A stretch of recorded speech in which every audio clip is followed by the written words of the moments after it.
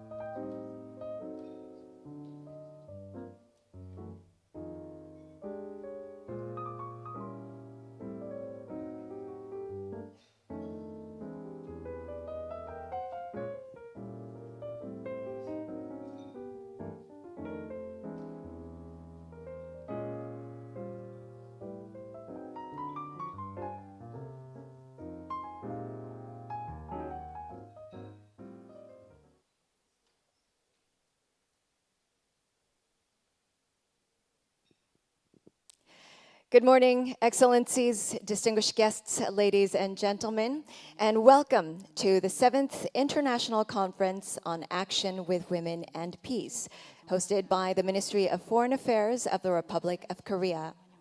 My name is Cho Chu-yeon, and I have been given the honor of serving you as your Master of Ceremonies for this very meaningful conference. Thank you very much.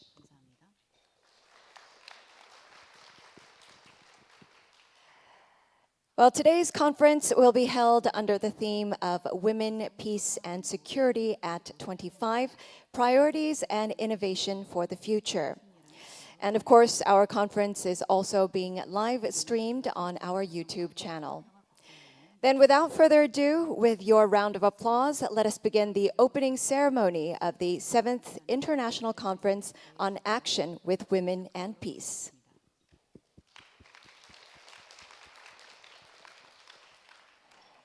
Thank you very much.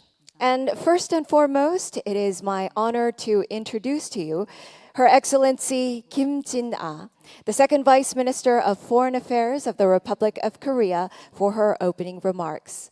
Please greet her with a warm round of applause.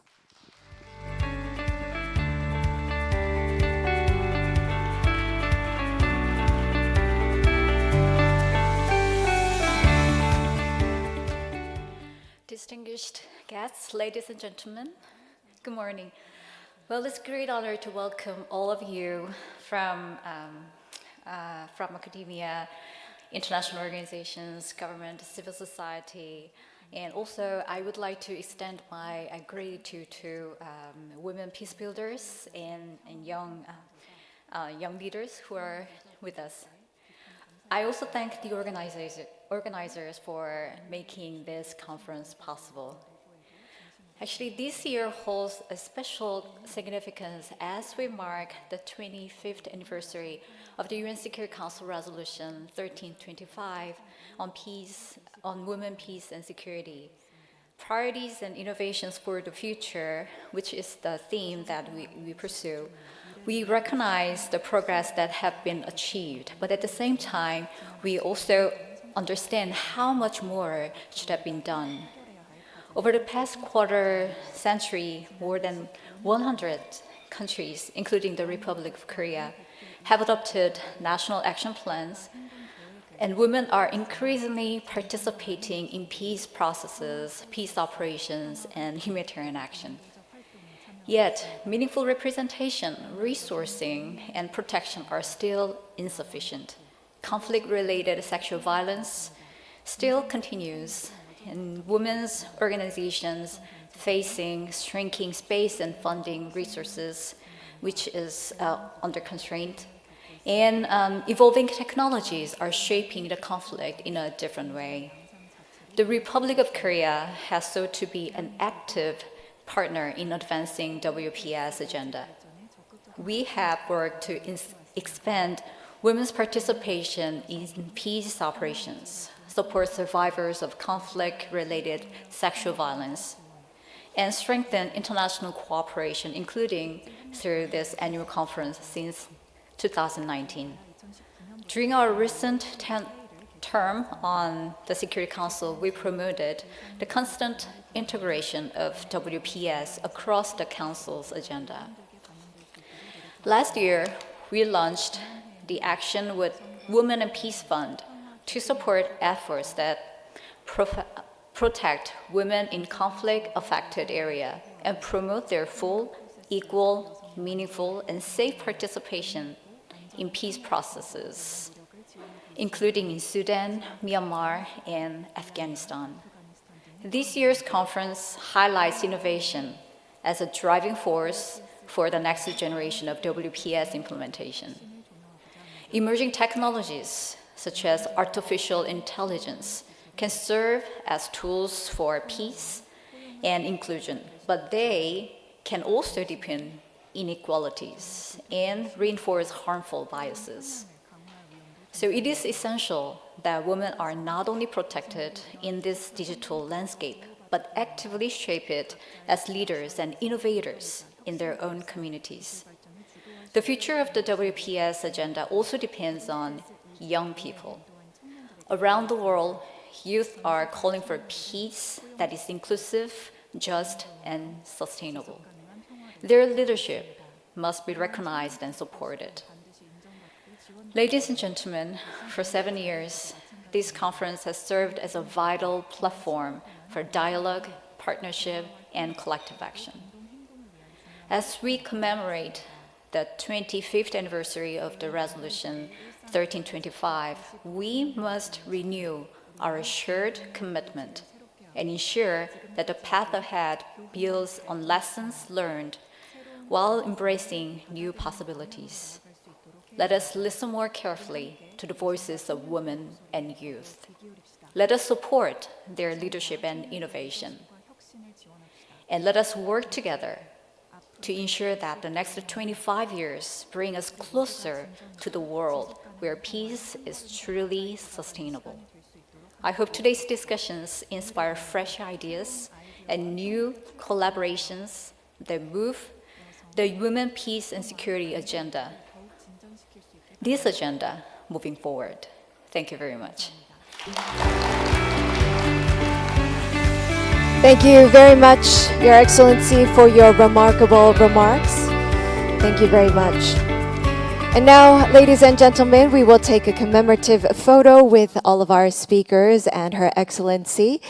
So we would like to ask to come up to the stage first, Her Excellency Kim Jin-ah, alongside Mr. Igusti Agung Wesaka Puja. Please join us on the stage for a group photo. We'll also invite the speakers who have joined us. Honorable speakers, please join us up on stage for a commemorative photo. Thank you very much.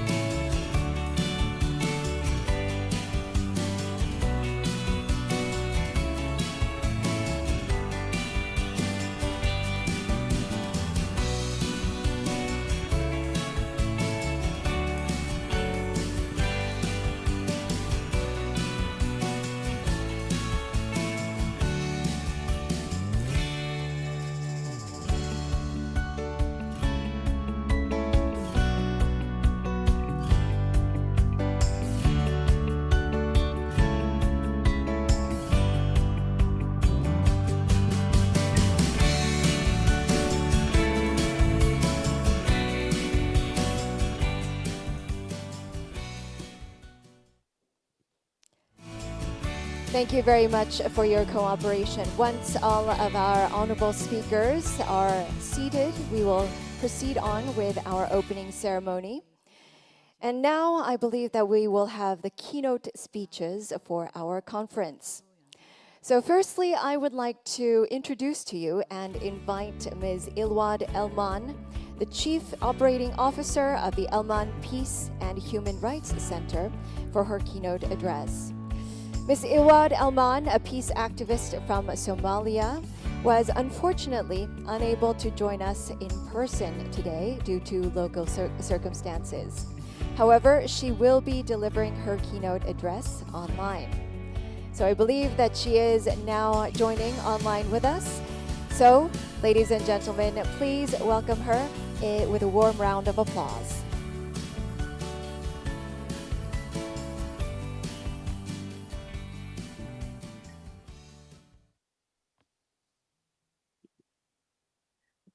Your Excellency, Vice Minister of Foreign Affairs of the Republic of Korea, distinguished delegates, colleagues, and friends, thank you for having me.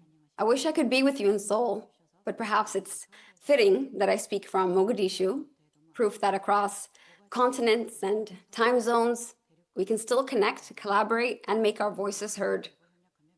It reminds me that peace itself must now be hybrid, local and global, physical and digital, anchored in people, but open to innovation.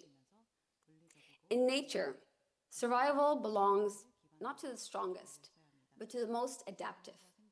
The same is true for peace. That lesson has guided me in Somalia, where adaptation is daily life. The next 25 years of the Women, Peace, and Security agenda will not be defined by how often we reaffirm Resolution 1325, but by how ready we are to live its intent. And at the same time, We mark 10 years since Resolution 2250, two generations meeting at the same crossroads. And we have come a long way. But the truth is, the consensus that once is fraying. Civic space is shrinking. 합의는 약화되고 있습니다. 시민 공간은 위축되고 양극화는 심화되며 심지어 안정적인 민주주의 국가들조차 새로운 형태의 극단주의에 직면하고 있습니다. 엘만 평화재단의 철학은 언제나 단순했습니다. 총을 내려놓고 펜을 들어라. 단순한 호소에 불과했던 이 구호는 이제는 우리가 하는 모든 일의 청사진이 되었습니다. 전쟁을 대신한 존엄성 있는 대안을 마련하고 정치적 평화가 뿌리내릴 수 있을 때까지 사회적 평화에 투자하며 분쟁 후 사람들이 새로운 정체성을 제공하도록 돕는 것입니다. 13건의 평화협정이 체결된 후 진전은 있었습니다. 하지만 위기에서 벗어나고자 하는 모든 국가에게 주어진 과제는 완벽한 안정을 기다리는 것이 아니라 안정이 부재한 상황에서도 평화의 습관을 실천하는 것입니다. 이런 삶의 태도는 여성, 시민사회, 그리고 전쟁의 결과를 다 겪은 지역사회가 가꾸어 온 것인데 이런 접근 방식들은 너무나 자주 필수적인 것 대신 일화적인 것으로 취급되곤 합니다.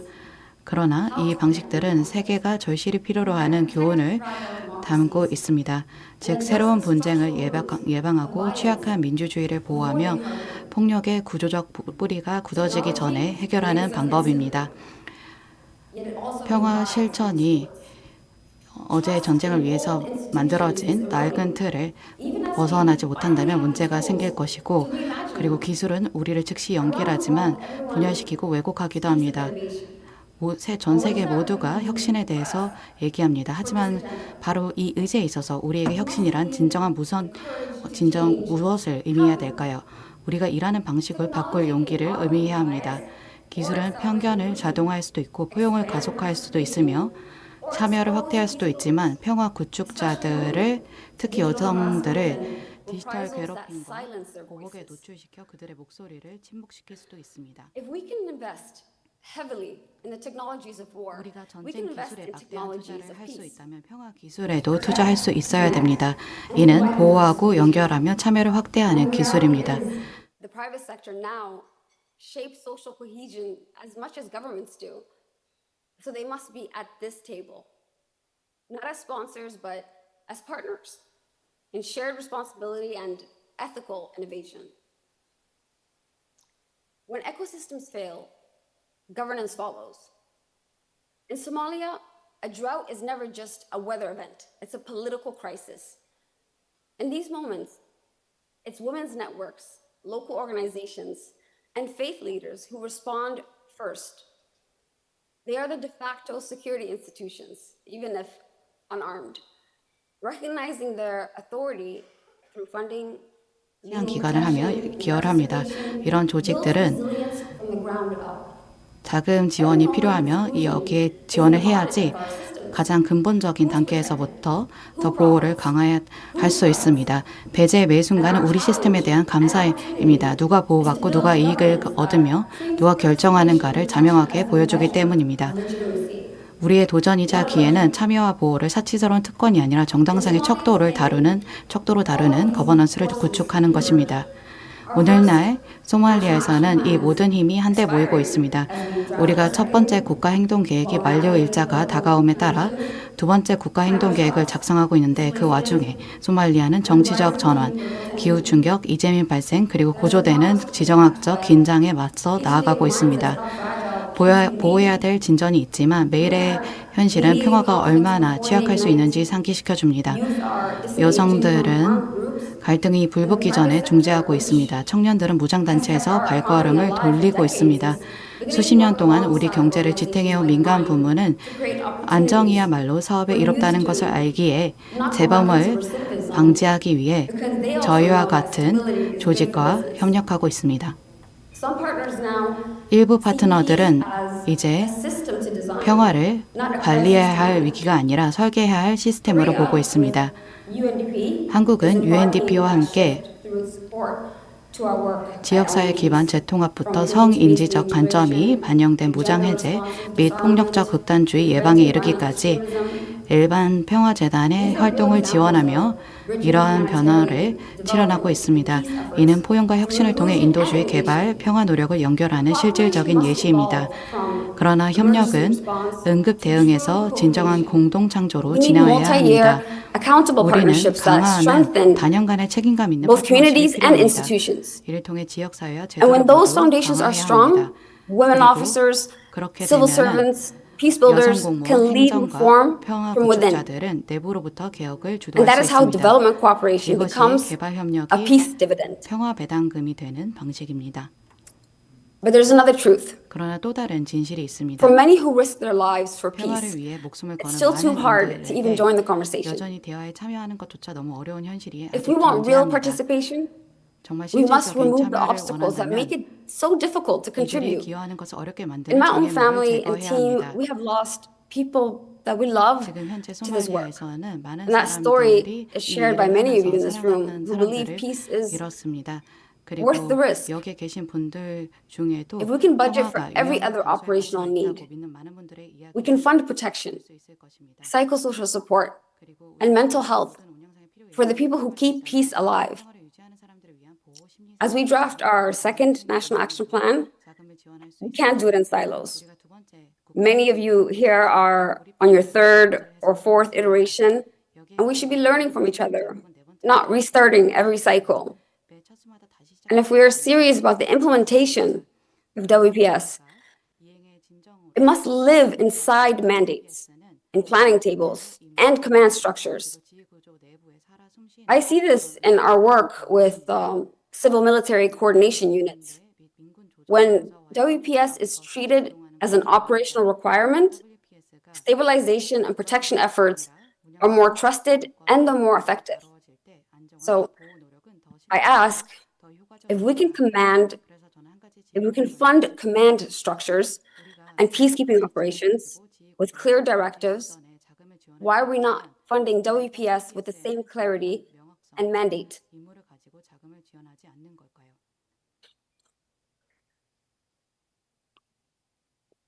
Excuse me. If gender responsive directives were written into command orders, as any other security tasking, military planners, and civilian partners, 민간 파트너는 then we could implement WPS from the outset. 처음부터 이행할 수 This is not a call for more military spending by any means, but it is a call for parity on how we resource peace. 자원을 투입하는 방식이 If we fund WPS functions with the same intentionality, protection, 보호 참여 예방 participation, and prevention, 기능에 동일한 결심 we make collaboration possible. 지원한다면 협업이 가능해질 것입니다. While women's local leadership has been constant, the recognition has been delayed. And for too long, local actors like myself and our formal and our informal approaches have 행위자들의 공식적이고 been dismissed or continue to be viewed as anecdotal experiences instead of the functioning operating systems of peace, 하지만 실제로는 stress tested and born out of necessity, 여러 but also relevant 거쳤고 for global 필요에 의해 practice. 탄생했으며 글로벌 So as we mark this 실천에 milestone, 적합한 양태로 I want to leave 발전해 you with 왔습니다. what 따라서 matters 이 for the 이정표를 next chapter. 기념하며 저는 다음 장을 위해 중요한 We have to 것들을 move 여러분들께 beyond 남기고 symbolic 싶습니다. inclusion to structural 상징적 authority. 포용을 넘어서 That means 구조적 mandates, 권위로 나가야 budgets, 합니다. and real 임무, decision-making 예산, power. 그리고 실질적인 We have to 의사결정 finance 권한이 the function. 필요합니다. So 기능에 investing in 자금을 systems 지원해 that make 주십시오. inclusion 포용을 durable. 영속적으로 만들고 And we have to 결과를 build 추적하는 readiness 시스템에 into every 투자하십시오. single framework. 그리고 모든 Because prevention 프레임워크의 준비 depends 태세를 on 구축해야 됩니다. preparation.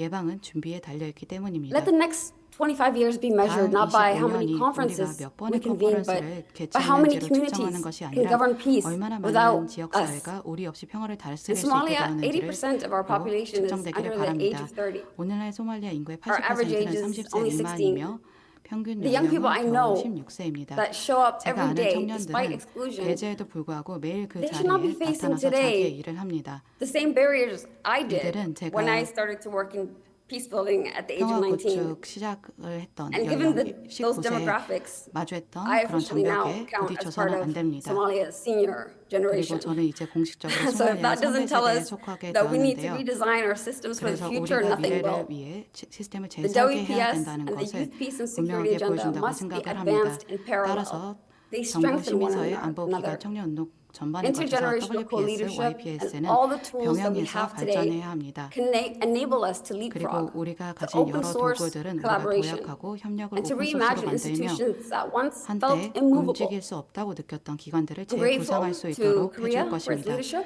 한국의 and 리더십에 I look 감사드리며 forward to the 우리가 actions that will 모두 emerge 영원하는 from 평화에 this 평화에 forum 더 가까이 and the 다가갈 수 actions that 있게 will 해줄 move us all 이 closer 포럼에서 to 나올 the peace 행동들을 그리고 that we all imagine. 결의사항들을 기대합니다. 감사합니다. Thank you very much, Ms. Ilwad Elman, for the 네, passionate 엘만 and 소장님 powerful keynote 열정적이고 address. And I'm sure 감동적인 that all of 기조 our 연설 audiences are left 감사합니다. inspired. Thank you for joining us 청중분들께서 online 다 in 금요 Mogadishu, 기대에 despite the 들으셨을 것 difficult 같습니다. 어려운 circumstances. 사정에도 불구하고 And now, 모가디슈에서 ladies and 들어주셔서 gentlemen, we'll 감사합니다. also be inviting the congratulatory remarks by first Mr. Igusti Agung Wesaka Puja, the Executive Director of the ASEAN Institute for Peace and Reconciliation. Let's warmly welcome him up on stage. 따뜻한 박수로 맞아주시길 바랍니다.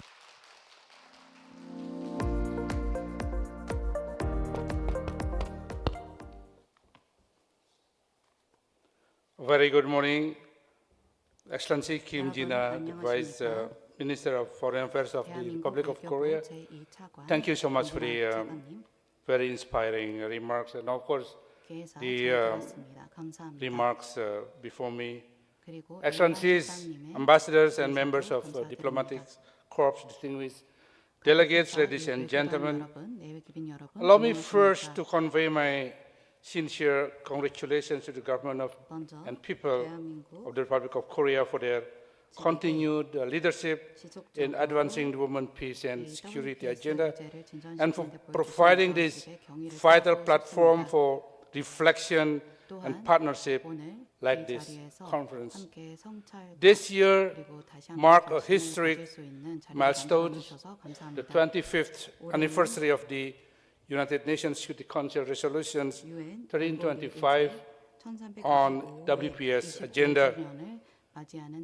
These milestones called for recognitions and self-reflections.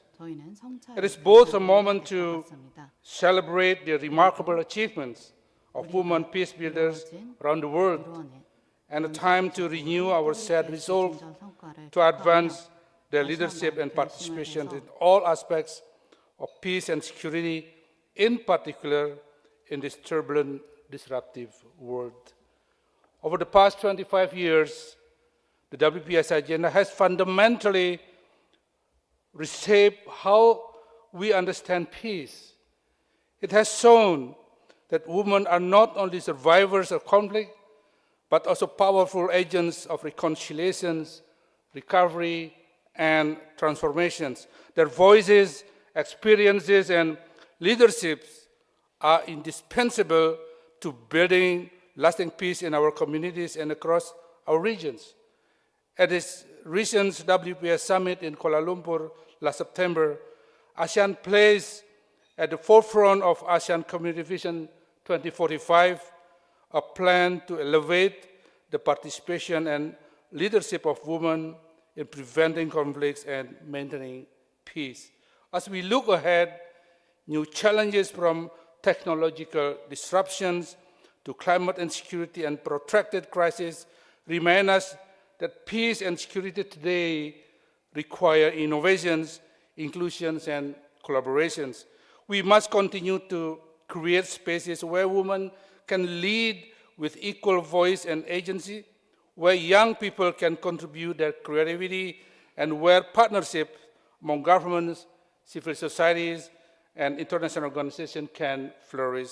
In this very spirit, I wish to commend the Republic of Korea for its steadfast dedications to the WPS agenda and for inspiring regional corporations as reflected in the plan of actions to implement the ASEAN ROK Comprehensive Strategic Partnership for 2026-2030. ASEAN and the Republic of Korea have long shared the belief that peace is built not only through diplomacy, but through human connections, mutual respect, and shared purpose. For these very reasons, we believe that ROK can play more actively on the promotions of WPS agenda in the ASEAN regions, in addition to what ROK has been contributing in the global level.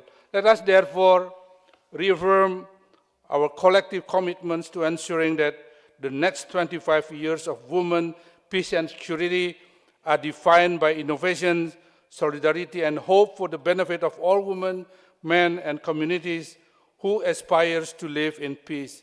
Let's walk the talk. WPS is not a promise of tomorrow. It is real. I thank you so much. 감사합니다. Thank you very much for your profound words. And with that, we have many of our distinguished guests who have sent videos of keynote addresses. And thank you once again for sending those videos despite your busy schedules. First, we will have the video from Ms. Pramila Patten, a special representative of the Secretary General on Sexual Violence in Conflict of the United Nations. Then followed by Ms. Liberata Mula, the Special Envoy on Women, Peace and Security of the African Union. And then it will also be followed by Ms. Sanam Naragi Anderlini, the founder and CEO of International Civil Society Action Network. So, ladies and gentlemen, let's welcome them on screen. Your Excellency, Mr. Cho Yoon, Minister of Foreign Affairs of the Republic of Korea, distinguished conference participants, ladies and gentlemen. I congratulate the Republic of Korea for convening the 7th International Conference on Action with Women and Peace. It is critical that this gathering, held amidst rising misogyny, militarization, and the reversal of generational gains on gender equality, serve to strengthen global partnership and amplify vital voices to combat conflict-related sexual violence. As we pass the quarter-century milestone of the Women, Peace and Security agenda, our paramount concern must be to protect and preserve the framework of the foundational Resolution 1325. Its adoption forever changed the face of peace and security by recognizing that gender equality bolsters social stability, whereas sexual violence normalizes and entrenches aggression, impeding reconciliation and peace building. This conference comes at a time when rising threats to international peace and security, including sexual violence, are eroding and in some cases erasing progress. Emerging technology is being weaponized as proliferating and escalating conflicts have reached record levels, exacerbating trends of sexual violence. In the course of 2024, more than 4,600 cases of conflict-related sexual violence used as a tactic of war, torture, terror, and political repression were documented, marking a staggering 87% increase from 2 years ago. The mandate now covers 21 countries of concern. This increase reflects the widening scope of warfare globally and the increasing disregard for international law. A rise in the level of brutality has also been observed, with rapes increasingly followed by lethal violence to silence the victims before information can become evidence. Women human rights defenders and humanitarian workers on the front lines of the response are at increasing risk of harassment and reprisals, including via digital platforms. Indeed, one of the emerging trends monitored by my mandate is technology-facilitated gender-based violence. Digital technologies shape the way individuals experience violence by preserving images of assault, intensifying and prolonging trauma. In Haiti, gangs have regularly kidnapped women and girls, in some cases filming victims being raped to pressure relatives to pay ransom. The ramifications of sexual violence are not new in terms of stigma, risk of reprisal, and socioeconomic isolation. Yet, these devastating effects can be amplified by technology on a scale previously unimaginable. In the face of these mounting and ever more complex challenges, my mandate has consistently pursued 3 lines of response. Firstly, strategic engagement with state and non-state parties to leverage compliance, protection, and behavioral change. My mandate has to date signed more than a dozen joint communiques and frameworks of cooperation with parties to armed conflict, most recently with the government of Sudan, to enhance security sector reform, protection, and assistance. Secondly, the operational arm of my mandate delivers multi-sectoral survivor-centered services as an essential element of the response. This is not a soft issue, but rather the ultimate expression of political will. The Interagency Coordination Network, which I chair, UN Action Against Sexual Violence in Conflict, has been truly transformative in bringing these issues into focus through advocacy, knowledge building, and joint catalytic operations in the field. Through more than 60 life-changing projects spanning 18 conflicts, UN Action has reached thousands of survivors who were once invisible and inaccessible across Ukraine, the DRC, Mali, South Sudan, Darfur, Somalia, and elsewhere. Thirdly, in terms of accountability, including as a form of deterrence, my team of experts on the rule of law has supported legislative reform, trained law enforcement officials in trauma-informed investigation and prosecution, and ensured that conflict-related sexual violence is addressed in transitional justice processes. Survivors remain the moral compass guiding my mandate. The voices of survivors must be at the heart of every policy framework, every funding decision, and every peace and transitional justice process to ensure we move beyond rhetoric to real-world results. As we foster socioeconomic networks among survivors, we must recognize the generational trauma caused by conflict-related sexual violence and foster intergenerational dialogues to serve succeeding generations from this scourge. As we look ahead to the next 25 years of the Women, Peace and Security agenda, let us be strategic in our priorities and bold in our innovations. Let us increase our level of political resolve and financial resources to finally meet the scale of this challenge. Thank you. Excellencies, distinguished guests, and friends of the Women, Peace and Security agenda, I bring you warm greetings from the chairperson of the African Union Commission, His Excellency Ambassador Mahmoud Yusuf Ali Yusuf. I could not join you in person, but thanks to the technology, I can join you from Addis Ababa, Ethiopia, the capital of the African Union. Excellencies, dear friends, your action with Women and Peace Initiative stands as a powerful testament to global solidarity, convening us at a very pivotal moment as we celebrate the Jubilee anniversary of United Nations Security Council Resolution 1325.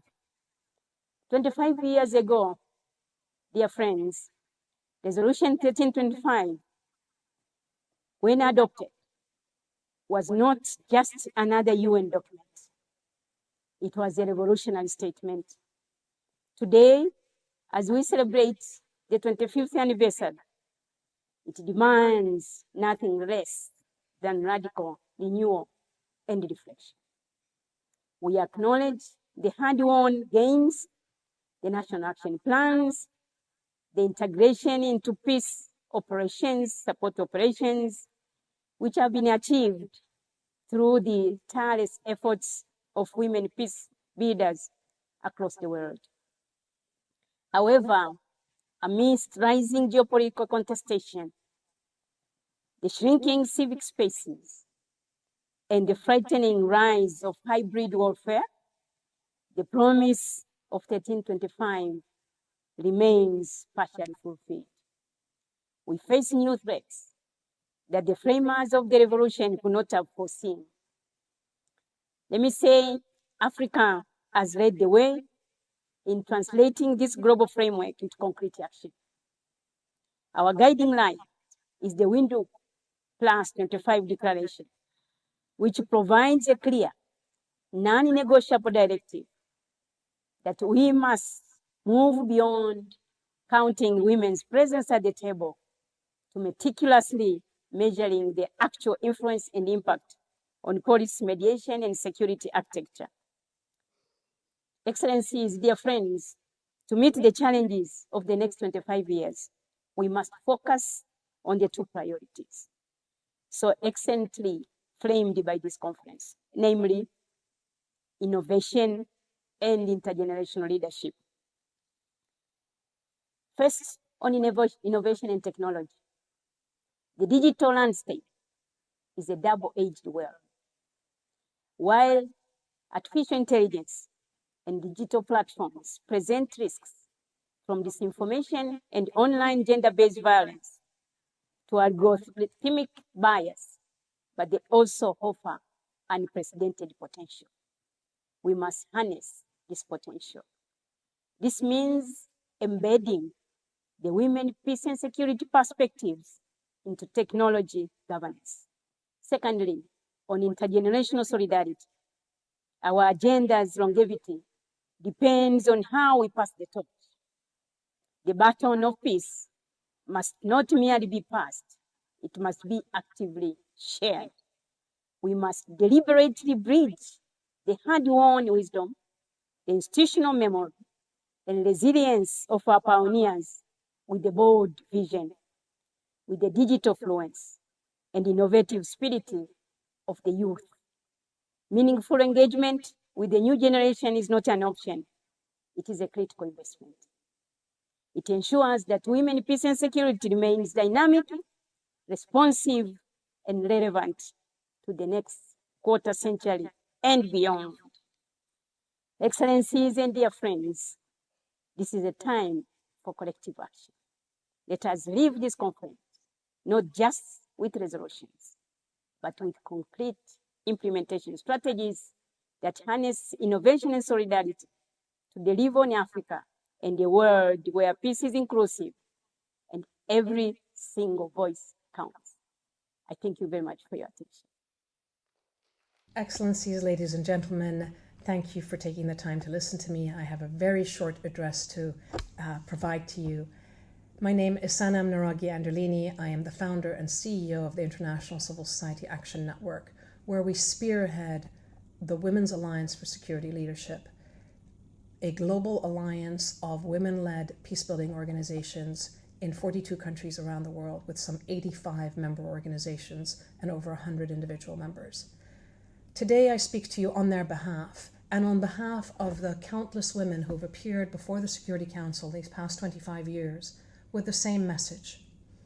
We came to the Security Council 25 years ago as women who live the wars that that council debates, and we urged action, and we shared our solutions to prevent and mitigate the violence and complex wars we faced. You know better than I do that today we are faced with an arms race, shrinking civic space, climate crises, more wars, occupation, and genocide. So in your conference, I hope that you will address the solutions that we need to change this paradigm, to move away from the ad hocery, apathy, and amnesia of the last 25 years to systematic commitment and care. And I'll share with you my thoughts on what could be done. Number one, at the UN, we need an SRSG on women, peace, and security, a strong office that can provide the technical assistance, that can be the connection to civil society internationally, and that can aid and enable the UN system and member states to do their work, to uphold their responsibilities to this agenda systematically. 1325 should be on the agenda of every discussion with every world leader and every militant group engaged in conflict. And there should be no peace processes without women. It should be that women peacebuilders are the default of the peace processes we support, not the afterthought. Second, our humanitarian agencies need to take responsibility for ensuring that in the context that they are providing care and services to displaced populations, the 120 million people that are displaced globally, that the sexual violence is prevented and mitigated systematically. It's been 25 years we've been saying this, we're not seeing the results.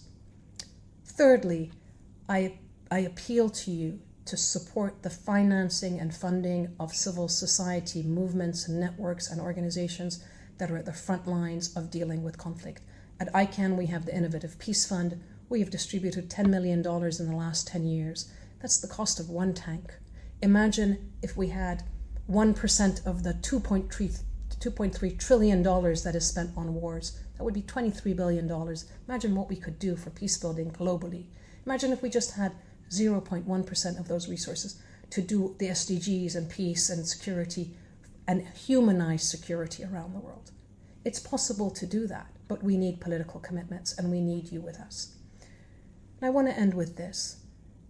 We can bomb the world to pieces, but we can't bomb it to peace. This is a moment of inflection. It is a moment that the future generations will look back and ask us, what did we do? Did we support bully tactics and brute force, or did we actually support peace and peacemaking and peace building and dignity for the mass of humanity that right now is living in fragile states?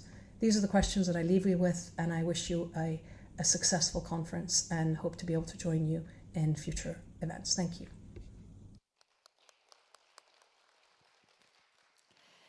Thank you very much for all of your remarks, and thank you for posing the important ideas that will be up for discussion later on today. Next, we also have videos of congratulatory remarks. And first, I would like to introduce Her Excellency Maria Teresa Pareño Lázaro, the Secretary of Foreign Affairs of the Republic of the Philippines, which will be followed by Mr. Volker Türk, the UN High Commissioner for Human Rights. Also, Ms. Kajsa Ollengren, the EU Special Representative for Human Rights. And last but not least, Ms. Irene Fellin, the NATO Secretary General's Special Representative for Women, Peace and Security and for Human Security. They have sent us videos of their congratulatory remarks, so once again, let's welcome them on screen. Minister Choi Yun, Excellencies, colleagues, history, while largely male-centric, is replete with tales of courageous women. From Joan of Arc in medieval Europe to Gabriela Silang in colonial Asia, courageous women have fought hard to protect their people and their homeland. Today, so many women in uniform, peacekeepers and peace builders continue to brave the odds in various parts of the globe and in different contexts. Through science and technology, industry, literature, and public service, women have and continue to significantly contribute to peace and security. According to the UN Women, as of September 2025, only 29 world leaders are women. This figure notwithstanding, women continue to make their mark in changing the world for the better. 2.5 decades after the establishment of the Women, Peace and Security Agenda, the world has collectively achieved so much, though there remains much more that needs to be done. Ensuring that the Women, Peace and Security Agenda remains inclusive, participatory, and responsive to the needs of women and children is a collective goal that everyone must work toward. I congratulate the Republic of Korea for successfully convening the 7th International Conference on Action with Women and Peace. This event is a testament to Korea's resolve and commitment to ensuring that the Women, Peace and Security Agenda remains at the forefront of international discourse. The Philippines attaches great importance to this shared cause and is ready to collaborate with the international community to promote the empowerment of women at all levels of government and society and shape the future direction and success of the global WPS agenda. I humbly encourage everyone to wholeheartedly participate by sharing experiences and ideas, by learning from one another, and by committing to securing enduring peace that transcends borders through the meaningful and intentional inclusion of women at all levels. I wish the organizers and participants of this conference much success as we mark the WPS Agenda's Silver Jubilee. the Philippines looks forward to advancing the agenda through actions and partnerships that foster inclusivity and gender-responsive governments. Thank you and mabuhay. Excellencies, dear participants, my warm wishes to everyone attending this important conference. 25 years ago, the adoption of UN Security Council Resolution 1325 on women, peace and security recognized that we cannot achieve lasting peace without women. This recognition was not born from an assumption, but from evidence. The fact is, when women take part in peace negotiations, the chances of reaching an agreement multiply. The fact is, when women are included, peace accords prove more durable. The fact is, societies that uphold gender equality are far less likely to descend into the abyss of violence and conflict. Yet, the world seems to turn a blind eye to these facts. Between 1992 and 2019, the share of women peace negotiators stood at just 13%. By 2024, it had fallen further to a mere 7%. And while women rarely decide on skyrocketing military budgets, they bear the heaviest cost when those weapons are unleashed. Silenced and sidelined, women continue their pursuit of peace, regardless. Most informal peace processes involve women's groups. Women's contributions to the earliest grassroots stages of peace building help shape agreements that are later signed without them. Today, this vital work often happens online. In crises around the world, women and girls turn to digital platforms to advocate, to mobilize, and to support each other. Recent technological breakthroughs, including artificial intelligence, can improve analysis and foresight and be game changers for conflict prevention. But technology is a double-edged sword. When left unregulated, it cuts off the voices of those who already struggle to be heard. Online harassment, misogyny, and hate speech push women out of the very spaces where they are needed most. The remedy for violence, whether physical or virtual, is in essence the same. More inclusion, more participation, more accountability. We need to move beyond commitments by setting concrete targets and implementing them to achieve gender parity across all peace processes at all levels. And we must step up funding for women, human rights defenders, and their organizations working for peace. Just 0.3% of aid to fragile and conflict-affected settings goes to women's organizations.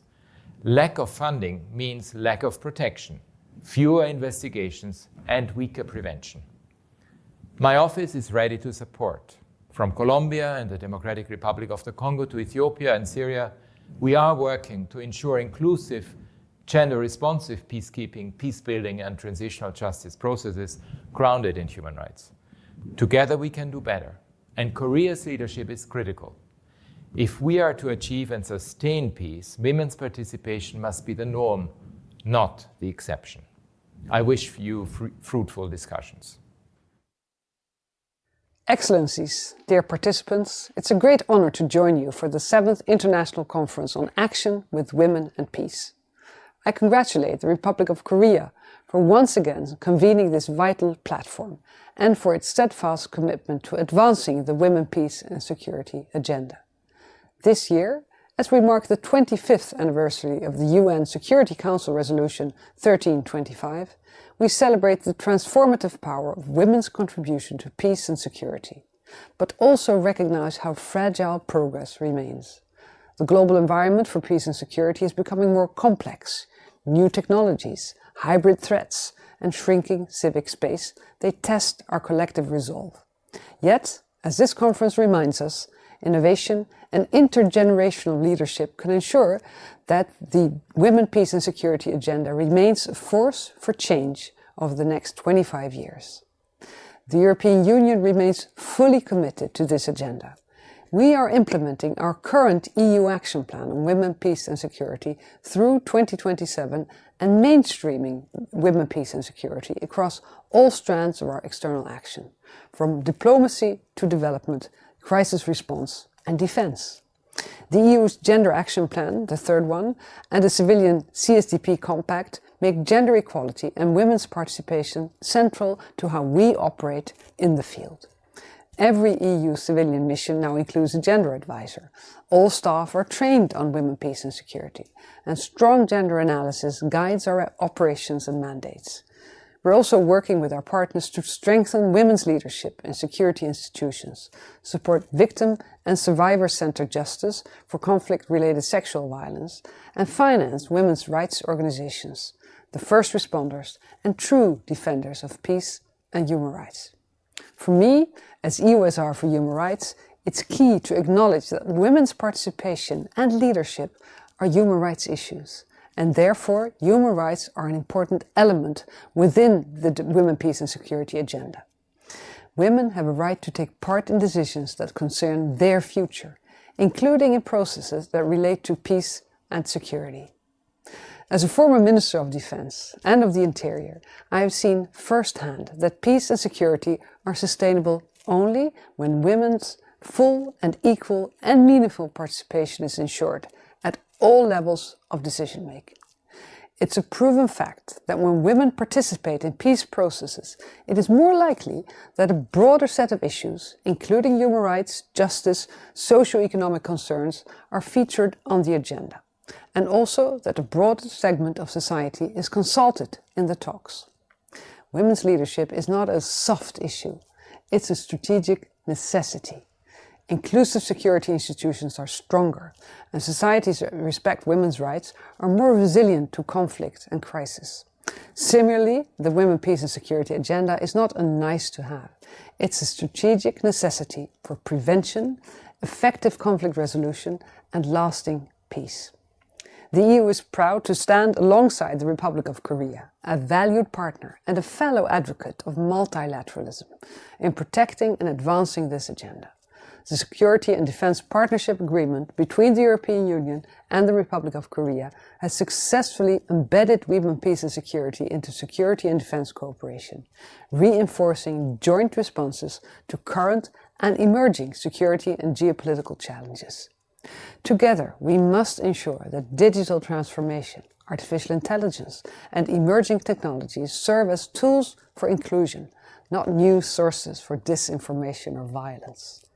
Looking ahead, the EU will continue to invest in women's leadership and in a right-based approach to mediation, peace building and recovery, to combat gender-based violence in all its forms, and to defend civic space so that women and girls everywhere can lead freely and safely. Let us make the next 25 years of the Women, Peace and Security agenda an era of bold innovation, but also one of unwavering commitment to its core principles: equality, justice, and sustainable peace. Thank you, and I wish you productive deliberations. Excellencies, distinguished guests, please accept my deep thanks to the Republic of Korea and Your Excellency, Foreign Minister Cho, for convening this 7th edition of the International Conference on Action with Women and Peace. I am honored to have the opportunity to address you today. I highly valued being part of the conference 2 years ago, and I would look forward to participating again in person in the future. I commend the Republic of Korea's leadership and unwavering support to the Women, Peace and Security agenda, and for creating this space to discuss key issues and challenges as we celebrate the 25th anniversary of UN Security Council Resolution 1325. NATO highly values its partnership with the Republic of Korea, and I know that our Deputy Secretary General Shekarinska had an excellent visit in Seoul just a few weeks ago. And as she said, we look forward to continuing our collaboration with your country in the future on key topics, including artificial intelligence and cyber. Excellencies, last year, the Republic of Korea organized an important summit on responsible AI in the military domain. I applaud this initiative because today technology underpins not only our daily lives, but also our security and defense. This is why it is of fundamental importance that we consider WPS perspectives in the technological and cyber realms as the world navigates the multiple challenges and the current security environment. We are all aware that the technological advances bring both opportunities and challenges within the participation, prevention and protection dimension of the WPS agenda. While emerging technologies such as drones, AI-driven surveillance tools, cyber weapons, biometric systems, and robotics offer enormous potential, they also carry ethical dilemmas, unintended consequences, and require perspectives that reflect the societies they are meant to serve.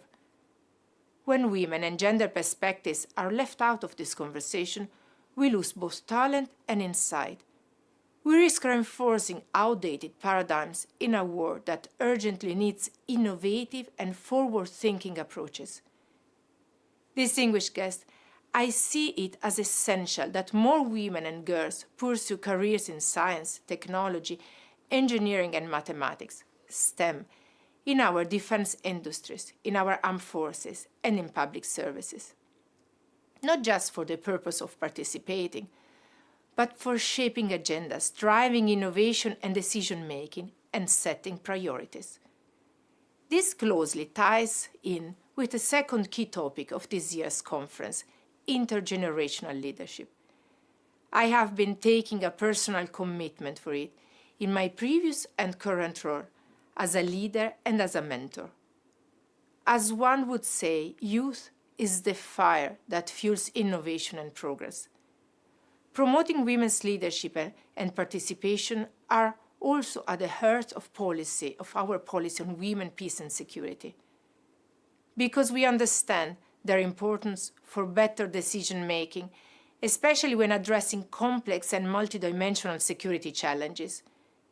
We know that including more women, and especially young women, means unlocking new skill sets, new leadership styles, and fresh solutions to the toughest problems.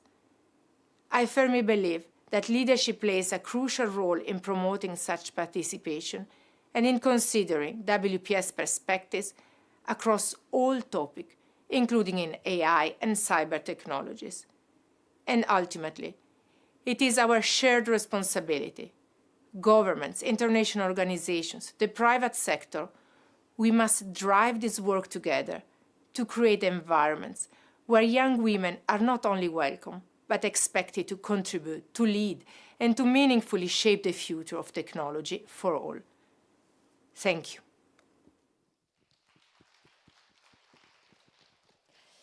Thank you for your kind words and, of course, sharing your time with us to deliver those congratulatory videos. And next, we continue on with first Ms. Amy Pope, the Director General of the International Organization for Migration, and Ms. Kirsi Mahdi, the UN Assistant Secretary General and UN Women Deputy Executive Director. And last but not least, Ms. Arlene B. Tickner, the Ambassador at Large for Gender Issues and Feminist Global Policy of the Ministry of Foreign Affairs of Colombia. So they have also sent us their congratulatory remarks through videos. So, ladies and gentlemen, please turn your attention to the screen. On behalf of the International Organization for Migration, I warmly congratulate the government of the Republic of Korea for convening the 7th Action with Women and Peace Conference. This year carries special meaning. 25 years ago, the United Nations Security Council affirmed something the world too often forgets. Peace and security cannot be achieved without women at the table. Resolution 1325 clearly recognized that women's leadership transforms conflict prevention, peace building, and recovery. The Republic of Korea is showing true leadership in advancing this agenda. At a time of intensifying conflicts and rising humanitarian needs, your commitment matters more than ever. At IOM, we see every day that conflict and displacement affect women and girls differently. They make up more than half of those uprooted from their homes, yet too often their voices are absent from the decisions that shape the future. That has to change. We also see that when women are at the table in communities, negotiations, and rebuilding societies, peace is more durable and recovery more inclusive. Across Asia, women are leading community peace communities. In the Pacific, they're shaping customary peace processes. And we know that women are not only victims of crisis, they're vital agents of peace. That's why IOM is committed to linking humanitarian development and peace efforts to meet the needs of people on the move, especially displaced women, girls, and persons with disabilities. As new technologies like artificial intelligence reshape our world, we have a responsibility to make sure they expand, not restrict, women's opportunities. Digital tools can connect women to services, protect them from violence, and help build inclusive peace. So as we look ahead, intergenerational leadership is essential, matching the wisdom of experience with the innovation of youth. And when we invest in young women leaders, we're investing in the future of peace itself. So IOM is proud to stand with the Republic of Korea and with all of you gathered today. Together, let's continue building a future that's more inclusive, more resilient, and more peaceful for women, for men, and for generations to come. Thank you. 감사합니다. Your Excellency, Minister Cho Hyang, Excellencies, distinguished guests. On behalf of UN Women, allow me to first express our sincere gratitude to the Republic of Korea for your steadfast partnership and leadership in advancing women's participation in peacekeeping and gender-responsive peace building, including through your Security Council tenure. 2025 marks 25 years since the adoption of the UN Security Council Resolution 1325 on women, peace and security, a landmark commitment that women would no longer be bystanders to conflict, but architects of peace. And yet, as we look around the world today, that promise remains unfulfilled. 676 million women and girls live within the reach of deadly conflict, the highest recorded number since the 1990s. In just 2 years, conflict-related sexual violence has surged by 87%. The number of women and children killed in armed conflict quadrupled over the past 2 years. Women continue to be excluded from the very tables where peace is negotiated. In 2024, women represented only 7% of negotiators, 14% of mediators, and 20% of signatories to agreements. As we mark this milestone year, this is a moment to reflect and to act boldly and to turn impasse into progress. In today's world, this means confronting a new frontier, the digital realm. Emerging technologies are reshaping every dimension of human life, from economies to peace building. As the Republic of Korea highlighted in its recent Security Council open debate on artificial intelligence, when governed responsibly, technology can be a powerful enabler for conflict prevention and humanitarian response. And just as women must be present at the negotiating table, they must also be present in shaping and governing the technologies that define our collective future. When governed responsibly, artificial intelligence and digital innovation can become powerful allies in giving voices to women peace builders and amplifying voices too often left unheard. Yet, if left ungoverned, the same tools can deepen existing inequality and injustice. Surveillance, disinformation, algorithmic bias, and online harassment are silencing women leaders and shrinking civic space. I propose 4 urgent steps. First, protect women peace builders and human rights defenders, online and offline. Protection must no longer be reactive. It must be proactive, sustained, and adequately resourced. Second, guarantee women's full, equal, and meaningful participation in peace processes. Participation is not symbolic, it is strategic. Where women lead, peace is more durable, inclusive, and just. Third, invest in peace, not war. Last year, women's organizations in conflict zones received only 0.4% of international aid, even as global military spending soared to a record $2.7 trillion. We cannot continue to spend trillions on destruction while rationing hope. Fourth, make peace agreement gender responsive, considering only 31% of peace agreements last year included gender provisions. This must change. 25 years since the adoption of Resolution 1325, declarations alone are not enough. Together with the Republic of Korea and all our partners, UN Women stands ready to translate our collective commitment into collective action and lasting impact. Because when women lead, peace follows. I thank you and wish you a productive conference. Excellencies, dear colleagues, it's my honor to speak on behalf of the government of Colombia, if only in this brief video. I want to congratulate the Republic of Korea for convening the 7th International Conference on Action with Women in Peace and for your essential contributions to peace-building efforts in countries such as my own within the context of your role in the UN Security Council. The UN General Secretary's latest report paints a mixed picture on the 25th anniversary of Resolution 1325. Despite important advances, rising levels of conflict and military spending, increased gender-based violence, including tech-facilitated GBV and conflict-related sexual violence, the weaponization of gender and diversity, the shrinking of foreign aid, and the crisis of the rules-based multilateral order have had devastating implications for women and girls. Additionally, women's representation in peace processes continues to remain unacceptably low, with Colombia and the Philippines being important exceptions, even though it's empirically proven that more meaningful participation translates into greater inclusiveness and durability of peace.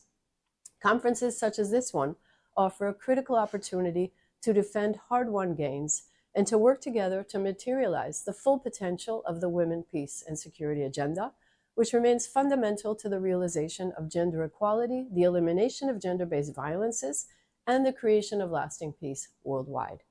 Colombia's history of violence and conflict and our efforts at peace building have taught us that without women, change is impossible. The 2016 Peace Accord is widely recognized for its gender and survivor-centered approach, due precisely to the active participation of women in its design and implementation. Our first National Action Plan on Resolution 1325 is the most participatory and inclusive in the world, reflecting our conviction that durable peace and security can only be built from below and with those most affected by violence and conflict, starting with Indigenous, Afro-descendant, and rural women in our territories. In addition to committing to a feminist foreign policy, my government has also adopted an ambitious South-South cooperation strategy related to peace building, from Colombia to the world, that includes gender-specific best practices. Finally, through our Observatory for Women, Peace, and Security in Latin America and the Caribbean, we are conducting research and knowledge exchanges on the peace, security, and care nexus, underscoring the conviction that security needs to be rethought as a collective right, rooted in human dignity and living well, o buen vivir. Let me end with a call to resist the regressive tendencies that we are currently witnessing and to remind ourselves that defending the women, peace, and security agenda is tantamount to standing up for gender equality, but also to safeguarding multilateralism, human rights, and democracy. I thank you. Thank you very much to all of our distinguished guests for sending over their congratulatory videos and, of course, promoting the importance of taking action under the WPS agenda. Well, this brings us to the end of the opening ceremony, ladies and gentlemen, and we'll now take a short break and resume with our next panel discussion. So we ask you to be seated and ready to start at 10:20 Korea Standard Time. Thank you very much for your kind cooperation.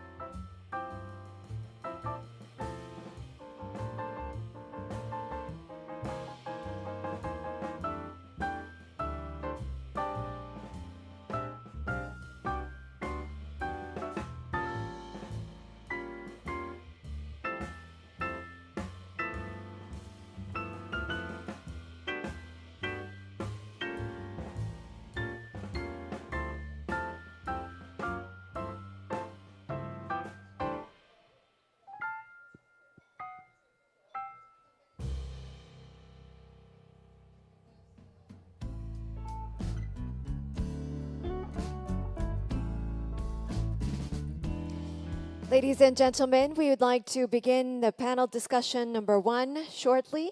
We kindly ask all of our guests who are still outside to enter the hall and to take your seats. Once again, we will be resuming with our first panel discussion. If you're still outside in the lobby, we kindly ask you to come inside the hall and to take your seats. Thank you very much.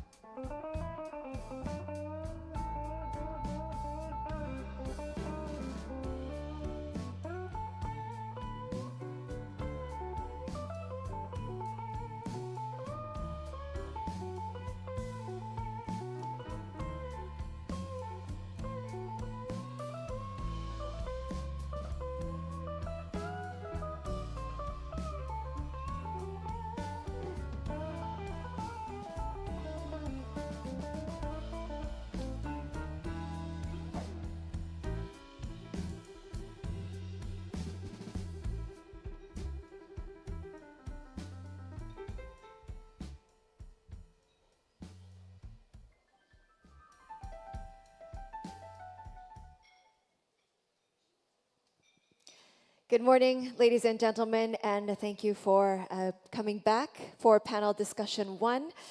In our first panel discussion, we will be discussing the topic of 25 years of WPS on the ground, achievements and lessons learned from Asia Pacific.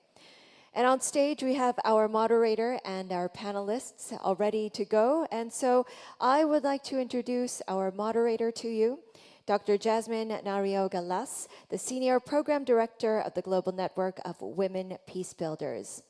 I will now turn the floor over to our moderator. Please welcome them with a big round of applause.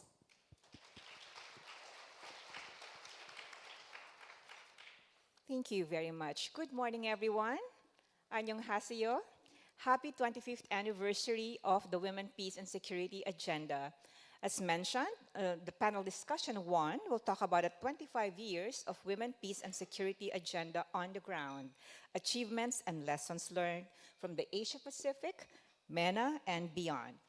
So this session will reflect on the progress made in implementing the Women, Peace and Security Agenda over the past 25 years, with a focus on specific strategies and initiatives led by women's organizations and women leaders working to promote peace and security in the Asia-Pacific, MENA, and beyond. Panelists will highlight enabling factors, persistent gaps, and the evolving challenges faced by local actors, and will also identify priority actions and future directions to protect and advance the Women, Peace and Security Agenda in these regions and beyond. So I'd like to introduce to you today our distinguished set of panelists. First, to my left, we have Dr. Hae-Soo Shin, the Chair and Board of Directors of the Korea Center for Human Rights Policy. A warm round of applause for Dr. Jesus Shin. Second, we have His Excellency I Gusti Agung Wesaka Puja, the Executive Director of the ASEAN Institute for Peace and Reconciliation. A warm round of applause for Ambassador Puja. Our third panelist is Ms. Zara Langi. She's the Senior Advisor on Inclusion and Women, Peace and Security Office at the Special Envoy of the Secretary General for Yemen. Let's welcome Ms. Zara Langi.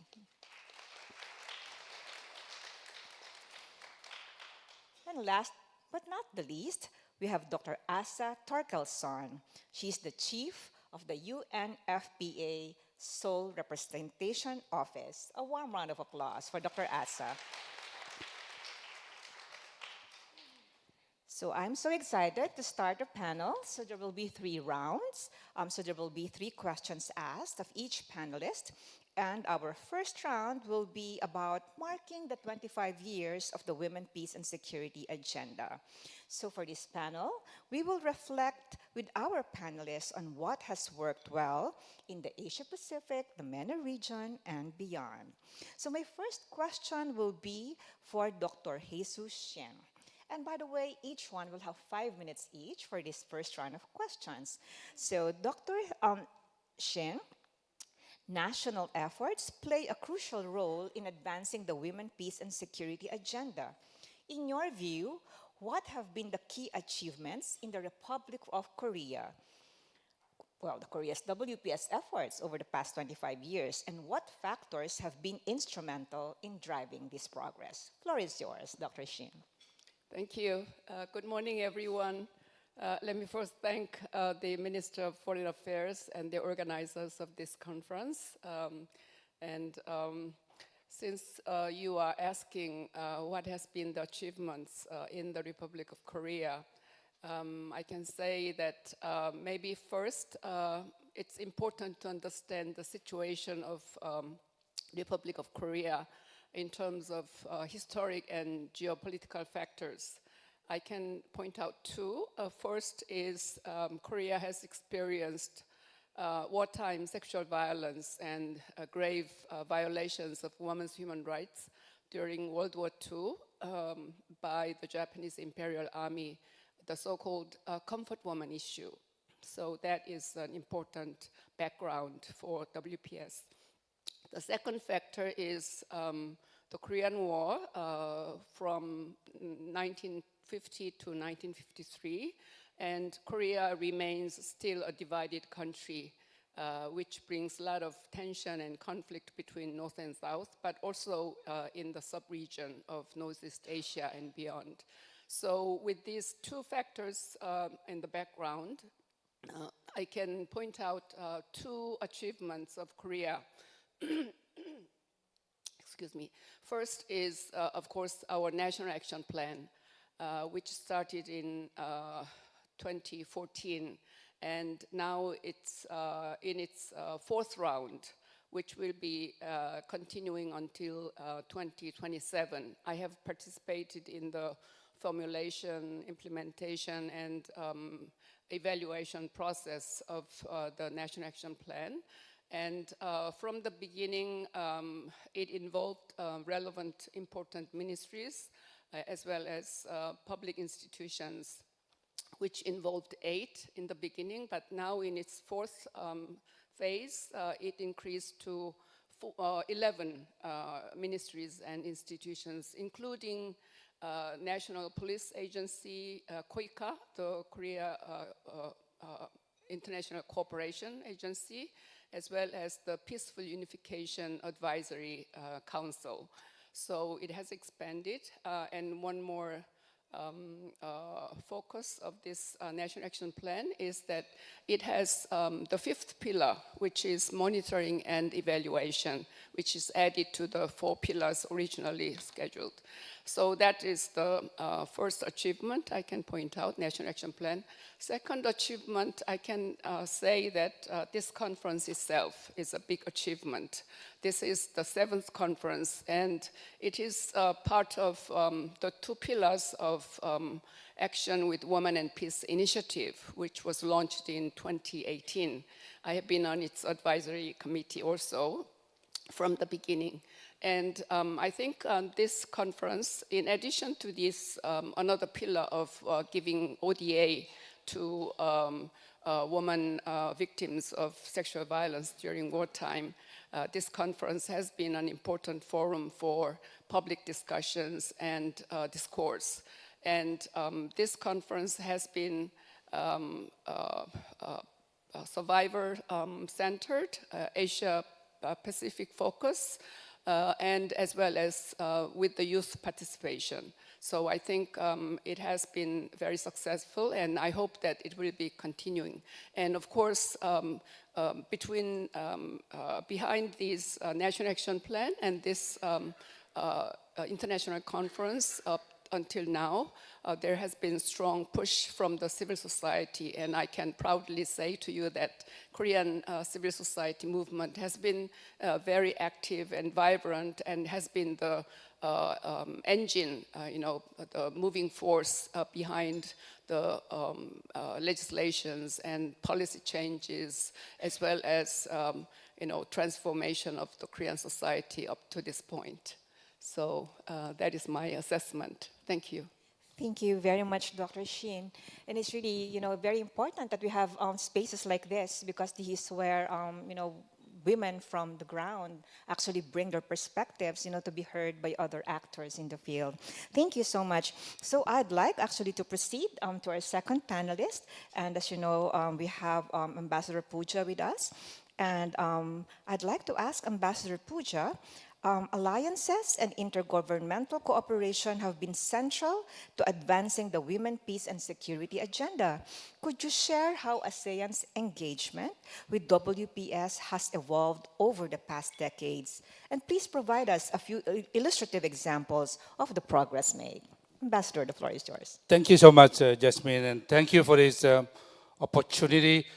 Let me begin first by saying that peace is not inherited, it is co-created.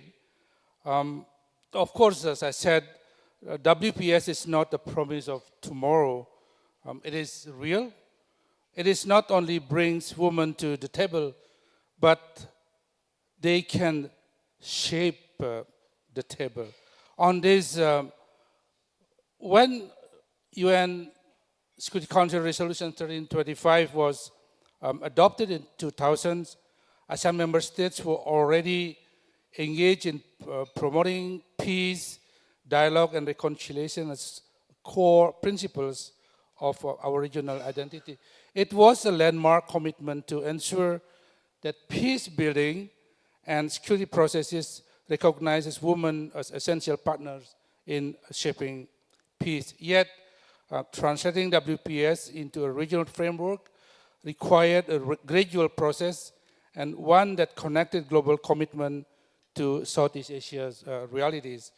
The journey began actually with ASEAN Joint Statement on Promoting Peace and Security adopted in 2017, which reaffirmed that women leadership and participations are indispensable to peace and stability.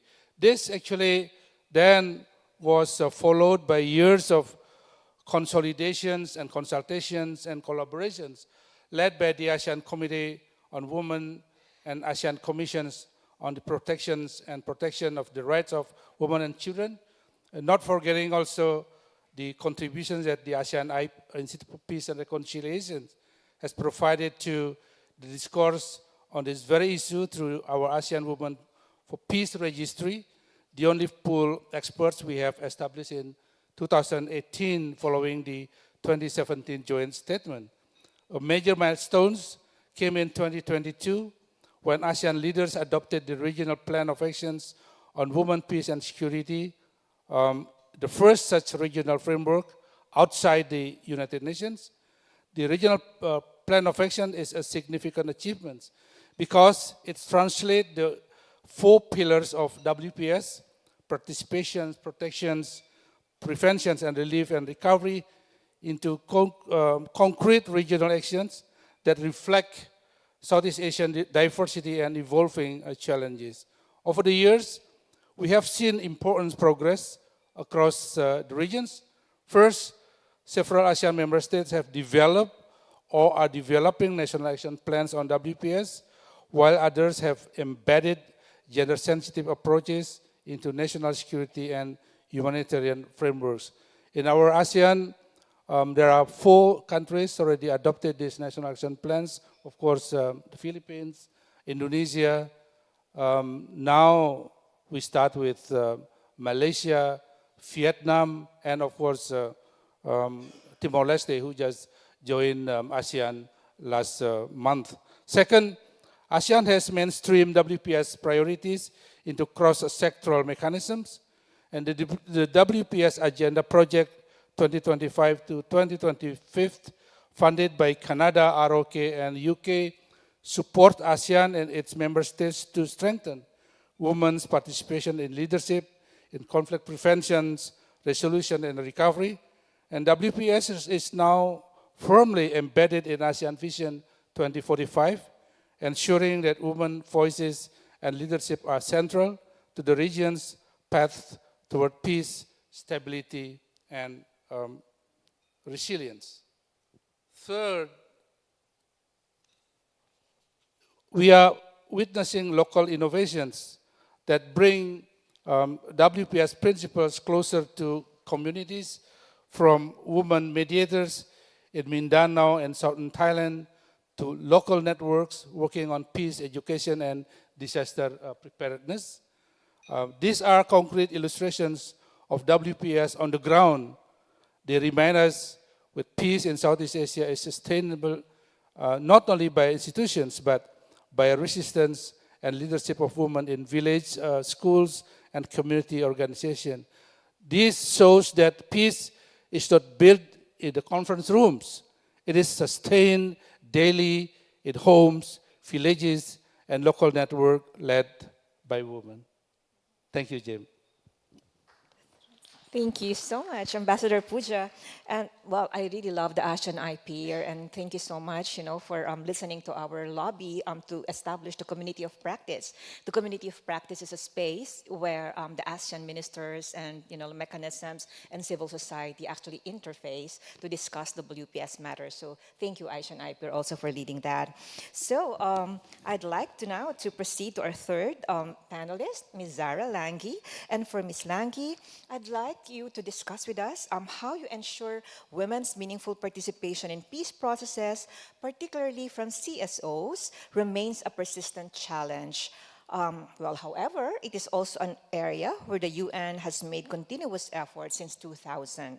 Drawing on your own experience in the Libyan and Yemeni peace processes and your work in localizing and designing peace processes, what key lessons can be learned to strengthen women's participation and leadership in similar contexts? Thank you very much for having me, and I really appreciate to be here with the esteemed panelists and all of you.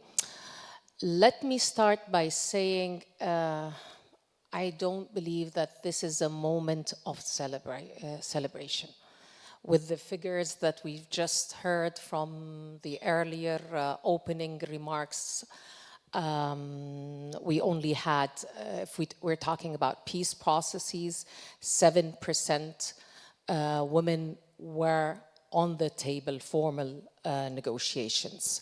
40% we had mediators, and 20% only women signatories. And just to reflect on the violence and war of 40%, it has increased in the last 2 years, and just to 4 times more women and children were killed in armed conflicts between 2023 and 24, and with 7 of every 10 of these women were killed in Gaza, from the region I came from. So I think this is not a celebratory moment, but an alarming moment. It's a wake-up call. Peace is not found, as you said, in conferences, but it's in everyday life. And if we're celebrating anything, we're celebrating these women on the ground who continue to work hard to establish peace for their communities, regardless of all that we are witnessing. And it's, yes, it's not us as UN who are bringing this peace. It's these women on the ground who are fighting for peace and who remain unrecognized, not listened to, not heard up to this moment, and not invited to the formal peace processes. And if we still think that peace is a project, that it is a top-down approach, that it is found in conferences and in naps only, then we're missing the point. I've worked extensively in the region, whether in my hometown, Benghazi, from Libya, or in Yemen with Palestinian women, with Sudanese women. These women, some of them at the local level, do not know even the Security Council resolutions that we keep talking about and referring. They do not know that they are mediators on their own right. And I've seen women like the mothers of the abductees who have successfully bargained and broked peace among their communities between armed militias, making sure that there is an exchange of prisoners, opening roads, protecting hospitals, medical centers.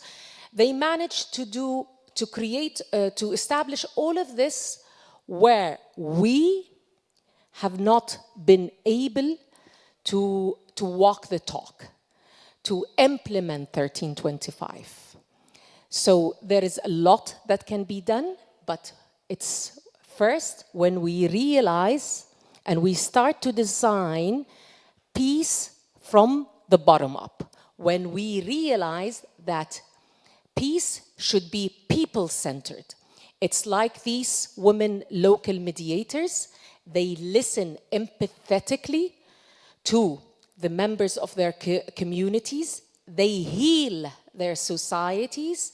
It's that kind of peace. I've heard a lot of talk today about innovation, but sometimes innovation can be the most, the simplest thing. It's not necessarily about digital technologies, but it is about the most simplest thing, like trust, empathy, courage. And I think this is how we can redesign our processes from the bottom up and make it centered around people's priorities and needs. Thank you.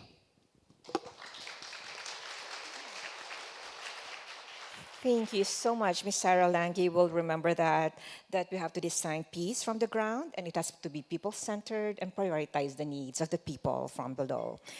So we shall now proceed to our last panelist for this first round of questions, Dr. Asa Torkelson. Progress in gender equality is fundamental to advancing the Women, Peace and Security agenda. From UNFPA's perspective, what have been the key areas of progress in gender equality across the Asia-Pacific region over the past 25 years? Thank you very much for this challenging question. And I'm very pleased to be here again. I was here in the first meeting, 2019. At that time, I served as UNFPA's representative in Bangladesh, where we were leading a humanitarian response, especially for the 1 million Rohingya refugees there, setting up an effective response. So in a sense, I'm going to be answering the question in seeking to complement the prominent views of the esteemed panelists here together with me today. So UNFPA, to recall for all of us, we are the reproductive health agency of the United Nations. In a sense, our very targeted mandate in making sure that there is no preventable maternal death, that reproductive agency can be realized, and ending gender-based violence are really the foundations where peace can start. So if we are looking in general over the Asia-Pacific region over the past 25 years, we can see definitely tremendous progress that has been realized, particularly in the area of health and education, primary education, secondary education, in reducing the gender-related disparities in these sectors. However, we do continue to see gaps in terms of women's labor force participation, and we also do continue to see gaps in political representation. And these gaps, of course, can be foundational for the opportunities for the peace to be built. And an additional aspect that we maybe didn't see coming so much 25 years ago, but which is becoming of humanitarian concern in the Asia-Pacific region in many countries, is the demographic resilience. We see changes in the populations. We see here in the Republic of Korea low fertility rates accompanied by the aging of populations. So making sure that the peace response and that the peace that is built is reflecting the current conditions. Another, of course, important factor that has occurred in the recent times, it started, of course, way before that, but it is the climate stressors that are pulling a heavy weight and stress testing the resilience of many Asia-Pacific communities, which also requires a sort of a conflict and resilient building approach.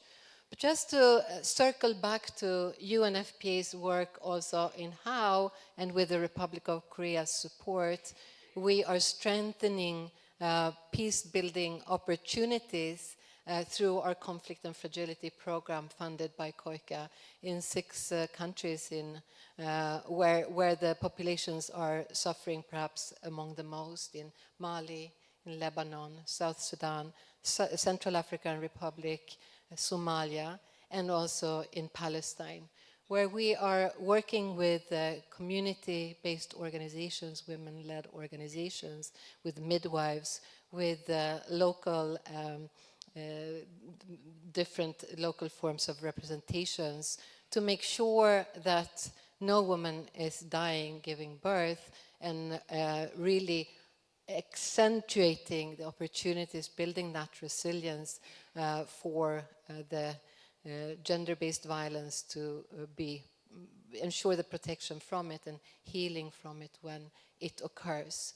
So I think these are some of the examples, some of the ways that the UNFPA is working to support our member states, both at that macro level, but also straight on into the local communities, making sure that no one is left behind from his or her sexual and reproductive health and rights. Thank you. Thank you so much, Dr. Torkelson. And thank you for reminding us that the reduction of gender disparities is the foundation of peace. I think that's a beautiful message. We'll wrap up the first round of discussion.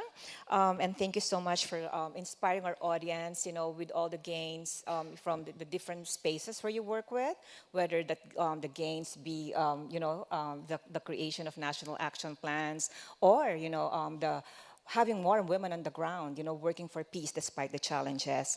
We will proceed now to the second round of questions. And the second round, will be on gaps, because even with progress, we know there are still gaps and emerging challenges that demand our attention.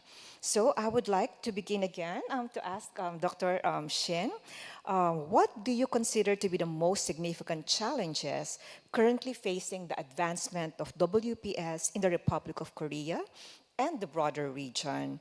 And how can the Republic of Korea most effectively support the WPS agenda moving forward? The floor is yours.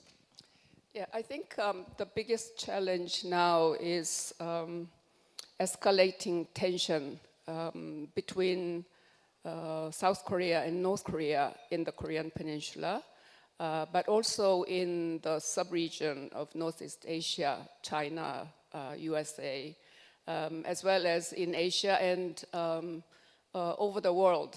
I think that is why our other panelists say this is not the moment of celebration, but rather caution and then more serious work on WPS. This escalation of tension and wars, of course, has impacted in the increase of military spending.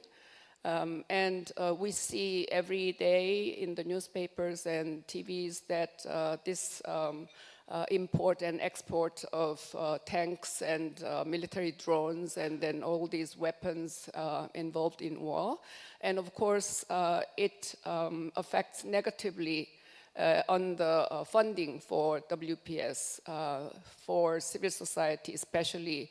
And now civil society organizations are really suffering from the decreased funding from international funding agencies as well as bilateral funding, And I think this tremendously affects negatively the work of organizations who have been working on WPS agenda, as well as the mindset of people.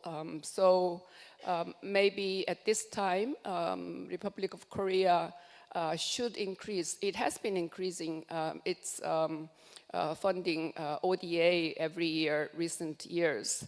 But now is the time, more than ever, that Republic of Korea can increase this funding for WPS through this Action with Women and Peace initiative on ODA. I think it is remarkable that Korea has been giving multilateral funding to UNFPA as well as UN Women, but also bilateral funding to, I remember, Rohingya refugees as well as DR Congo, Cameroon, etc. This is the time that Korea should also increase more funding, which is badly needed on the ground. And whenever there is a change of government, the civil society members of the advisory committee has been pushing the foreign ministry that we need to continue this international conference. Until the peace and women, peace and security agenda is realized, and then foreign ministry has assured, which I feel grateful, and I hope that it will continue to give more funding and more support, and then continuously creating this kind of discussion forum, as well as full implementation of our National Action Plan, which not only the foreign ministry is involved, but also other ministries, and more than ever, the Ministry of Gender Equality and Family, which is in charge of coordination of all relevant ministries. Thank you. Thank you so much, Dr. Shin. And you are so correct, no? The rising tension brought about by wars, armed conflicts in the region, and also, local conflicts, local armed conflicts like tribal violence. For example, Dr. Shen, in our work in Asia, in the Pacific region, we were, we were able to actually create 14 communities of peace, communities that used to, resort to tribal violence. And then our funder said, your project is suspended. And then after a while, they said, your project is suspended. It's just like, wow, you're suspending peace, so communities that have turned themselves into communities of peace, communities after resorting to tribal violence. Now you're suspending and terminating the project. So thank you so much for emphasizing that there's really a need, to fund projects or work, well, because peace is not a project, fund work that will really alleviate, the suffering in the communities that will help actually If stop I can add conflicts. just one word, Yes, please. let's Yes. not forget about Afghanistan. The women in Afghanistan, the situation is getting worse, as well as women in Myanmar. Yeah. Thank you so much. I wanted to, raise that too. Thank you. We will now proceed and we'll talk to Ambassador Puja. Ambassador Puja, are there notable gaps in the current implementation of women, peace, and security across the region that ASEAN could help address? Furthermore, what role might the ASEAN Institute for Peace and Reconciliation play in supporting and strengthening these efforts? The floor is yours. Thank you, Jasmine.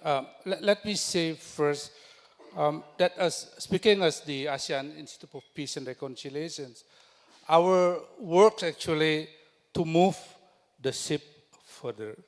So look at the example that what we are doing so far, like establishing the National Action Plan Academy.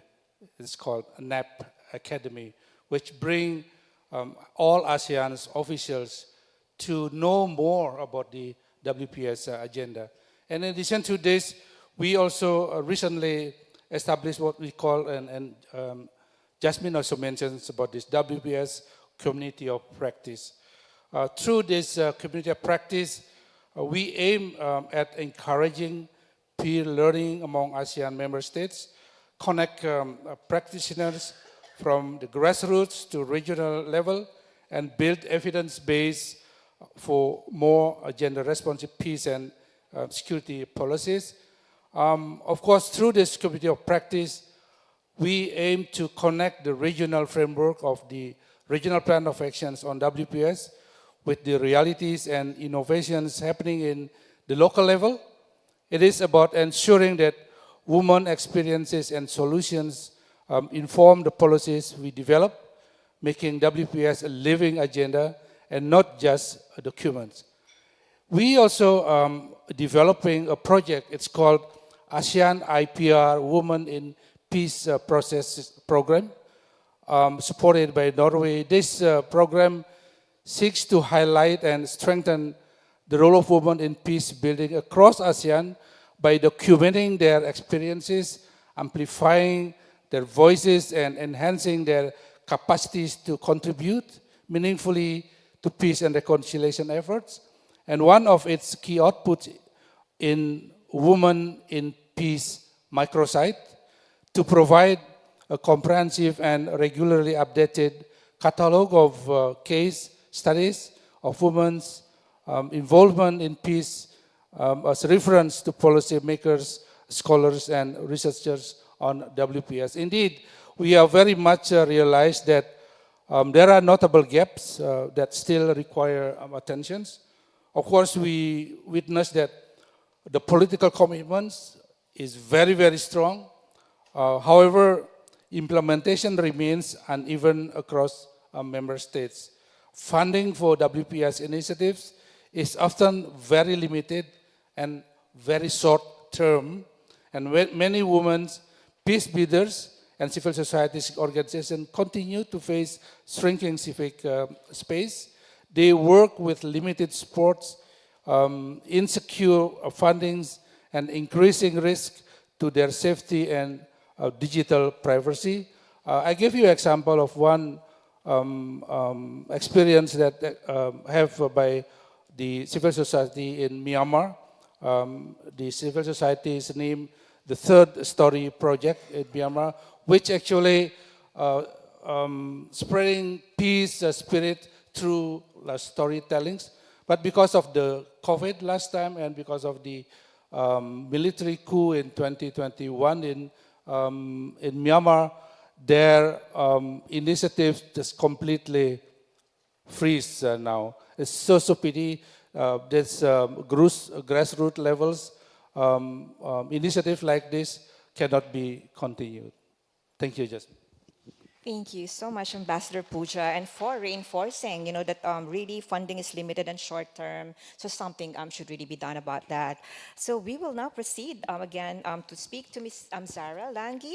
And Ms. Zara Langi, the landscape of peace negotiations is evolving.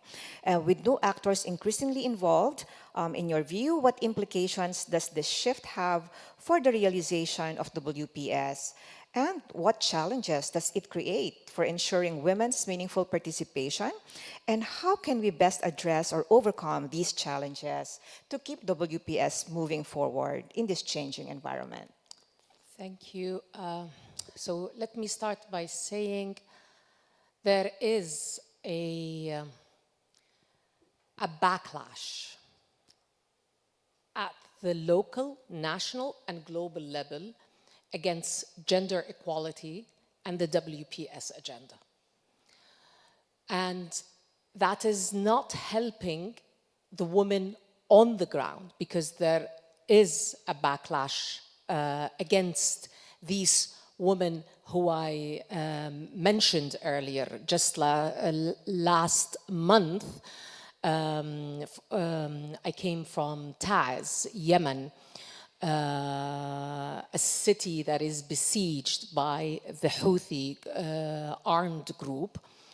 They had, for the last 3 years, women leading a position for the very first time as a senior official in the local authority of a fund called Cleaning and Improvement Fund.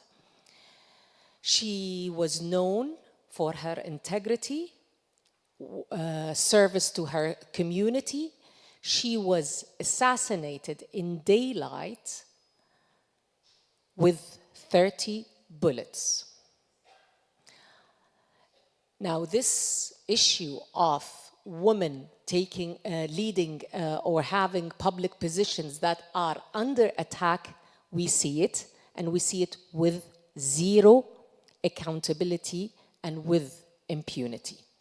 Now, this is happening at the time when there is not only in these local communities an attack on women human rights defenders or women in leadership positions, but also when, and let's be frank, there is an attack on our multilateral system and on WPS. This is a moment where we're marking the 25th anniversary of the WPS. At the same time, it is what is known as the UN 80.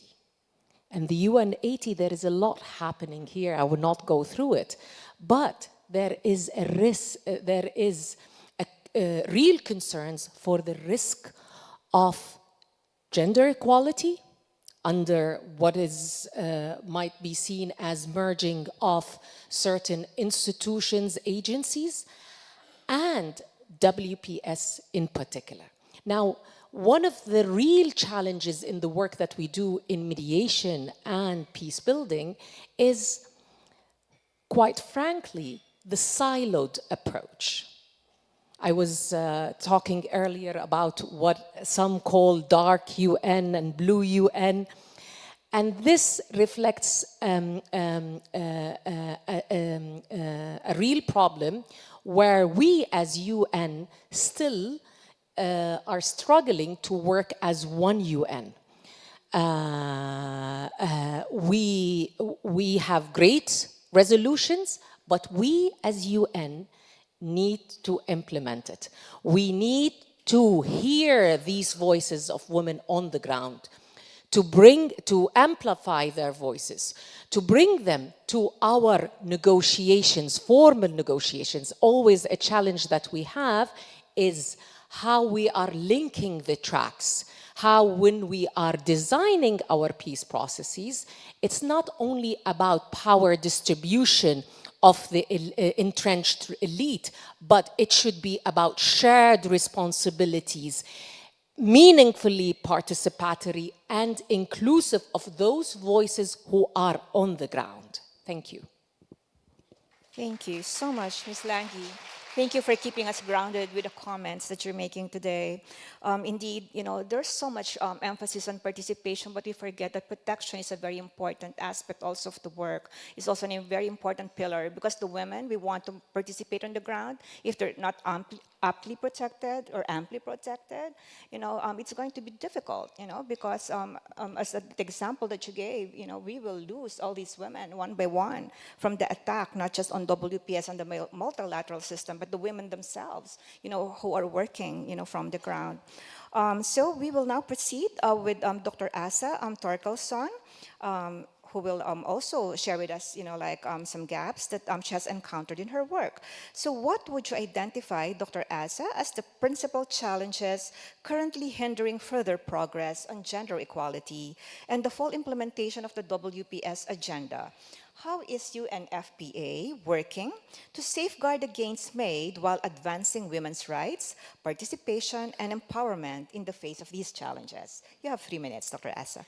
Thank you so much, Jasmine, again. And just to build up on the panel, we heard about Afghanistan, reminding ourselves on the challenges that are being faced there, and then the funding and the protection, not only of the people that we serve, but also those who are tasked to help the people that we serve. They are also not feeling safe. So we are really operating in a challenging situation.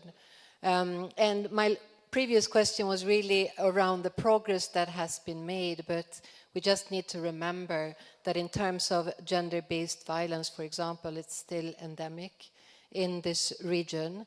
Intimate partner violence is high. We are still seeing high rates of child marriage. Even in affluent countries, we can see unintended teenage pregnancies that are also determining the life course. We see among women who are struggling also to make a life in the productive space, but also to nurture for their families. Huge challenges to do that, squeezes on our time. We see among many young people, and this I think perhaps is the saddest part, a lot of mental health challenges, a lot of concerns for the future, and even among our communities where we have such a privileged situation to operate from. So what is UNFPA doing in these circumstances? We are continuing with our tireless effort to serve our member states, to ensure that every pregnancy is wanted, every childbirth is safe, and every young person's potential can be realized. But we are also stepping up our effort to support countries when the demographic transition is going on, to ensure that there will be an intergenerational peace dividend to be realized between the generations. We have also a new strategic plan starting next year, 2026, where women, peace and security and youth peace and security are integral aspects of our plan. We have a metric that we are going to be held accountable for, which is with UN Women and UNFPA to ensure women's leadership in peace processes.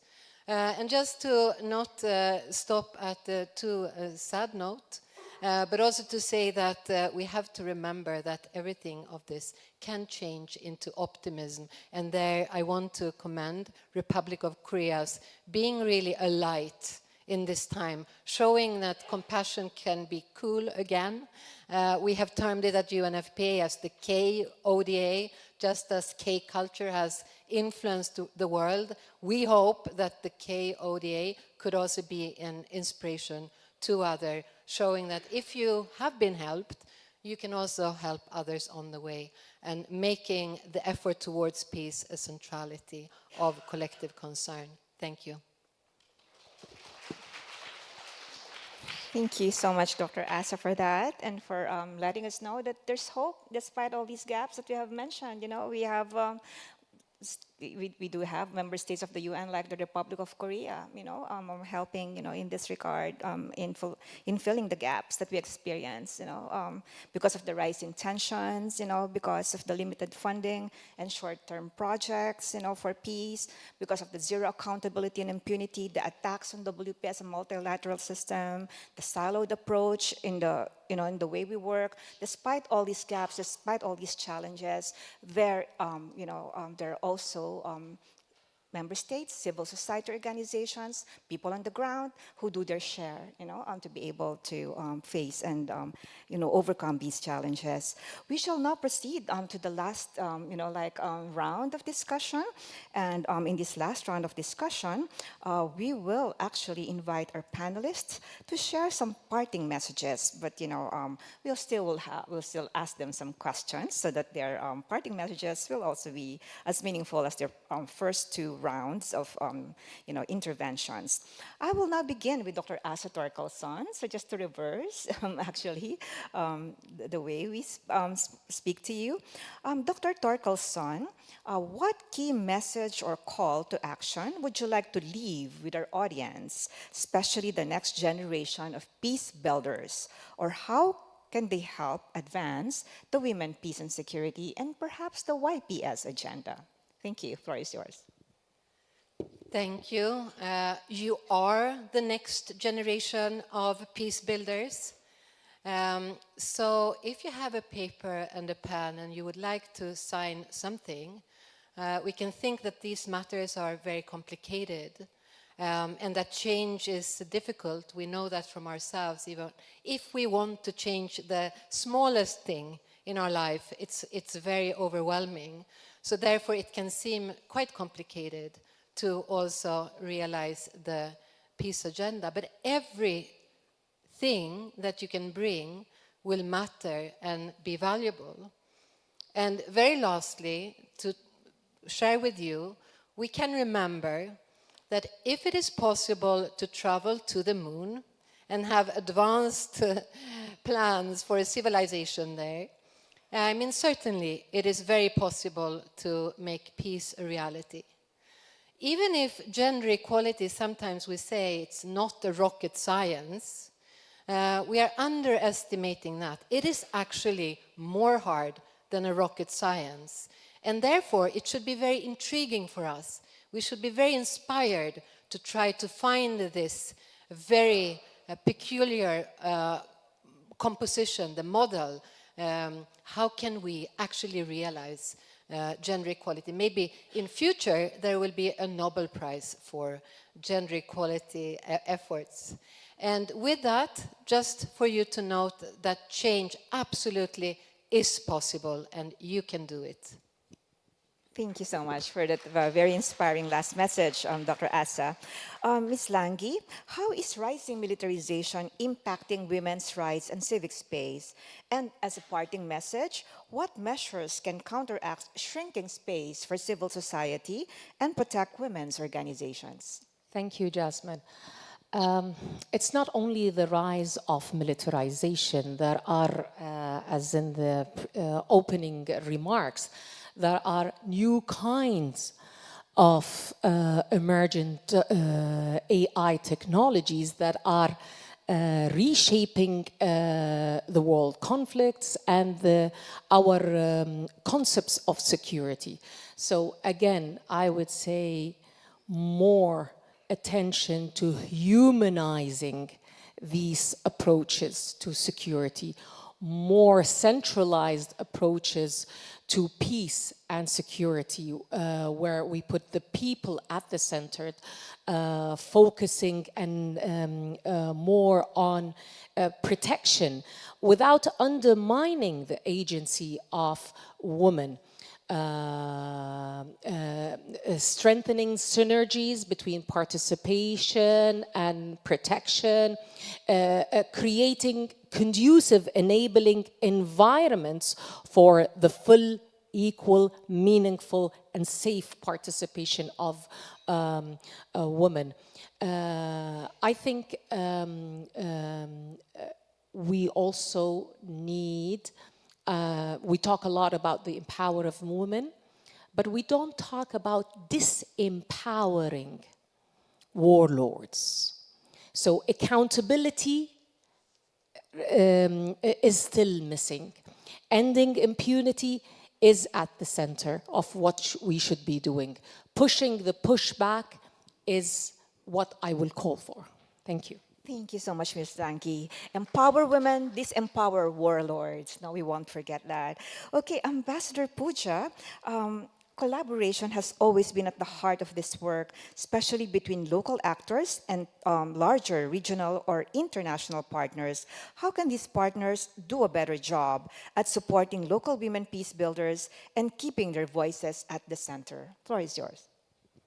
Well, let me repeat what I said. The example of these NGOs in Myanmar, it's called Third Story Projects. They have been doing so much work in transmitting a message of peace to the people by publishing comics, books to the people, especially people on the villages. But as I said, because of the COVID and the military coup, their movement now is very much restricted. So this is something that we have to think and how we can support them all over ASEAN countries. Secondly, when we talk about the role of youth in this regard, this enormous efforts that they have been doing so far. We work a lot on the WPS Youth Peace and Security Agenda together with Women, Peace and Security, and of course climate peace and security.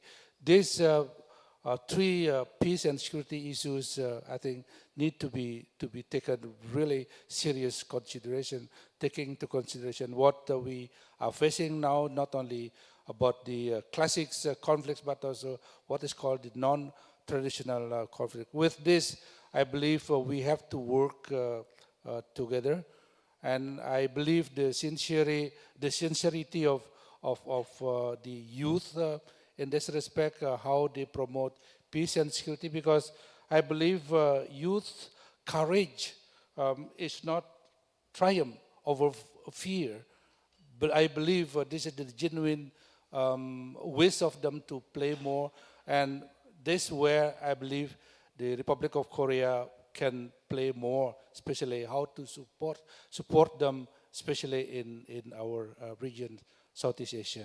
Thank you so much. Thank you so much, Ambassador. So young people who are here, you heard the Ambassador, your voice matters, your work matters, okay?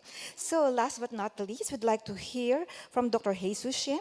The Republic of Korea is actively supporting intergenerational leadership and youth engagement on WPS through the initiative of the Youth Supporter Program and Forum. So where do you see the role of youth as central for advancing the WPS and security agenda in the years ahead, and what strategies do you believe are most effective in strengthening intergenerational leadership and collaboration on WPS?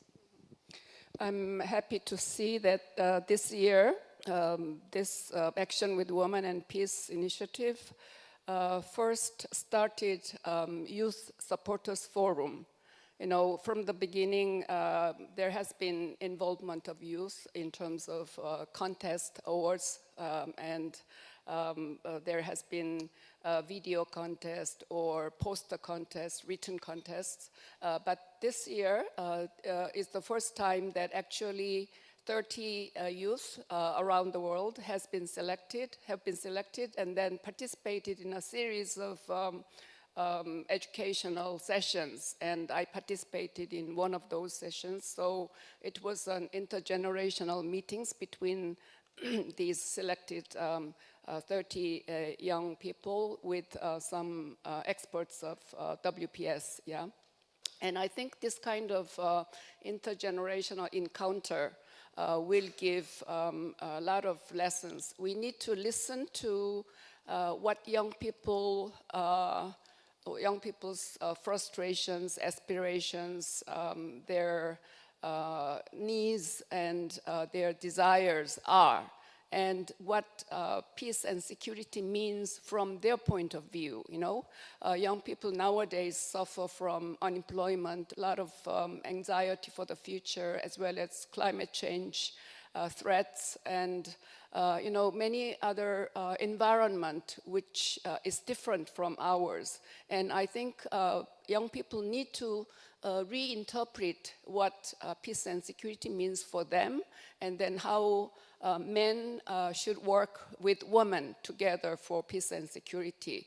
And through these encounters, meetings, discussions, we need to understand their aspirations. I think youth are fundamentally optimistic and full of energy, and then they can be the next generations to continue this WPS agenda. It was nice to hear K-ODA. We know K-pop, K-beauty, K-drama, but K-ODA can play a great role in this, and maybe Foreign Ministry and Korean government can expand this kind of youth supporters forum, not only here in Korea, but also in other countries, especially in Asia, for the enhancement and full implementation of WPS agenda. Thank you. Thank you so much, Dr. Shane. So there you go, ladies and gentlemen. You've heard from our wonderful panelists for panel 1. Let's defend the gains of 1325, overcome the gaps, and move forward with courage and optimism. Thank you very much. Kamsahamnida. Thank you to our moderator and our panelists for an intriguing discussion. Please give them another big round of applause. Thank you. You may now return to your seats. So this concludes our first panel discussion, and I hope that you enjoyed the various different discussions and ideas. Now we will just take a short time to reset the stage and move continuously on to our second panel discussion. We do ask that you remain inside the room. We will only take a few minutes to reset the stage, and we'll begin panel discussion number 2. Thank you very much.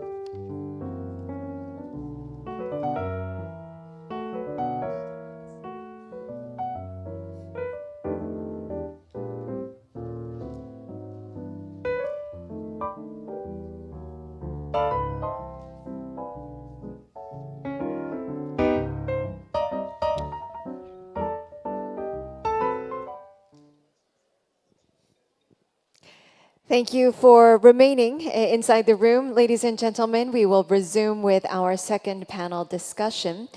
Our second panel is titled New Frontiers, Innovating WPS in an Era of AI and Cyber Technologies. So on stage, we have our moderator and our four panelists who will lead us in the discussion. And so I'd like to introduce our moderator, Ms. Yoon Ji-so, the director of the Center for International Development and Cooperation, the Korean Women's Development Institute. So I now hand over the floor to our moderator. Please welcome them with a big hand. Thank you. Thank you for the introduction. Good morning, everyone. My name is Ji-so Yoon from the Korean Women's Development Institute, and it's an honor for me to welcome you to this session on innovating women, peace, and security in an era of AI and cyber technologies. As we have heard in earlier sessions today, technology is transforming not only how conflicts are waged, but also how peace is built, protected, and sustained. As artificial intelligence, big data, and cyber technologies reshape every aspect of our lives, new forms of insecurity have emerged.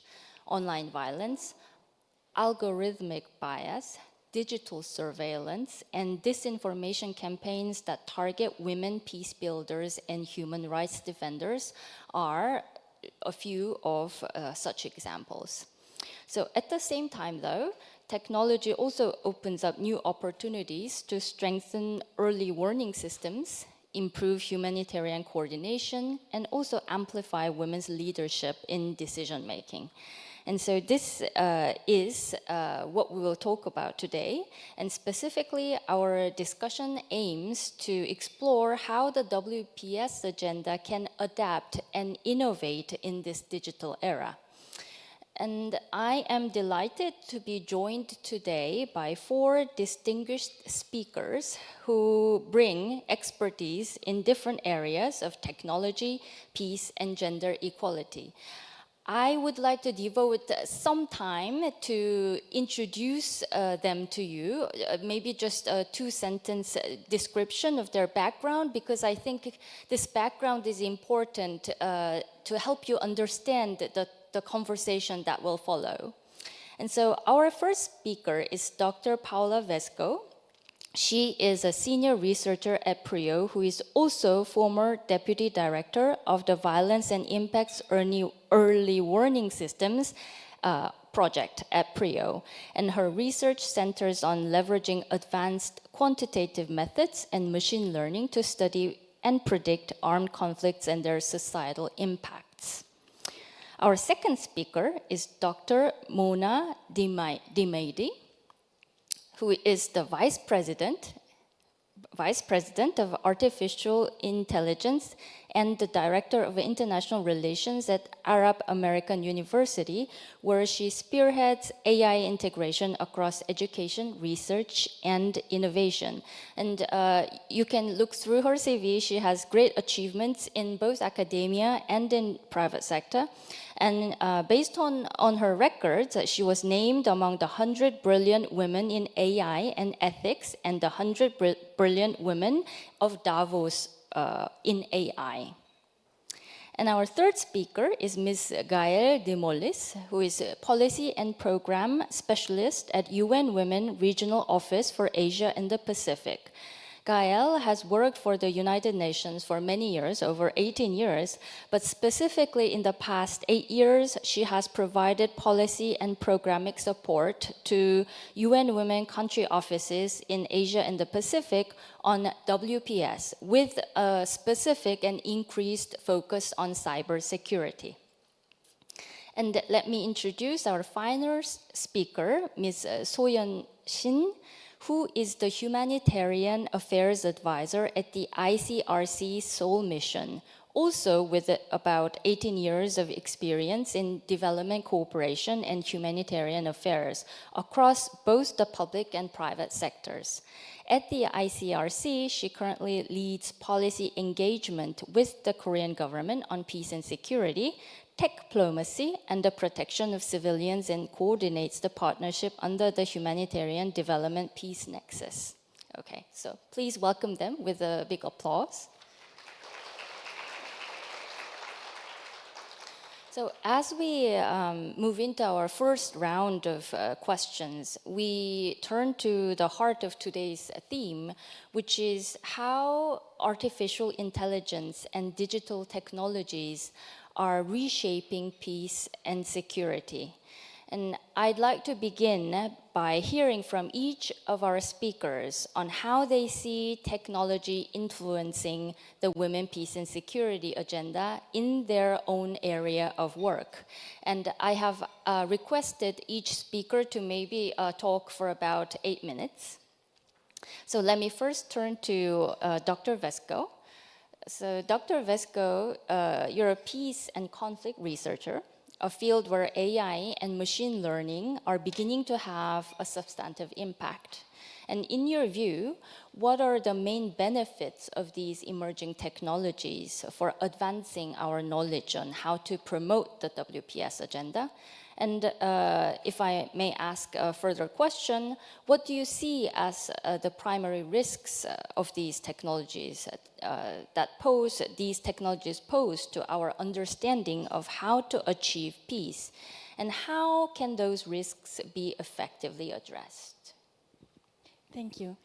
Thank you very much. And I have, if I may share a few slides.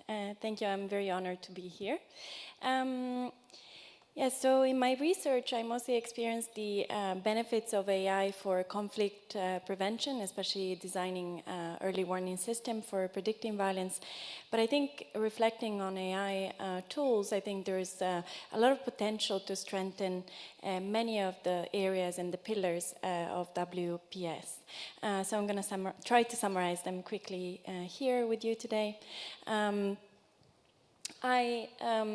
In terms of participation, large language models, for example, can help extract data from large text and systematize it and harmonize it. And this is a very valuable tool if we want to make progress in tracking these gender indicators and WPS, and especially in participation. For example, a project that we're currently running at PRIO, led by Louise Olsen, is using AI technology to systematize and collect new data on women's participation and mobilization across all stages of the peace process. Other tools like deliberative AI can also be used to integrate new perspectives and alternative opinions, and thus facilitate women's participation.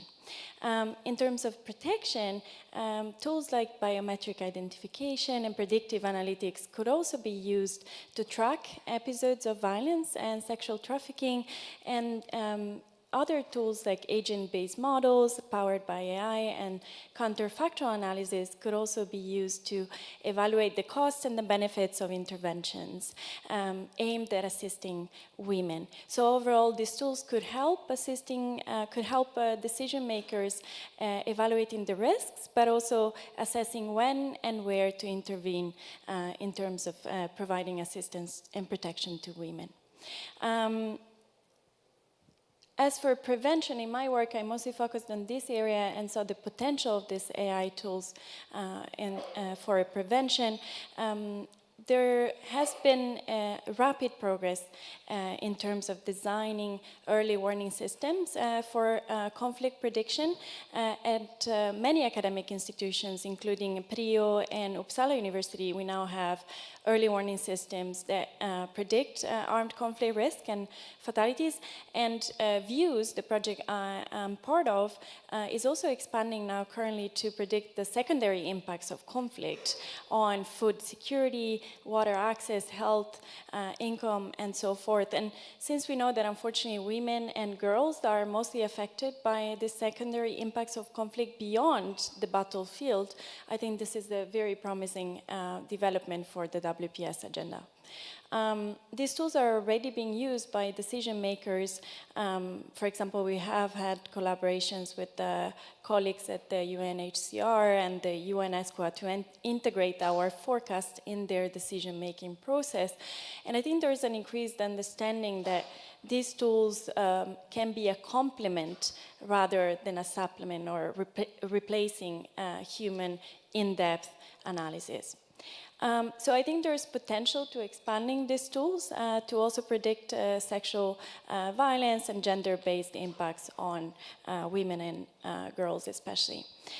In terms of relief and recovery, the early warning systems and predictive analytics that we also contribute designing and implementing can be used to enhance humanitarian assistance.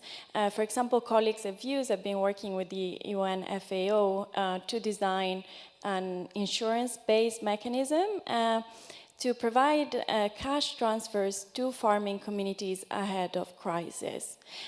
So I think overall these tools have enabled a shift from reactive to anticipatory action, and this shift can be further encouraged by progress in AI, including, for example, agentic AI, that it can be highly specialized, but also deep learning models that could enable tracking destruction. And then drones and robots, for example, could be used on the ground to provide further assistance and aid delivery. As for your second point, I'm also really aware that there might be risks hampering our understanding and achievement of peace. And AI could play a role that we must not forget. The first risk, from a scholarly perspective, the first risk that I wanted to emphasize is gatekeeping. There's a risk that as AI becomes more and more common and widespread and attracts a lot more research funding and attention, there's a risk that it also brings specialized knowledge and language that may be very hard to understand, not only for the general audience, but also for other scholars. And I think there's a need here to remember that we need meaningful collaboration between AI experts and domain knowledge to mitigate the biases and risks, for example, of misusing data, misinterpreting the results of AI, if we don't ensure this collaboration. Second, of course, there's a risk, there's a lot of stereotypes and biases that could be amplified by AI if not interpreted in a contextual and nuanced way. And the other risk I've been seeing is lack of interpretability. A lot of these models have been criticized for being black boxes, and they might be complex to interpret. However, I also see that if used properly and in a safe and transparent way, they could also empower our knowledge by, for example, challenging our boundaries, the boundaries of our understanding, and opening up new research avenues. Finally, I think there's a risk, of course, that AI exacerbates the gender divide. AI is still a male-dominated field, and there is a risk that men may not recognize when these AI tools systematically and underrepresent women and the female experience. The nascent field of research on data feminism reminds us that all data are not neutral, and they're born out of a context of relations and power relations. And we need to remind ourselves of this context if we want to use AI ethically. And unfortunately, one risk that I've been witnessing is the push for open data has been great for increasing transparency, but has not been accompanied by an investment in knowledge infrastructure. And this means that organizations are often pushed to publish their data openly, but they do not have the capacity to also invest in providing context and knowledge about this data. And this can lead to the so-called zombie data, which sit idle and deprecated, and they lack context and nuance. So overall, I believe that there is potential to integrate AI and WPS in a safe and transparent and trustworthy way, but we need to demand from policymaking and employers an equal investment in knowledge infrastructure, ensure data literacy and education, especially for young women and girls, and also continue as a scholarly community to engage in a critical reflection on the risks and biases that may stem from AI. Thank you. Thank you, Dr. Vesco, for sharing your perspective and illuminating this, your perspective on how the AI can both enhance and complicate our understandings of conflict. Two things kind of made an impression on me. One was that how AI allowed us to examine secondary impacts of conflict as well in a sophisticated and systematic manner. Another impressive thing is how it has allowed us to shift from being reactive to anticipatory. I think both are very impressive points. Now turning to the education and innovation space, I'd like to invite Professor Dimaidi to share her experience in building women's access to new technologies. And so, Professor, you have worked extensively in education and in promoting women's access to new technologies, and we would like to ask you if you could tell us more about your work and what you see as the main strength of emerging technologies like AI for advancing the WPS agenda, and how can this, the associated risks with AI, the risks that were just talked about, for instance, how can these risks be effectively managed? And how can the WPS perspective be incorporated in the peace processes instead? Sure, thank you for your question. And it's a pleasure to be with all of you today in the room. I'll share a little bit about the work I'm currently doing and how that's projected on the WPS. So the major work that I've been doing, I actually developed the AI National Strategy for Palestine, which was approved by the cabinet in 2022. And within the strategy itself, I focused on women representation in education, private sector, and the entrepreneurial sector, because it's really important to kind of address that part. This is one of the things that I'm highly involved in the Palestinian ecosystem. From another level, I'm also involved in the entrepreneurial sector. So I've been the chairwoman for one of the leading NGOs, which focuses on tech-based solutions, and specifically AI, and how we could empower having more women. I'm also in academia, so it's I'm kind of everywhere in the ecosystem and trying to bridge the gap. How I could see AI advancing the women, peace and security agenda based on my experience, there is many ways, and thank you, Doctor, for also mentioning some of the points I was gonna be raising up, but one of the things that we've seen AI helping a lot is actually in predicting patterns to help us in terms of addressing hate speech, online violence, and many other things. And these tools are very important, especially when we talk about conflict zones similar to Palestine. It's really important for us to actually predict things and ensure that we're kind of equipped with the tools that could help us maneuver. Another point, which is highly related to my work, is AI could actually help women's participation. And I've been leading several initiatives related to women participation. And one of them, we realized in order to empower women in peace building, we have to empower them economically.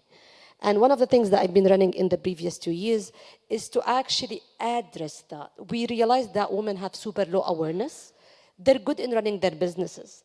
But when it comes to AI and cybersecurity and all of these trending technologies, it's very difficult to make them understand how they could apply it or deploy it to their work, and what kind of effect it might have on their current businesses in the upcoming future. So what we did, we launched several projects. One of them, we trained more than 125 businesswomen on AI tools. And the idea was to empower them, plus to open their eyes on the ethics of AI, how it could be biased, how it could affect their businesses positively and negatively. Another initiative I'm very proud to talk about is my initiative with Dr. Zara Langi, which we actually, it was arranged by her office, and I was invited as one of the consultants in the AI Action Paris Summit in February. And what was like an eye-opening to me on a personal level is that I'm super techie. She exposed me to the Yemeni civil society women who were brilliant. And what I did in 3 days, I just tried to introduce them to how AI could help them on a daily basis.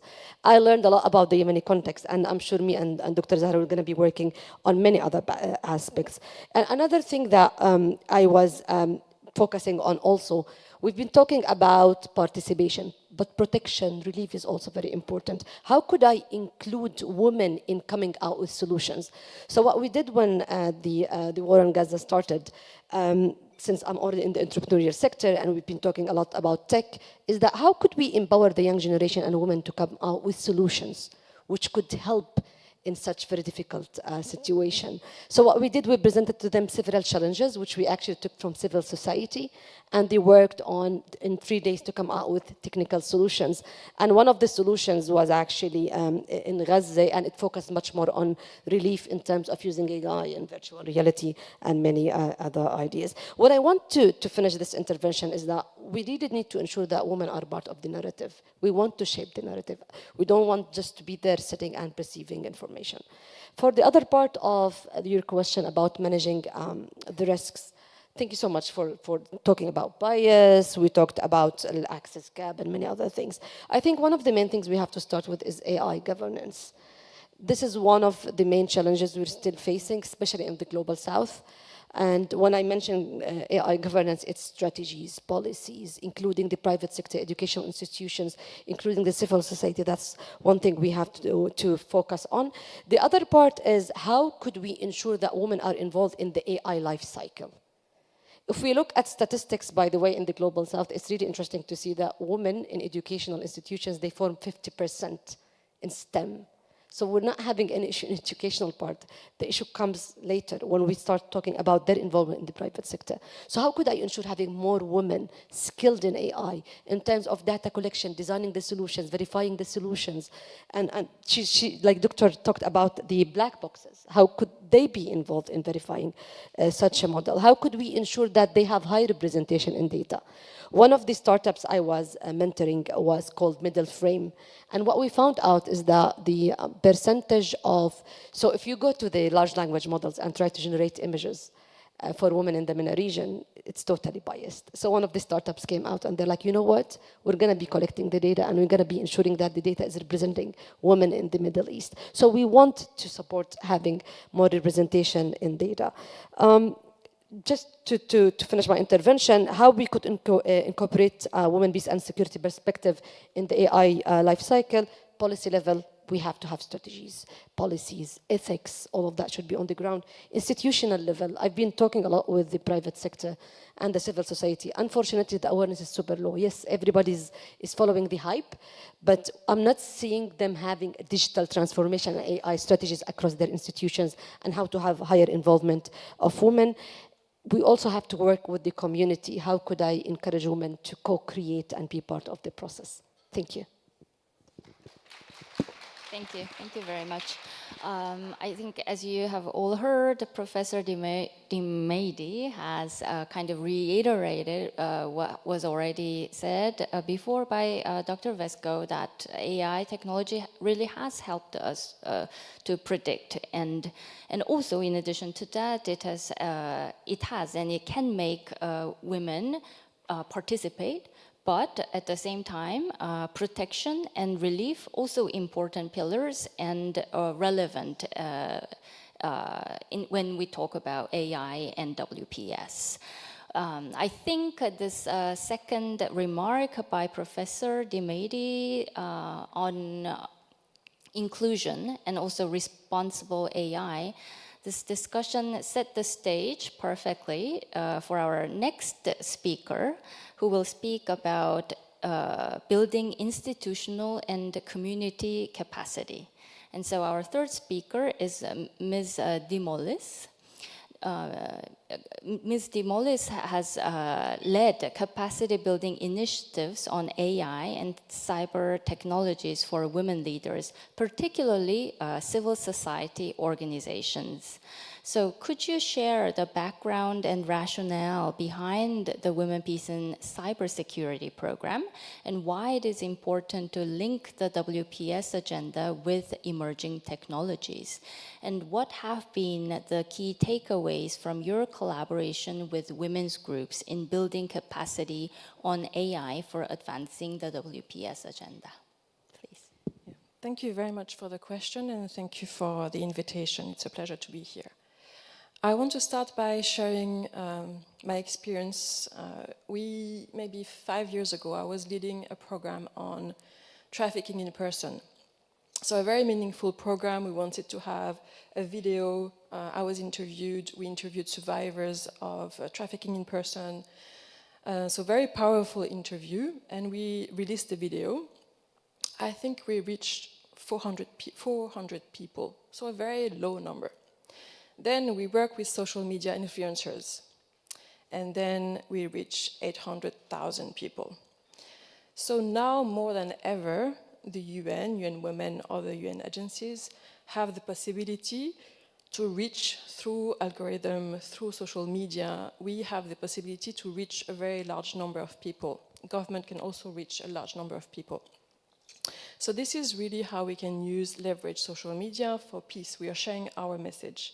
However, is this how it works? Is AI really amplifying messages of peace, or is it the opposite? What we see in social media and the algorithm is that it amplifies. It tends to support more, to spread more messages that are violent. Violent content are spread much more than peaceful content. And let me share some important data. 90% of deepfake are targeting women, and the vast majority of them are sexual in nature. 73% globally of women journalists have been harassed online. We also know from our research that in Southeast Asia, we've conducted research with women's organizations. 3 out of 4 women's organizations are targeted with doxing, with trolling, with misinformation, and online harassment more broadly. And this is to compare with organizations that are not working on gender equality specifically or are not led by women.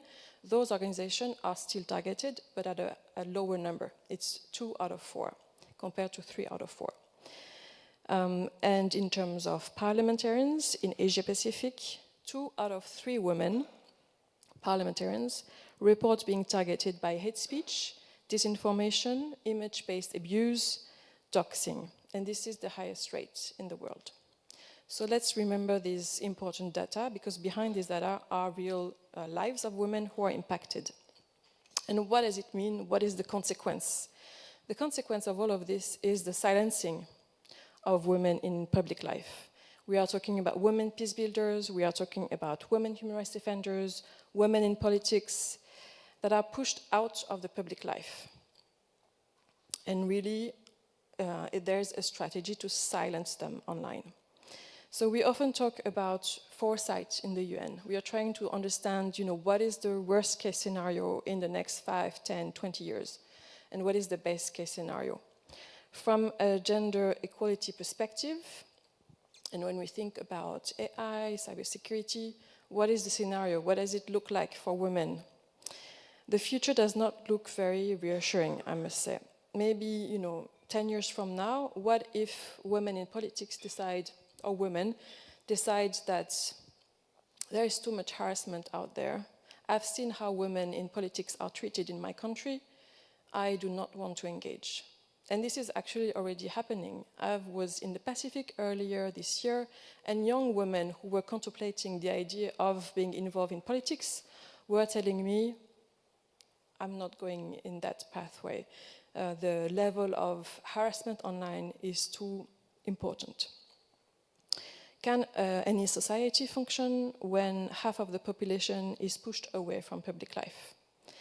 And to come back to your question on really the work that UN Women is doing with regard to training, to supporting women, peace and cybersecurity program, I think we have 3 ways. The idea is to think about this worst case scenario and thinking how we want to prevent this worst case scenario from happening. So we support with digital skills, trainings, we call it cyber resilience for women civil society organization, women in politics, women human rights defenders, women journalists. So myself, I've been in Timor-Leste, in Bangladesh, in Papua New Guinea, in Solomon Island, with these key messages and trying to support them in this training and strengthening their cyber resilience. And we've discussed gender biases in AI. This is one key aspect of it, is we know there is gender biases in artificial intelligence. Yet we are using AI in the justice system, in the military, in the police work, in immigration work. So how we thought through what are the consequences for women and women's rights. If this is already rolled out, yet there are gender biases in the algorithm, and not the algorithm, in the data set and therefore in the output. Is AI safe by design? Will it produce fair outcome for women and men? Although we know that 78% of AI engineers are men and are from the global north. So can we think that women from a conflict area is going to be represented in the outputs that AI will produce? Thirdly, UN Women works at the policy level. We've discussed National Action Plan. We've heard also about the ASEAN Regional Plan of Action. So UN Women is supporting government who would like to develop their National Action Plan. And one of our advocacy points has been to include cybersecurity in the National Action Plan. And there are some great results. Actually, the Asia-Pacific region is leading globally on this. ASEAN Regional Plan of Action on Women, Peace and Security has language on cybersecurity, but also 8 others now. 8 National Action Plan in Asia-Pacific have language on cybersecurity. This is 8 out of 12, so it's 2/3 of the National Action Plan. There are no other region globally who have integrated cybersecurity to this extent. So the future we want is not a future where women log off, disappear from public life, or need to wear digital armor, just to speak. The future we want is where technology expands women's voices. And I think we were reflecting on this. I think through AI, we can land on the moon. We can write symphonies that are completely AI generated. We can even create movies with AI actors. I think we should be able to figure out how to protect women online as well. And I think it's an issue still that in social media, there is no way to just flag content when it's a misogynistic content. We can flag content when it's hateful or hate speech, but we can't say this is misogynistic, it should be taken down. I think this is still a problem. So we want the voices of women to be heard. Our task is not just to train women to survive in the digital space. Our collective task is to redesign the digital space so that women can thrive for peace and for security. This is the future we want and the future we want to build together. Thank you.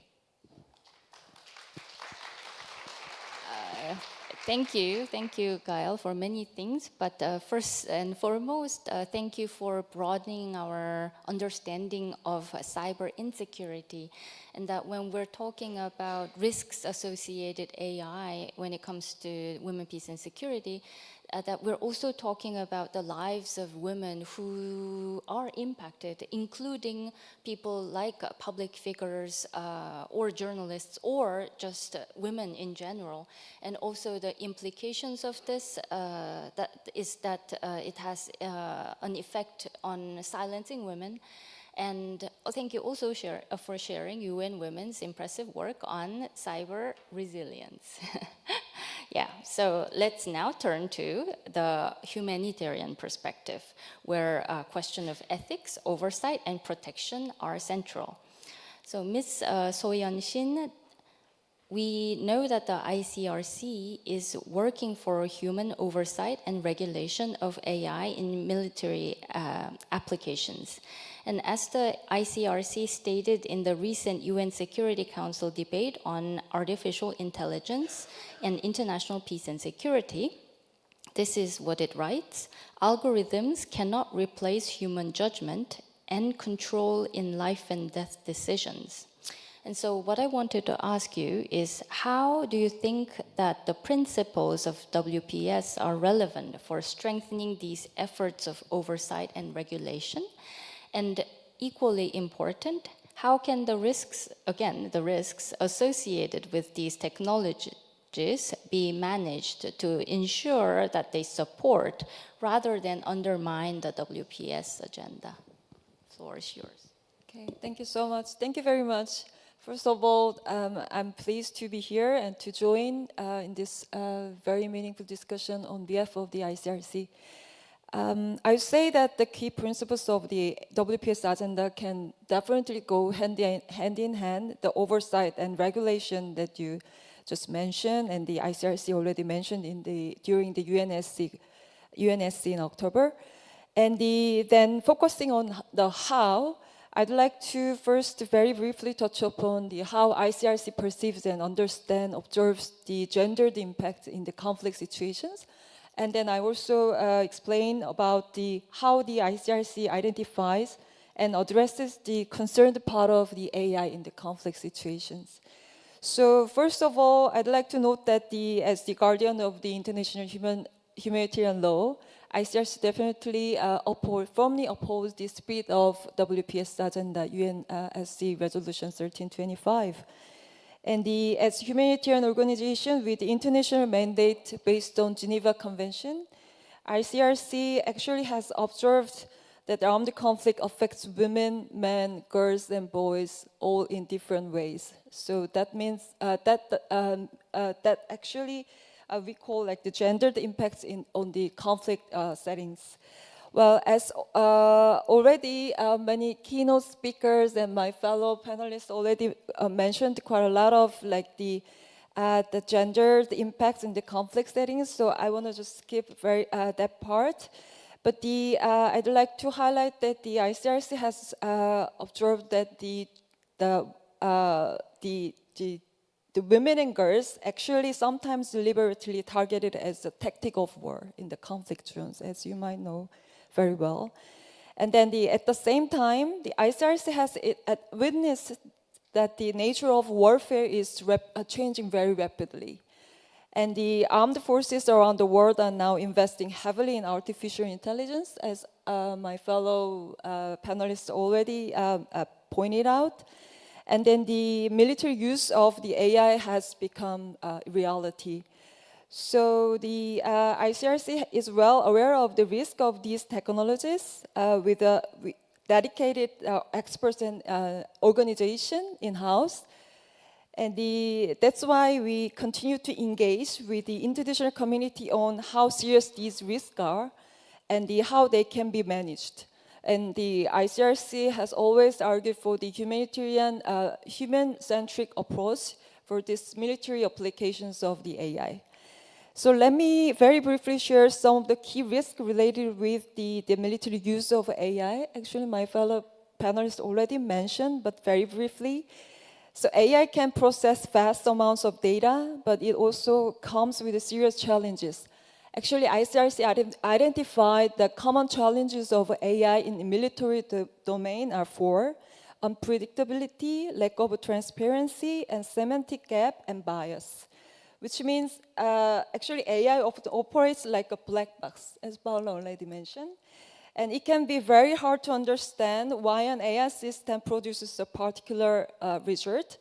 And also humans and machines work differently, so which means AI might make mistakes that humans will never make.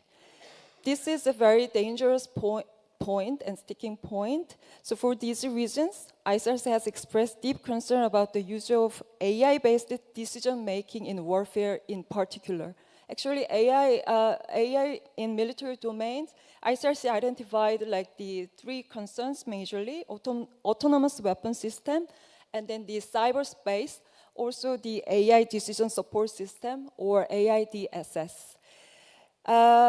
Here, I'd like to focus on the AIDSS. So this system can actually analyze massive amounts of data within seconds to give recommendations to a commander, for example, on targeting and detention.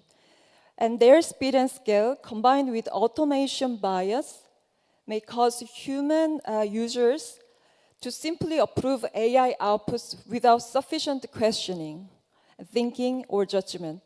So this can replace human judgment rather than support it. This is what we have observed. So ICRC has a particular concern that such systems can make decisions affecting human life and death at speeds, and in ways that humans cannot keep up with or fully anticipate. Moreover, the rapid advance of AI can also worsen the information environment during conflicts. So for instance, deepfake technology, as Kyle already mentioned, can have devastating effects on conflict-affected populations. We actually identified some concerns around it, especially it can fuel misinformation, provoke panic or mass displacement, and even intensify the violence. So viewed through the gender lens, the use of AI in warfare could further exacerbate the vulnerabilities that women and girls face. But, I'd like to highlight that the technology facilitated gender-based violence. Actually, I know that UNFPA coined this word in 2023, and the ICRC already also is very well aware of this issue. So very recently in places like Sudan, Ukraine, Myanmar, and Libya, digital tools are being misused to harass, exploit, and humiliate women. So this phenomenon is actually expanding quite rapidly, and also the biases inherent in AI systems that I just mentioned can actually also deepen women's marginalization during the post-conflict period. So if AI is used to decide who receives aid or recovery support, and the data lack gender disaggregated information, women risk being excluded or simply becoming invisible. So, okay, long story short, this is precisely why the WPS agenda remains very essential and highly relevant for strengthening the efforts of oversight and regulation. So before closing my answer, actually I'd like to just highlight the two pillars under the WPS, protection and participation, in this discussion. So, while especially the participation pillar must be integrated into design, regulation, and governance of AI in military domain. And I actually believe that managing this risk associated with AI directly supports the goals of the WPS agenda, I believe. Well, thank you so much. Thank you for your attention. Thank you, Ms. Shin, for bringing us back to the essential human dimension of technology and peace, and also highlighting and reiterating the relevance of the WPS agenda in this context. Well, this was the first round of our intervention, and I'd like to thank all the speakers for the contributions. And I think what has become clear from our discussion so far is that innovation in the WPS agenda is not only just about technology, but it's about people, values, and leadership. And as we look to the future, and I know that this was stated in the previous session as well, one group that stands out as essential to sustaining peace and the WPS agenda is the young people. And when it comes to AI and cyber technologies, youth involvement and leadership are naturally the key to this. Recent generations are not only digitally literate, but they're also the ones who will experience the most significant impact of these technologies in their lives. And so how do you see the role of youth and intergenerational leadership in shaping the future of the women, peace and security agenda in relation to emerging technologies like the AI and cyber? I would like to ask Dr. Vesco, Professor Dimedi, and Ms. Nimolis to comment, and if it would be great if you could limit it to maybe 4 minutes or so. Yeah. Thank you. I think as you mentioned, we're at a critical juncture, and Generation Z, Gen Z is the first, we can say the first truly digital native generation. So I think there's a lot of potential that comes from this familiarity with technology, as far as we make this generation also aware about both the risks and the opportunities that come from AI. I mentioned some of the uses of AI for peace in my previous intervention. These tools may be increasingly used to allocate funding for humanitarian assistance, to predict violence, or to extract data on women's participation. So even in this context of AI for peace, these tools need to be developed with women and especially young girls, because if they completely lack the impact of women, they risk perpetrating and spreading the same biases that the WPS Agenda seeks to eliminate. And I think the youth has a critical role to play in this direction, and yet we know that women and young people, and especially girls, as Gail mentioned, are increasingly subject to violence and online abuse.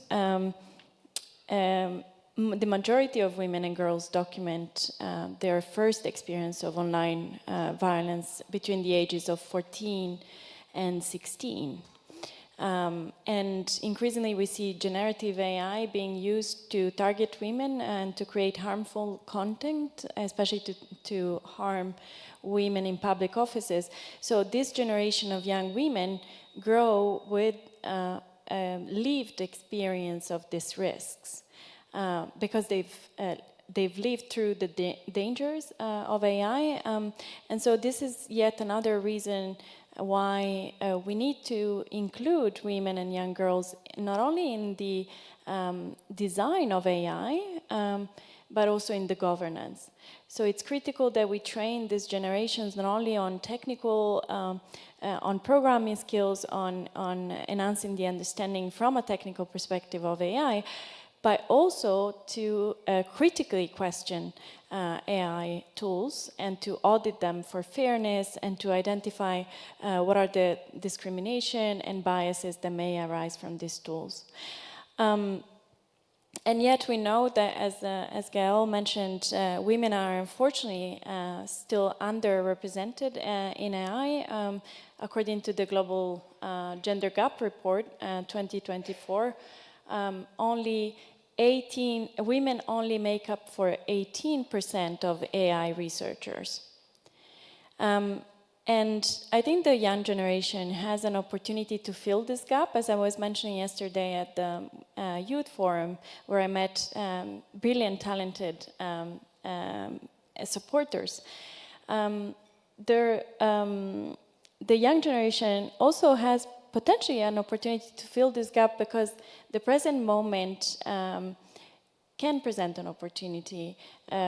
The rapid, accelerated pace of AI and the growth of, for example, generative AI also means that there is a scarcity of AI talent, and this may push employers and the private sector to also look beyond the traditional pool of applicants. And so women and girls especially can have an incentive due to this growing demand of AI-related jobs to train and specialize in AI. And I think this is a very critical opportunity. And from an academic perspective, but also in other domains, I think to enhance this role of youth, it is critical, as was mentioned also in the previous panel, to enhance intergenerational collaboration. I think older generations of academics can provide, for example, contextual knowledge, domain knowledge, but also ethical nuances and caveats, and then young generations of students and researchers can give us technical fluency and creativity.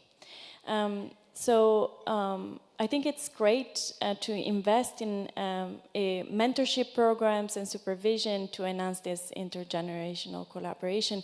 Together we could create and also use AI tools that are grounded, ethically vetted, and also contextually aware. So I think to conclude, there is potential, and I think the youth has a critical role to bridge this gap between technical expertise and social justice.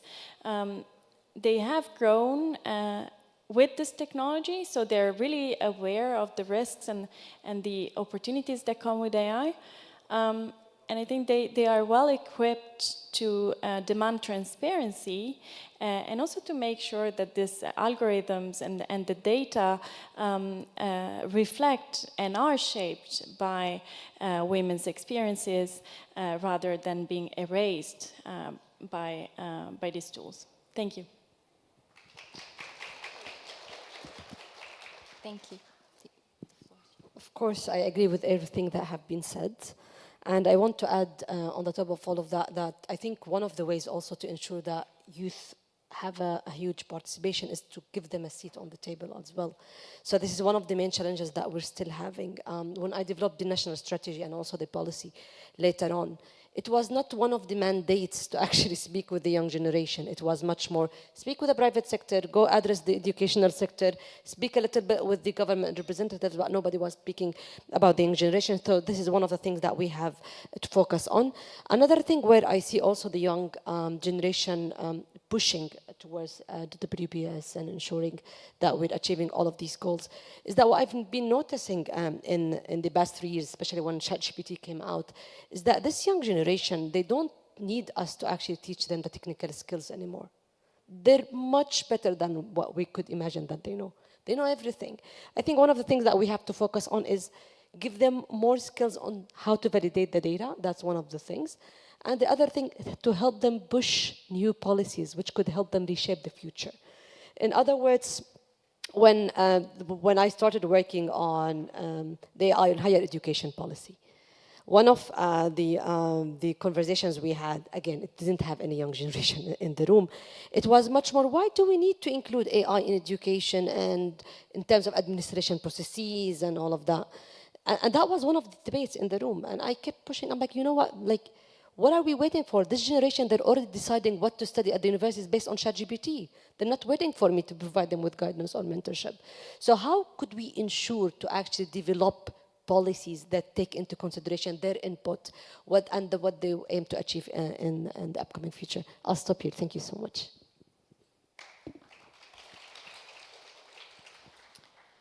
Thank you.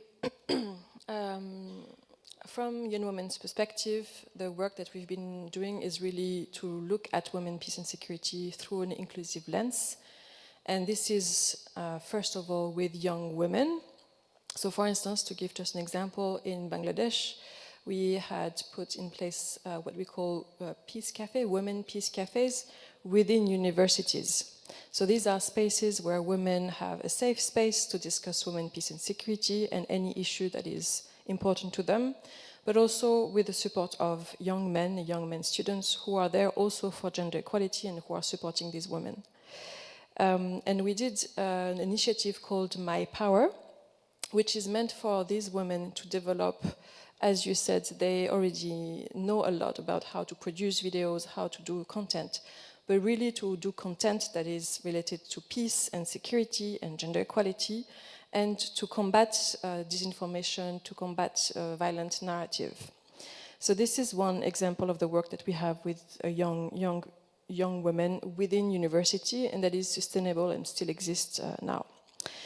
I also want to mention intergenerational leadership. we want to connect experienced peace builders with the young generation, the mediation that has been done by these experienced peace builders, and how AI can be used in this fora. And the idea is to see how women can shape AI for peace. So we've discussed some examples, but I wanted to mention maybe 3 of them. UN Women has used technology, including AI, to understand and track misogynistic, gender-based hate speech online, especially when there is a conflict or a crisis in Asia-Pacific. And what we've seen is really a spike, a great spike of misogynistic speech, gender-based violence, specifically targeting women leaders.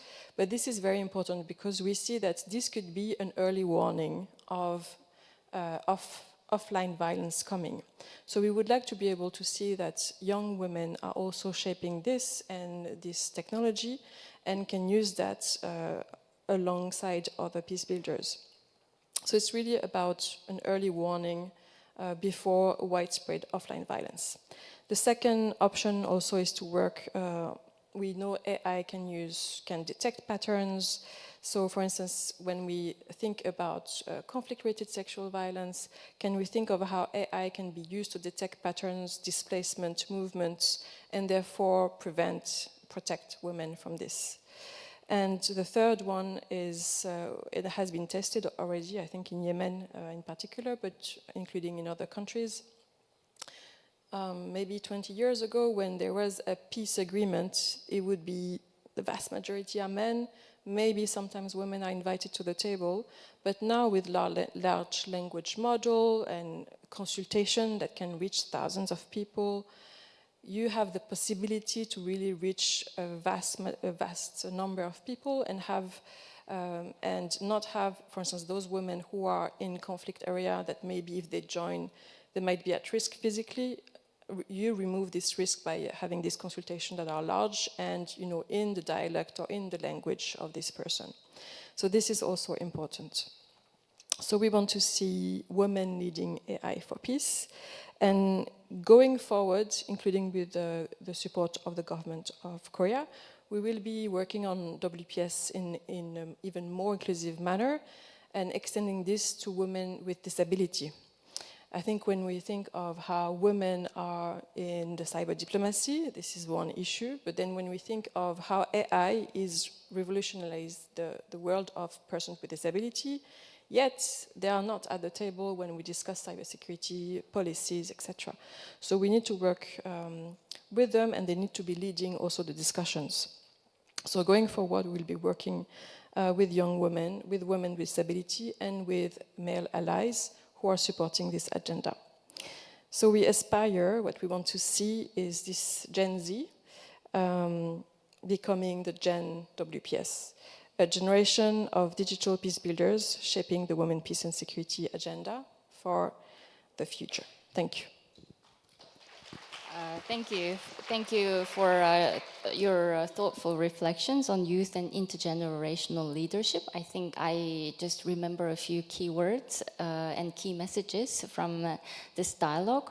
Critically assess, the ability to critically assess and apply AI tools, training AI talent, giving representation on the table, and also women leading AI and security, as well as Gen WPS. Yeah, I think that's very important. So before we end, I would like to turn once more to our humanitarian expert on the table, Ms. Soyeon Shin. So what safeguards are needed to prevent AI from reinforcing gender biases or excluding women from peace and security processes? And it would be great if you could share your insights as a humanitarian expert and tell us how such safeguards could be integrated into existing humanitarian work to make the peace and security process more inclusive. Thank you so much. Well, in addressing this question, I'd like to just share the ICRC's the measures that we are taking for prevention of the gender based violence. Well, why I'm saying this is, I think this is a good, like the foundation to come up with the safeguards in terms of the levels or dimension. So these are 3 dimensions, like awareness raising, and then the measures for the community level, and also the urging for states in integrating all the important principles in their domestic level legislation. So on our awareness raising level, the ICRC always provide training for armed groups and military forces, and stressing that such the violent sexual violence is actually violated the crime, and also in collaboration with the Red Cross and Red Crescent societies in the community level. ICRC also work to break taboos, to reduce stigma, and foster environments where survivors can access support. And with the states, we also always like the urge to urge them to work on this prevention of this violence. But I think I want to just highlight several principles that we have to keep in mind when coming up with the safeguards. First one is protection, and then the inclusive participation, but these points are what we already discussed. So I'd like to just highlight very briefly the last point, which is the monitoring evaluation. I think everyone can understand and agree with me, but the commitments on paper are not enough, so we must assess how they are implemented in practice and whether they genuinely affect and work on to protecting women and preventing the horrible situation. So for this monitoring evaluation process, again, participation pillars should integrate it. So I believe that women's participation in this monitoring evaluation process is equally essential, especially when it comes to the coming up and the setting up, establishing the safeguards. So before ending my comments, I'd like to recall what ICRC always urged to the international community, which is the states should adopt a human-centered approach, especially the military AI application. And also, I like to end with that the WPS agenda should serve as a backbone of all the safeguards and then prevention measures. So thank you so much. Thank you for ending our panel with by highlighting and emphasizing the importance of the WPS agenda and integrating the pillars and perspectives associated with the WPS agenda. I think it's about time now for us to end.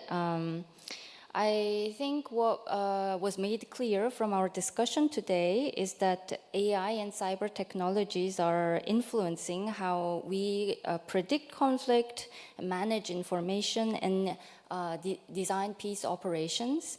And the task ahead, or what's needed in the future, is that to make sure that these tools are evidence-driven, transparent, I think is the word that came out, and also inclusive. So that would be the final message of our discussion of our panel. Thank you all for joining us. I'd like to end by thanking the Ministry of Foreign Affairs of South Korea for organizing and convening this event once again, and thank the participants for staying until our session is over. But please give another round of applause for our panelists for making it so rich. Thank you. And of course, thank you to our moderator for leading us through the discussion. Now, ladies and gentlemen, this brings us to the end of our second panel. Please give them a big round of applause as they go back to their seats. Thank you very much. And as for the afternoon, after lunch, we will start with the video presentation and youth session starting at 2 p.m. So please do enjoy your lunch break. And the lunch is prepared in a buffet style in the foyer. So please feel free to enjoy the meals, and we'll see you back here in the afternoon. Thank you very much.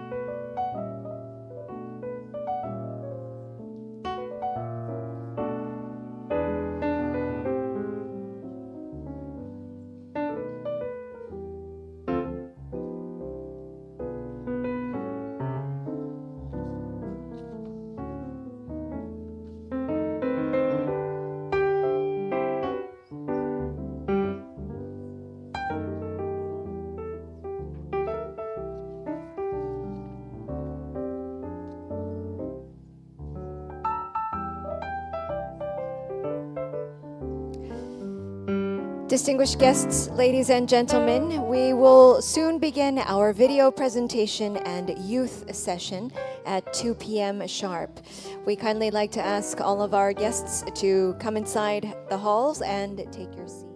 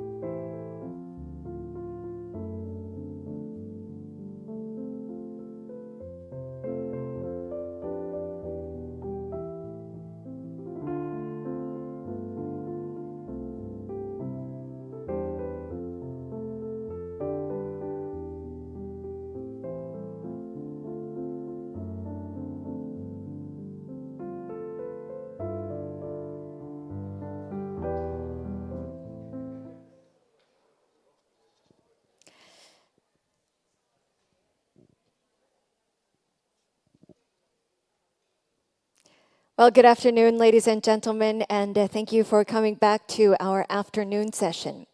I hope you had a wonderful lunch, and now we'll proceed on with the video presentation and the youth session.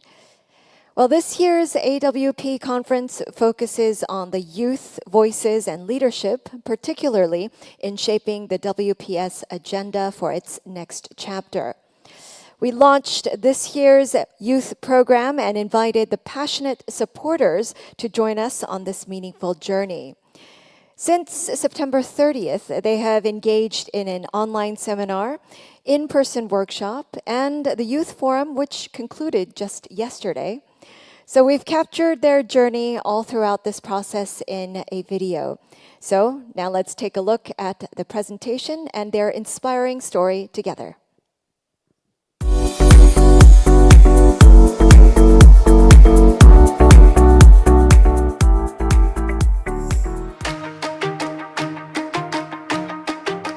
I work for the Global Green Growth Institute. We also deal with climate change, green growth, women empowerment. I think my expectations for the upcoming program is more engagement, better yet, finding opportunities together. I've never applied before to any government-sponsored program like this. I expect to meet more experts or have more in-depth discussions about important issues. And I hope I can learn more about all different stories.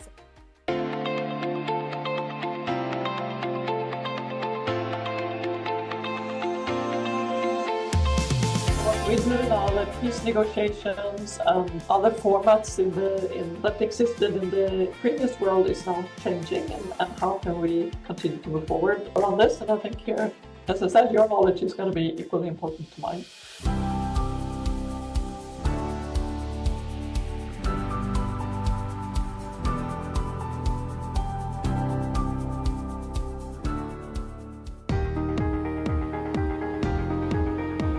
Possibility, stage, empathy, empowerment, justice.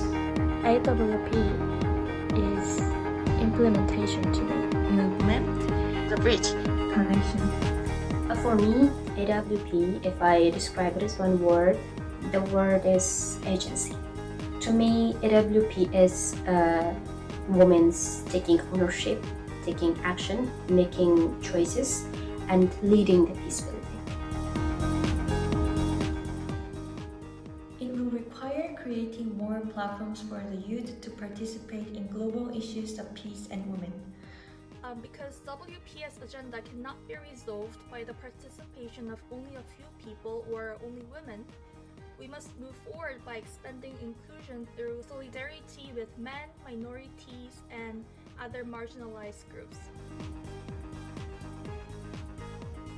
Because youth are the bridge between generations.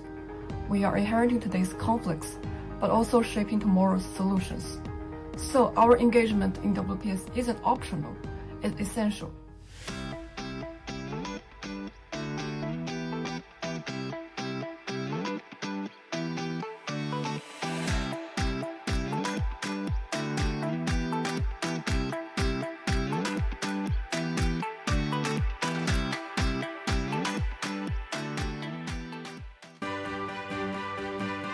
So addressing them ensures that young people's voices are heard, that they're included, and they are not just seen as a token of participation, rather than considered meaningful participation when it comes to the WPS agenda. So, and the last one is how can we help to discover the women's own capability? So, because they don't know maybe their potential, we can start with the small events, just training together. That's why we propose the following concrete actions. First, we should make interdisciplinary learning a requirement, not a choice, connecting STEM education with social science, ethics, and peace studies. Shape your AI, shape your future. A safe space where girls can trust each other and share their experiences would be, we thought, a great way to not only raise awareness, but to also prevent future cases. action, action, action.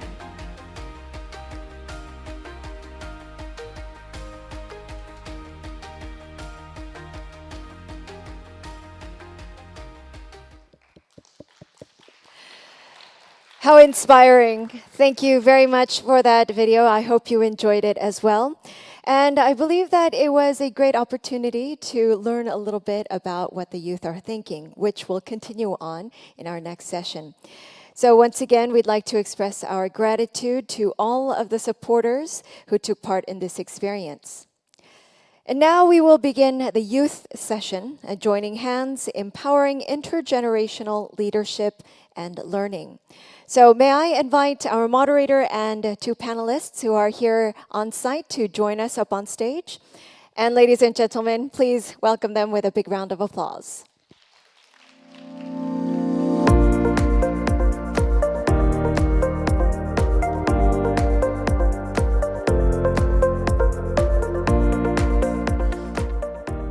And I'd like to introduce our moderator, Dr. Angela Muvumba Selstom, the senior researcher of the Nordic Africa Institute. And with that, you have the floor. Thank you very much. It's quite an honor to be here and to be moderating this very, very interesting and promising panel. I'm really grateful to the organizers, to the Ministry for Foreign Affairs, and also to the Peace Research Institute of Oslo that co-organized the Youth Forum yesterday, which I was able to participate in. It's been a delight and incredibly inspiring. This session, Joining Hands, Empowering Intergenerational Leadership and Learning, is centered around the core idea that we need to optimize the strengths and the possibilities offered to us by joining the Women, Peace and Security agenda with the Youth, Peace and Security agenda. The key words here that I kind of attached myself to were intergenerational leadership. Why do we want intergenerational leadership? What does it really mean to bring together the generations around a peace and security agenda? If we think about the relationships, the interactions, and the shared activities within the pillars of protection and participation, recovery, relief, all of these seem quite noble and possible and promising. But the reality is that knowledge transfer is not a single kind of one-way street between one generation to the other. It's quite complicated and nuanced. It also requires enormous mutual support, respect, and understanding. And it is actually not just intergenerational, but intergendered, meaning that it involves boys and girls, men and women, in work that has as yet still been unrealized in terms of proper implementation of peace processes that will be actually equitable and inclusive and build long-term durable peace. In many contexts, we've heard earlier this morning about the kind of challenges around the backlash against the WPS agenda. But when we also look at the kind of breakdown of populations in refugee settlement areas, the huge percentage of young people that are displaced and actually on the margins of these peace processes, it becomes even more daunting. But we have a really great panel to address these issues and to talk to us and to each other.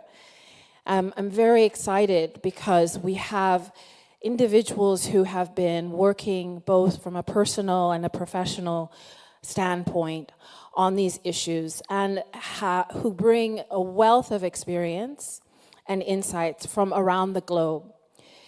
Our panelists include, you heard her this morning, I think of her as the first daughter of peace of the African continent, Ilwald Elman, Director of Programs and Development, founder of the Elman Peace and Human Rights Center.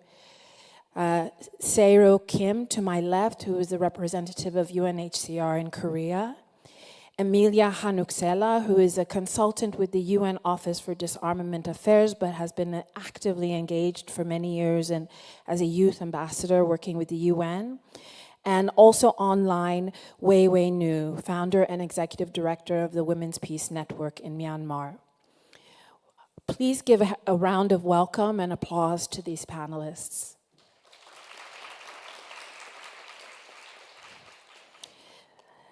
With that, I think what I'd like to do is I'd like to start with a bit of a round of questions. I'm going to ask each panelist a set of questions and go back and forth. And I would like to start with Ilwad. I'd like to begin with you. You have been a strong advocate for intergenerational leadership, and you've also made enormous personal sacrifices in the pursuit of peace. So you know what this work is like in practice. In your view, what are the key elements for successful intergenerational leadership in advancing the women, peace, and security agenda? What kind of practical approaches have you seen work? And how can we support those kinds of approaches in youth engagement in WPS? Well, thank you very much, Angela, for that very kind welcome and introduction. It's wonderful to be here with you all again for this important session. I wish I could be there in person. I was really looking forward to the youth-focused discussions at the AWP. But I'm happy to be able to join you virtually. I do have to correct you, just because I'm not the founder of the Almond Peace Center. I am the chief operating officer, but it is a woman-led organization. My mother is my boss, and I cannot start these remarks by saying that I founded the organization. But that is a big part of also answering the question of what successful intergenerational leadership in advancing women's peace and security can look like today. Not that it has to be your parent, but young people do need to have access to mentors. They need a pathway for participating. I mean, what good is a role model if a role model is not accessible to you? And so the key elements for successful intergenerational leadership, particularly in advancing the women, peace, and security agenda, is that we need a system of shared responsibility, shared legitimacy, and shared continuity, because the two agendas are very similar, and across different countries and contexts, one thing that remains consistent is that young people are not lacking motivation or ideas to participate, but they are lacking structured resources and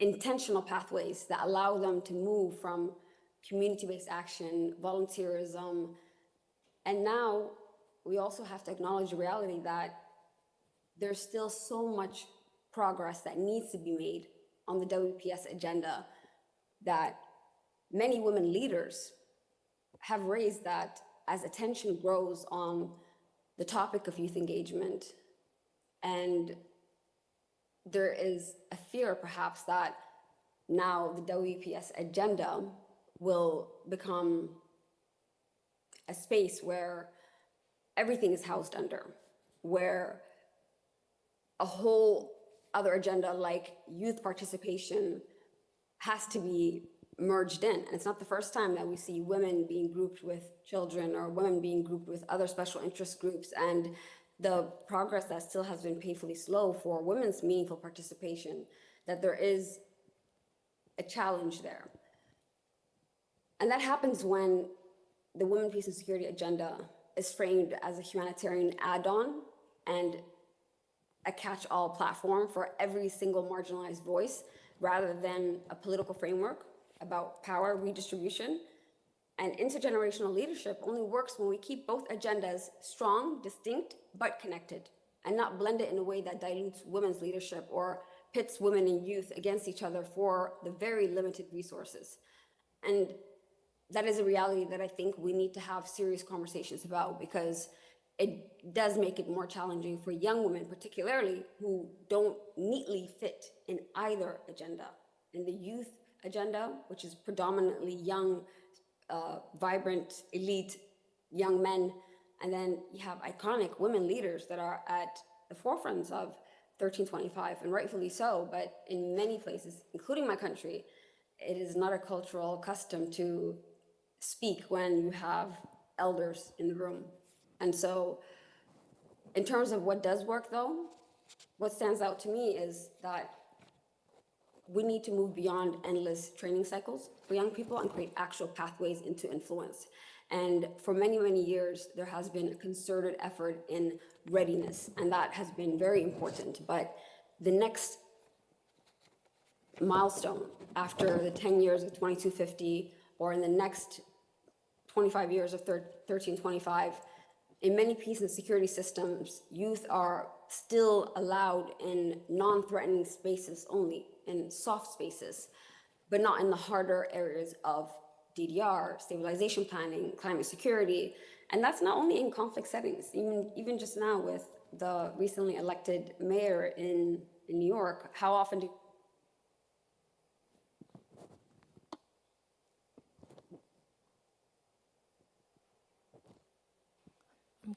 I'm going to accept that this technology is always a surprise. There's always something, and I think what we'll do is, I think we'll hope that Ilwad can come back. I'm sure she's trying to be reconnected. She's back. Yeah, I think I dropped. Great. Am I back? You're back. Please continue. I don't know where it dropped off, but my point was that even in elections in the US, how many times did we hear that he's only 34, he's never had a real job before? So there's a lot of stigma that is associated with young people. And for us to really move the needle on intergenerational co-leadership, there is a mind shift change that needs to happen there. And this can only work if there is an identification of this topic and opportunities for that dialogue.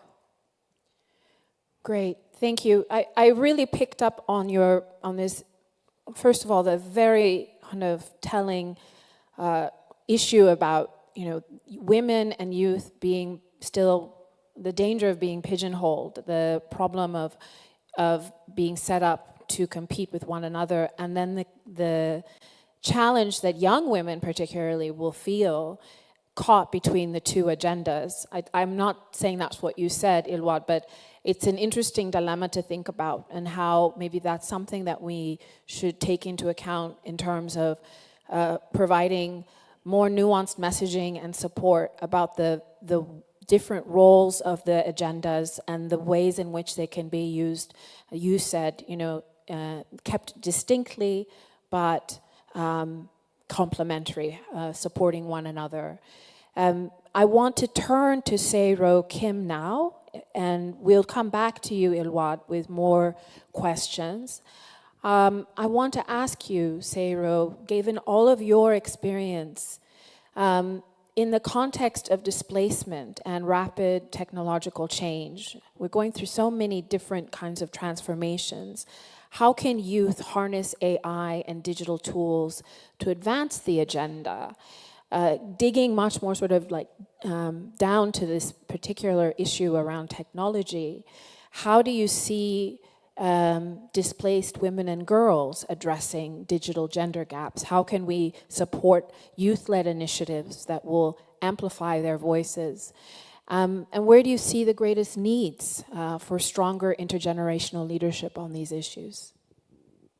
Thank you so much. Angela, thank you so much for the opportunity and the question to highlight the situation of forcibly displaced youth amongst all the challenges that we face with the Women's Peace and Security agenda. I want to take us back just to maybe a little bit of a global agenda setting in terms of the forcibly displaced situation. Right now, the global trend is showing that there are about 122 to 123 million people who have been forcibly displaced, which means that people have been forced to leave their homes countries because of involuntary reasons due to persecution, conflict, and violence. As you can imagine, the situation for these people are definitely not easy. But if you look at the situation of youth and young people, the situation would be much more harsh as well. So UNHCR, of course, looks at the cross-sectionality of the Women, Peace, and Security agenda and the youth agenda as well, to make sure that the needs of youth are reflected in the discussions and in the services that is provided to them. Just one thing I want to highlight is when we talk about technology and digital inclusion in the conflict setting, it's not necessarily the most sophisticated AI or technology, but it is really simple technology, like an internet-enabled phones that people need access to. And the technology and digital inclusion for these people do not mean that it's a means of it's a means for convenience or it's for luxury reasons they need the access, but it's really for life-saving measures. It's to get access to the legal documentation, services, connectivity, business opportunities, etc., all to contribute to the young people's and women and girls' livelihood in the setting they're living in. So just one data maybe I would like to highlight is there are many people that have been returning from Iran, Afghanistan, people returning from Iran to Afghanistan.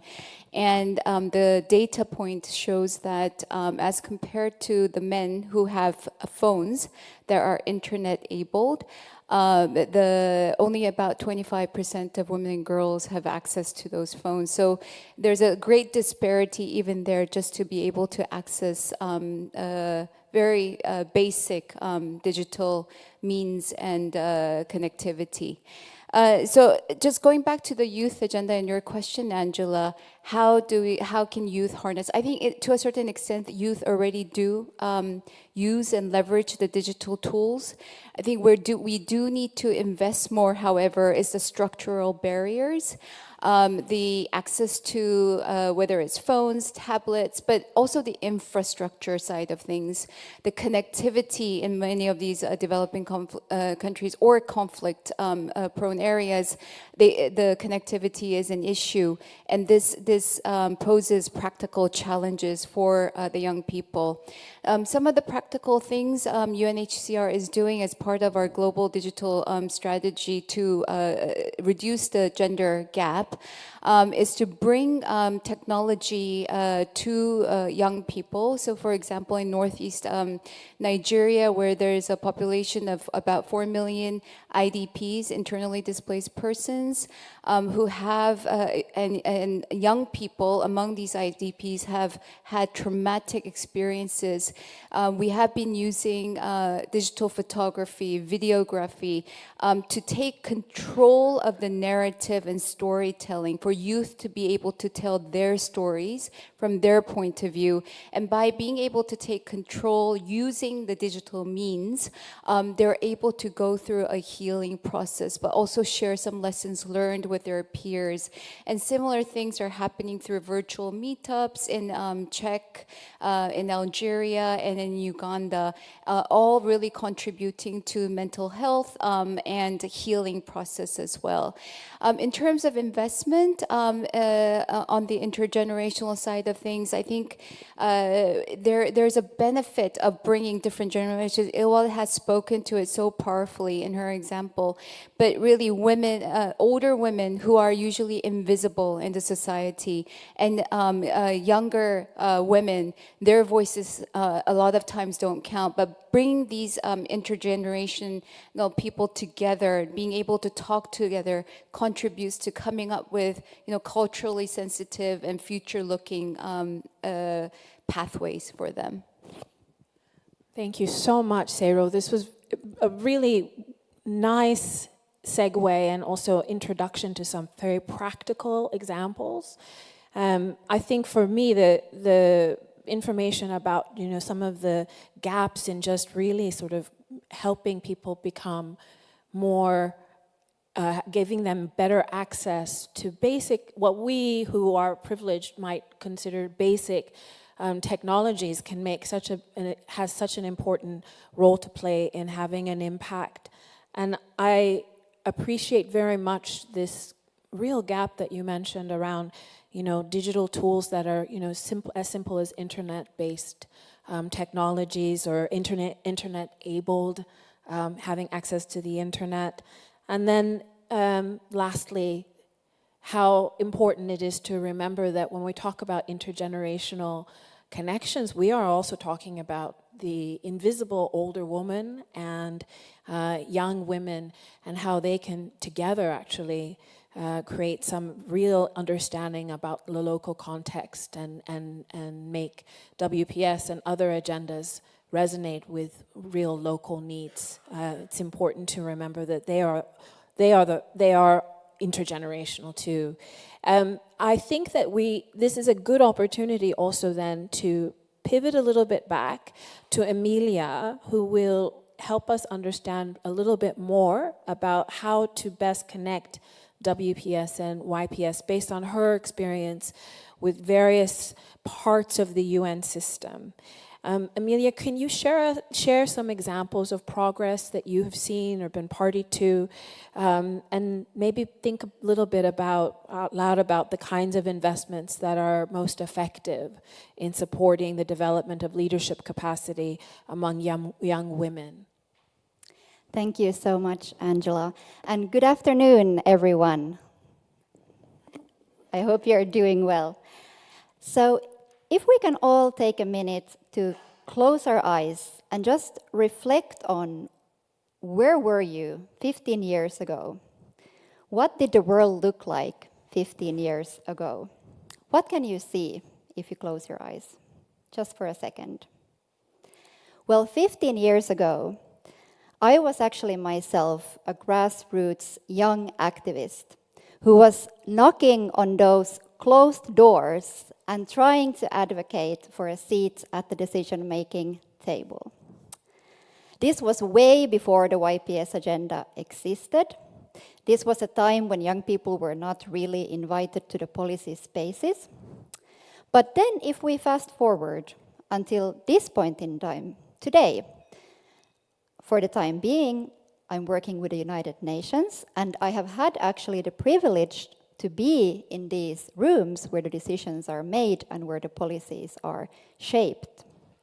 And I'm also very happy to see that meaningful youth participation has become more of a norm. So we can see that it's slowly becoming institutionalized within the UN and its structures. What I have learned during my journey is that when young people are only invited to sit and speak at the panel, the thoughts stay at the panel. But when we are invited to co-design and co-decide on the policies, that's where we enter the decision-making space. So with a show of hands, I'm interested to know who we have in the audience today. Who here has been working on either the YPS or the WPS agenda within the policy space? Just to have a quick show of hands. Quite a few colleagues. Who here has been working on these agendas from the lens of disarmament? Oh, I only see one hand, two hands. So this was actually something that I was expecting coming here today, that unfortunately disarmament issues still tend to be quite siloed, both within the YPS and the WPS agendas. But actually, if you think about it, disarmament, it brings together a lot of the pillars, both within the YPS and the WPS agendas. So if we look at participation, protection, and prevention, these are all cross-cutting into disarmament as well. And actually, disarmament is a tool how we can bring about peace and security. And the measures for disarmament that we are pursuing, that's like many different reasons there. So we're pursuing disarmament for maintaining international peace and security, to uphold the principles of humanity, protect civilians, promote sustainable development, prevent armed conflicts from escalating and happening in the first place. So you see that there are really a lot of connections and synergies there. And this is also why I strongly believe that disarmament can be a connector, bringing together the YPS and the WPS agendas. For years, we have also seen the field of disarmament dominated by states, and there has been historically more males engaging in this field as well. While women's representation, for example, in the General Assembly's First Committee, until the mid-80s, it has stayed around 10%, and last year it has increased to 38%. So a little bit better, but still I think it's not enough. We have seen some momentum within disarmament space as well. So states have now started to recognize the importance of bringing in the perspectives of young people and also to bring in the gender lens more into this disarmament space. So we have biannual resolutions from the General Assembly's First Committee that has been adopted on women disarmament, non-proliferation and arms control, and also on youth disarmament and non-proliferation.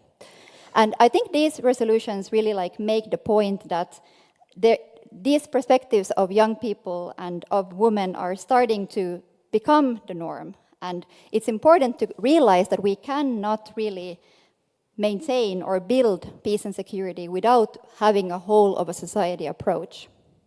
So I would like to actually give you a very concrete example of how we have mobilized within this space of disarmament, from pretty much moving into having 0 young people engaging in the disarmament space on these issues, to actually young people taking the lead and drafting disarmament policy. So really seeing the transition going into this lens of empowering young people. So one example here is the Youth for Disarmament Forum. And this was an initiative that was organized by UNODA. And it was the first time actually young people were meeting at the global level. The focus of this forum was really to look at the nexus between nuclear weapons and emerging technology, which we have heard a lot about today as well. And this initiative was also funded actually by the Republic of Korea. So what we saw when we created this space kind of within the UN system at the headquarters in New York was that when we meaningfully engage young people throughout an entire initiative like this, it demonstrates in actually concrete impact. So this is exactly what we did with the forum. We created a structure where we had 3 different think tanks where young people could engage in shaping the sessions of the forum. They could also be a part of contributing to the advocacy and the communications, like how do we raise awareness about these issues to a broader audience globally. And last but not least, they were actually the ones, as I mentioned earlier, shaping the outcome document. And in a niche, as you might know, if you are more familiar with the disarmament field, looking at this nexus between nuclear weapons and emerging technologies is a quite new field. So we were quite impressed with the expertise that these young people brought to the table. So there was many sessions. Intergenerational dialogue was the overall methodology used for the forum, and this all kind of then led to an outcome document with key recommendations for the First Committee and the member states, and this will actually be published in December. So then going back to the YPS and the WPS agenda. So what can we learn from all of these examples that I have been sharing with you just now? So when we think about the meaningful and inclusive engagement of young people, we really have to think about it that it is the norm, not the exception. And when young people and women just, are not only invited to the panel, but they are brought into the decision-making and the policy spaces, that's where we see the true impact happening. And I think this is where we really need to collaborate and to think outside of the box as well. And just to kind of give some reflections as well, because you mentioned the fact that we need financing for all of this. And we have heard today from many of the distinguished representatives from the UN family already that both the YPS and the WPS agendas are underfunded. So this is something I think that we need to have more creative mechanisms on. And when it comes to especially empowering young people and young women's participation to lead in the peace and security field, I would like to leave you with 3 key investments to focus on.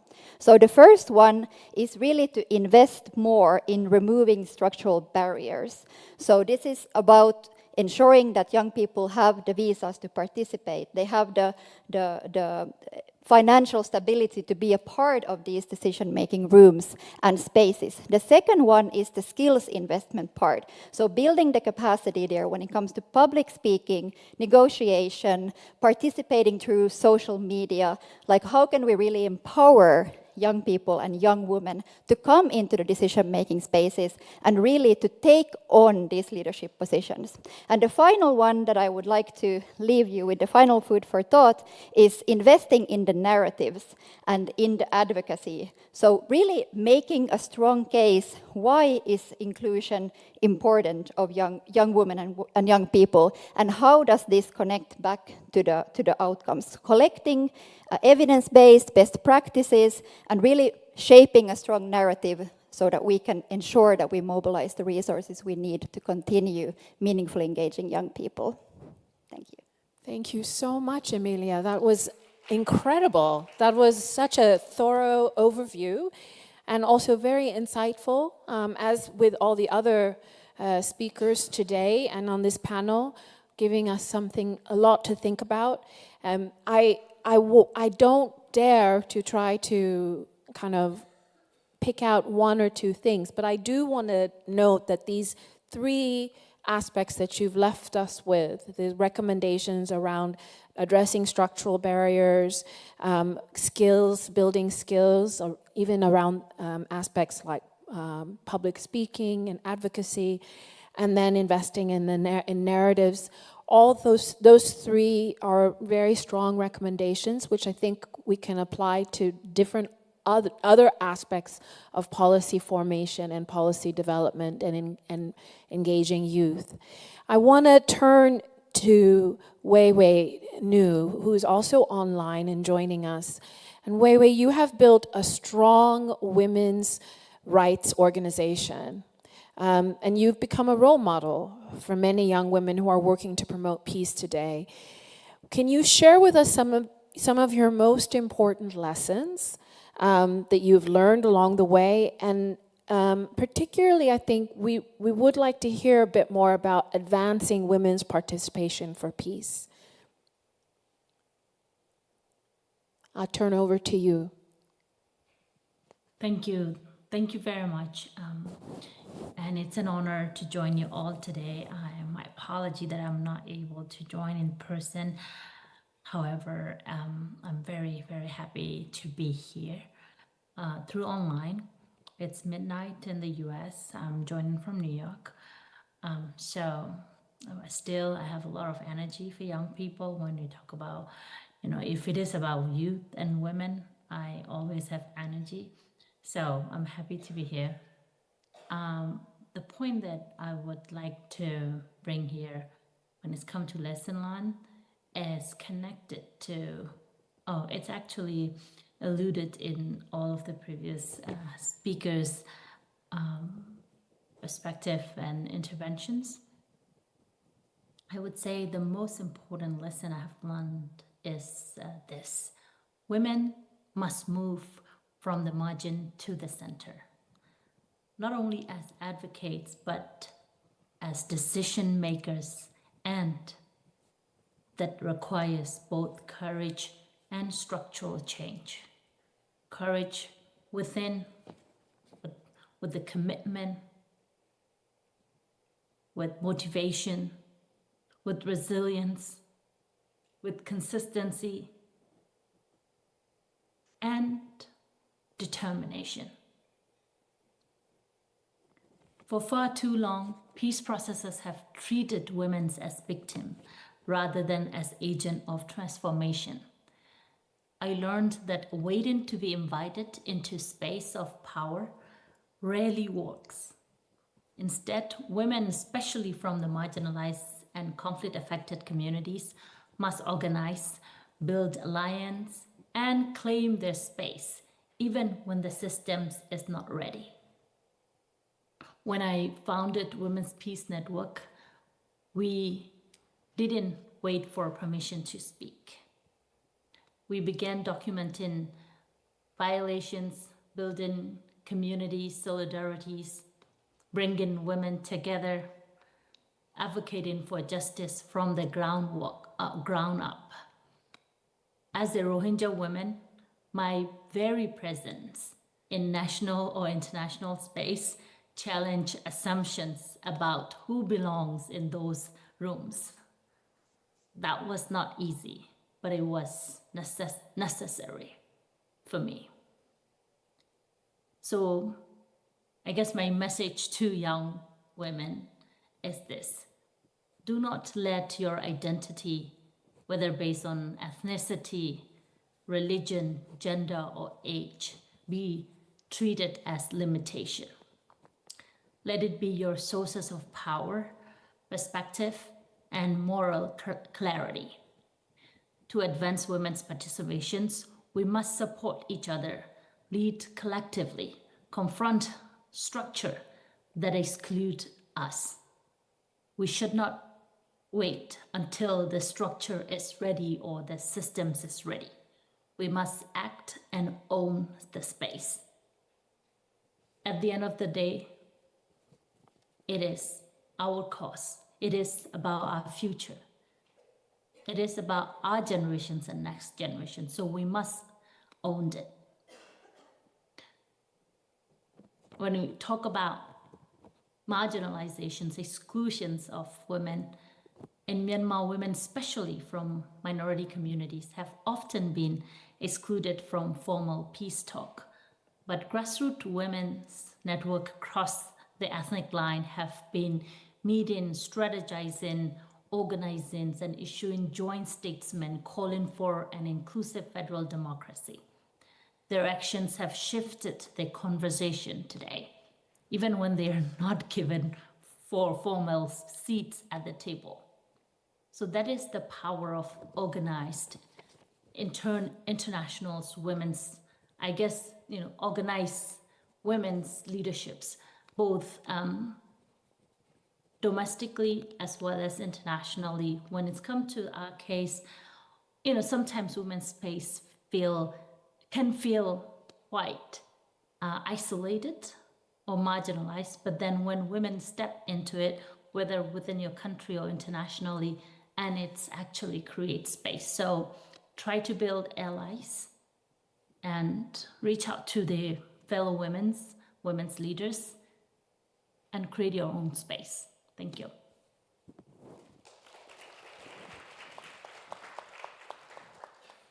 Thank you so very much, Wei Wei. It's always inspiring to hear these kinds of words and these sorts of messages, but it's particularly powerful when we hear your message about how your own identity can be actually used as a source of power and moral clarity, and that there is really no need to wait to be invited into the spaces to make the spaces of power where peace is being brokered.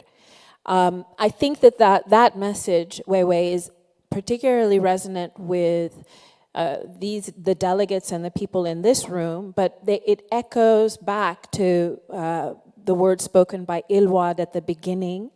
And also, it's particularly powerful when we consider that in this fight for peace and security, the combination of a structured investment in mobilizing and supporting youth and women, supporting displaced and marginalized people, providing them with the resources and the tools that they need to organize themselves, and then the actual agency and self-efficacy of civil society advocates like yourself, of people who are bold enough and brave enough to actually engage and enter into these rooms.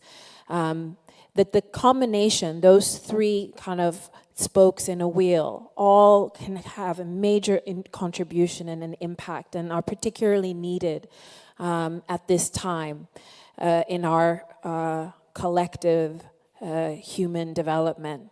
So I want to come back to this wonderful panel and ask you some follow-up questions.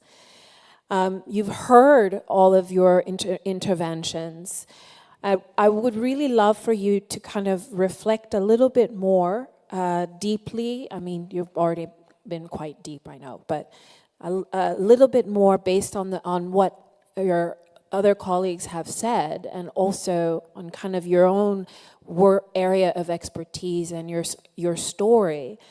And come back and give us one obstacle, one central main obstacle that you see for establishing stronger forms of intergenerational leadership and youth engagement.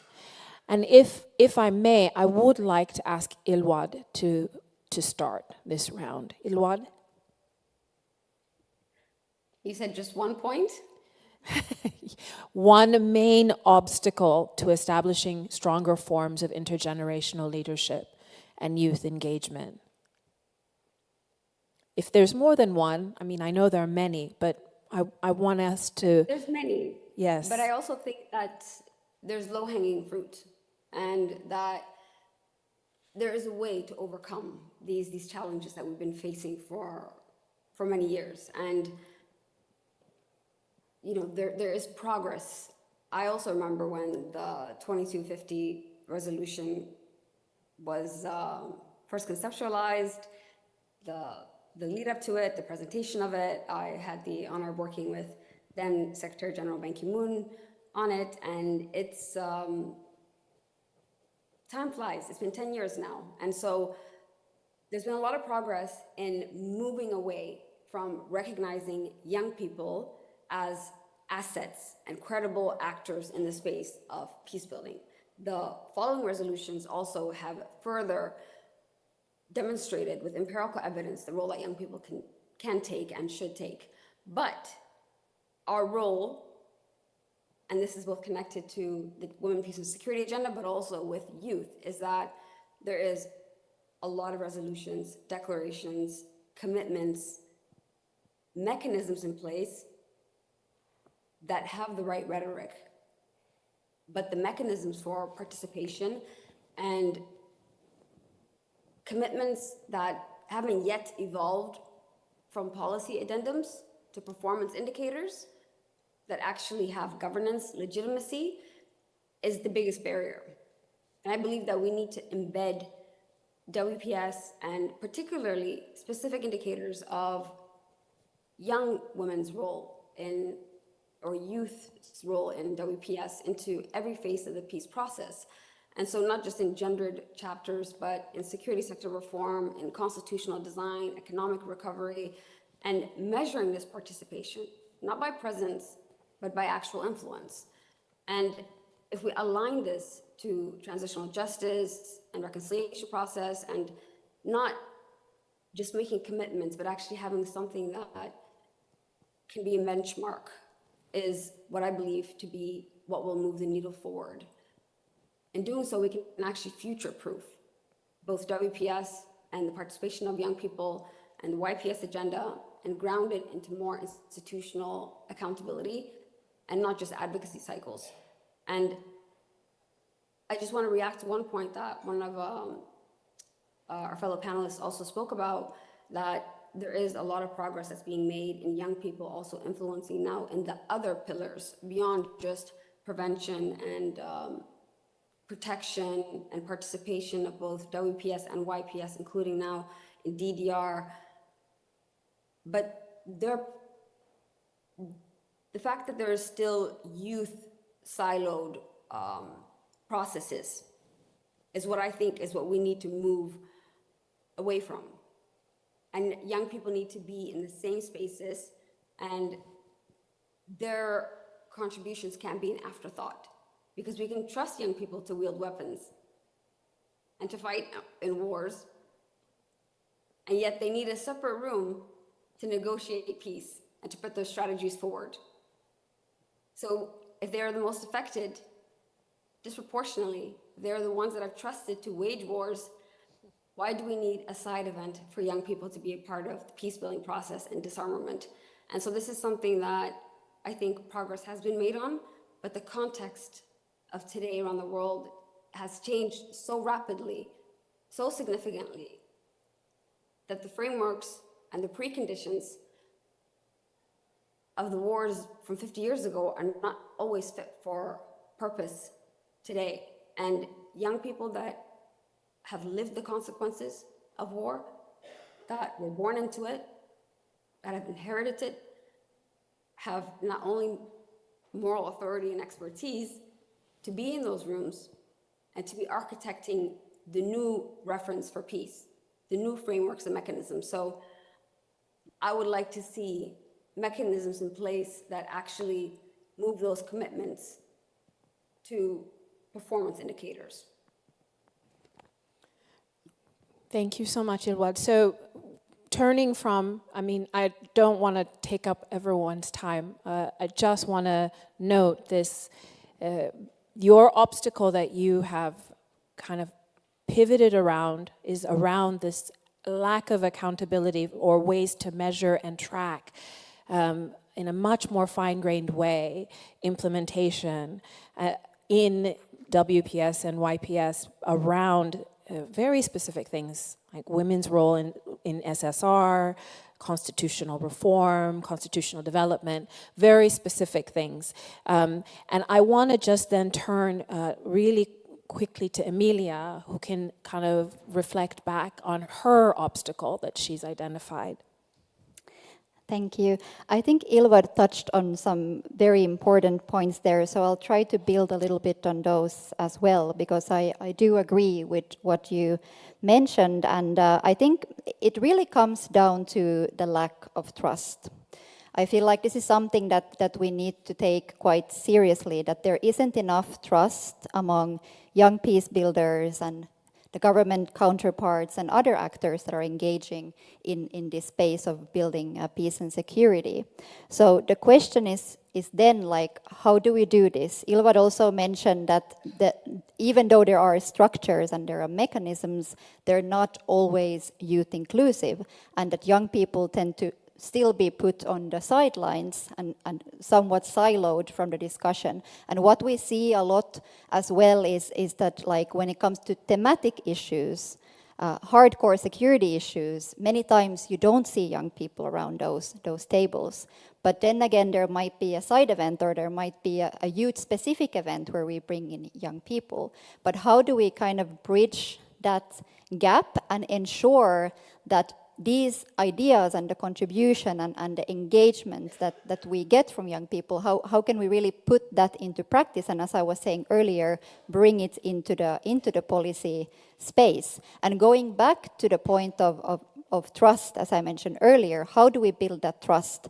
And I really think that it starts with intergenerational dialogue, as we are also here discussing today. But when it comes to intergenerational dialogue, it's a good tool that you can use when you are in a setting of peace building or mediation and bringing different stakeholders together across generations, but it's also something that needs to be done well.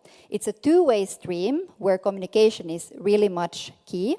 It has to be clear from the start, like what is the goal of the dialogue and what is the outcome, to really document what are the key contributions coming out of this dialogue, and how can that then be connected back to the policy space.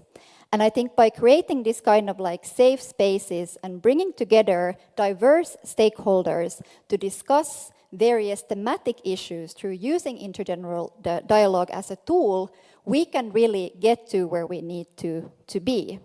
But of course that requires collaboration, and that also requires that we're all going to have like the same kind of mentality coming into it. So it's really about the cultural and mind shift as well, which takes time. And perhaps just to wrap up my thoughts on this part, there has been some good tools as well that are developed out there. So you might have heard about this guide. It was published actually by the Volker Bernadotte Academy, and I think it's a very, very good tool. It's a guidance note on inclusive international dialogue, and I would recommend for anyone who is interested to take a look at that, because it also gives some very good practical tools and ideas on how can we use intergenerational dialogue as a tool to really engage in the peace and security field. So those are some of my thoughts. I would love to continue discussing today, but I'll pass it back to Angela. Thanks, Emilia. Thank you for identifying the lack of trust as a huge obstacle, a very serious obstacle for continuing to exclude or silo young people, or to believe that they can be brought in on the margins of these very important, particularly the hard security issues. And the solution you've identified or pinpointed is this model or the tool of intergenerational dialogue, ways in which to talk and communicate with one another and build trust in that respect. I want to turn to Weiwei, who has a different perspective, I'm sure, because she's talked about taking space and actually engaging young people coming in and taking space and not waiting necessarily to be invited. But I'm sure, Weiwei, you also have a key obstacle that you would like to bring our attention to. Please go ahead.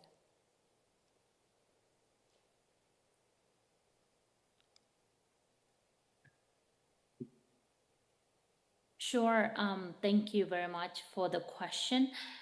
In my experience, in my life, in my, this career, whether paid or unpaid, I have successfully navigated most of the obstacles to create the space for myself and to own the space. And regardless of how my voice are taken, whether it is taken seriously or not, whether I'm given space meaningfully or not, I am committed to continue to use my voice and space.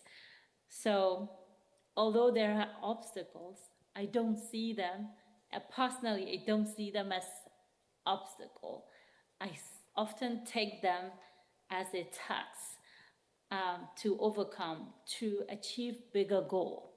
So I have this mindset, like, my struggle, it's about my existence. My struggle is about my dignity, freedom, justice. I mean, when I say mine, I am talking about my community, my country, people that can resonate me, right? So I have this bigger struggle in my heart and in my mind.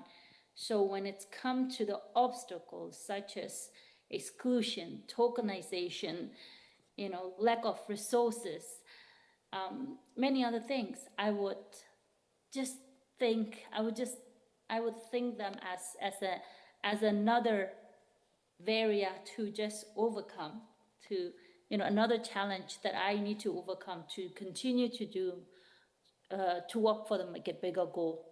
With that being said, it is an extremely difficult journey when young people are just used to use as a showcase and tokenize in many ways and create divisions among ourselves and not given the meaningful space. That is extremely difficult thing to experience, to absorb. But one thing that I'd like to draw attention here is the resources. Young people are not only trusted for decision making, but also not trusted for resource management. In terms of funding allocations, when you're young, when you're women, you are not seen trustworthy. You are not given equal opportunity to implement your vision, to contribute to the peace building, to participate in these processes. So I think that it is incredibly important we advocate. I don't often talk about money or resources in my advocacy, in my human rights advocacy. There is no space for it. But in this space, I'm talking about this because as many young women, as we continue to work, we need resources to be able to continue, right? And then when you reach out for resources, it's not available for you. They are available on paper. Often, they're given to the big organizations, national organizations, international organizations, organizations run by the established platform or older people. For young people, for women, it's extremely difficult. I think we must advocate to create more fund resources allocations for the young people, for the women organizations, women-led organizations, young women-led organizations, and minority-led organizations. Thank you. Thank you very, very, very much. That's really an important point. It hasn't come up enough, I think, this aspect of financing, specifically the access and responsibility for financing and access to resources. And perhaps a rethink needs to happen. I know there are various initiatives that are ongoing, but a rethink about how we structure development cooperation and allocation of resources in this system so that different types of funding opportunities can be made available for different types of organizations, different types of collectives. The smaller organizations, those working at a really community-based level, seed money, pilot projects, short-term funding, various types of funding, as well as long-term funding but in a much more sort of creative and innovative way. All of these are kind of, I know that there have been discussions about this in various other areas, but I think it's really important that you pointed it out, Wei Wei, even though you don't talk about resources often. And I think that, coming out of the Youth Forum yesterday and listening to young people and looking at the video just now, I think that your comments about how you yourself just see these obstacles as tests is very inspiring and also really important for them and for all of us to hear about the kind of individual level struggle and commitment to this collective effort and how the obstacles exist, but they can actually be tests and overcome rather than complete roadblocks and prevent us from action. So with that, I want to turn finally to Seiro, finally, so patient she's been. But I want you, you have an enormous experience working on these issues from in different parts of the UN system as well, and working with partnerships as well. So would you come back to us now and share kind of what you see as a main obstacle or something to think about that's a central challenge? Thank you, Angela, and thank you. As I was listening to all the distinguished panelists, I think one word comes to mind is fragmentation. So you talked about, Amelia, Elwad, and Wei Wei all talked about the siloed approach, and this is probably one of the challenges we face in the international humanitarian space and development space, to overcome how do we overcome the challenge of fragmentation? Because I hear you loudly and clearly. We speak about that we should not treat youth as a token, their voice as a token. How do we make sure that your voices are reflected and it contributes to making change, whether it's in terms of policy change or practical, there are programmatic changes. I think where we can start is we're at an era, I think, where resources are really, really tight, and it's not going to flow in as much as before. I think we're all recognizing and acknowledging that situation. So in this era, I think I'd like to say, if there is a challenging or an obstacle, let's turn that into an opportunity. How do we turn that challenge into an opportunity to be much more efficient? We work and collaborate more closely.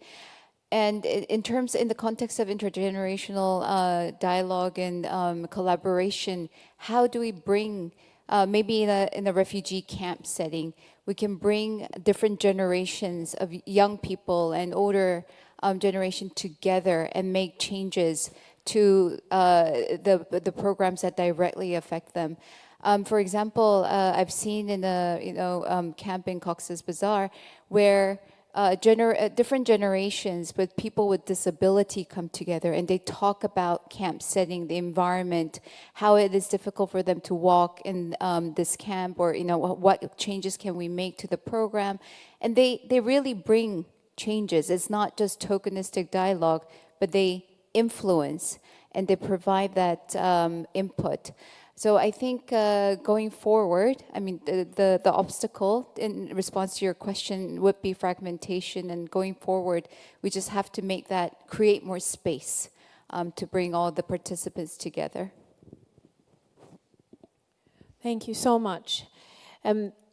So coming back to your expertise and your personal kind of insights around displacement and populations that are displaced, I'm just coming back to you because I want to dig a little bit really quickly, just one word from you about how individuals who are in displaced contexts, how they can, what kind of language or words or phrases or framing that they can engage in so that they can actually overcome this problem of tokenization.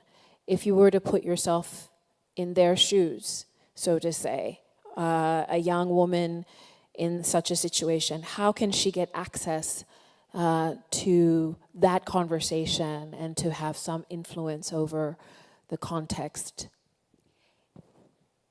Connection. I would say connection. Connection in the context of, I think all the other panelists have spoken the word trust. Having that trust in the other generation and knowing that the words will not just be words, but there will be action behind those words. Thank you so much. Thank you. I want to just give an opportunity for the audience to give an enormous round of applause to these panelists who've been excellent. We have only a few more minutes before the next session, where we're going to turn from obstacles and challenges to be a bit, I hope, further inspired. I know further inspired because the next session will be where we present the winners of the Global Youth Contest. But before we turn to that, I just want to give everyone a chance on the panel to have one last word, and we will go back to Ilwad and ask her for her last parting word. I hope she's still there. Yes, I'm here. Great. Can you hear me? Yes, we can hear you. Yes. No, thank you so much. I mean, this conversation is one that I really think we could have hours and hours on. And I mean, as a final parting word, the challenges are many. The obstacles are many. But there's also a lot of opportunities. And I really love that Sai Ryu, sorry if I'm saying it wrong, said that for a woman in a refugee camp to be able to advocate for herself or to have access to opportunities, it's about connection. And it's the same for a young person that is in university or interested in participating in this space. I want to say just one thing that's both positive, but also a little bit mind-boggling for me.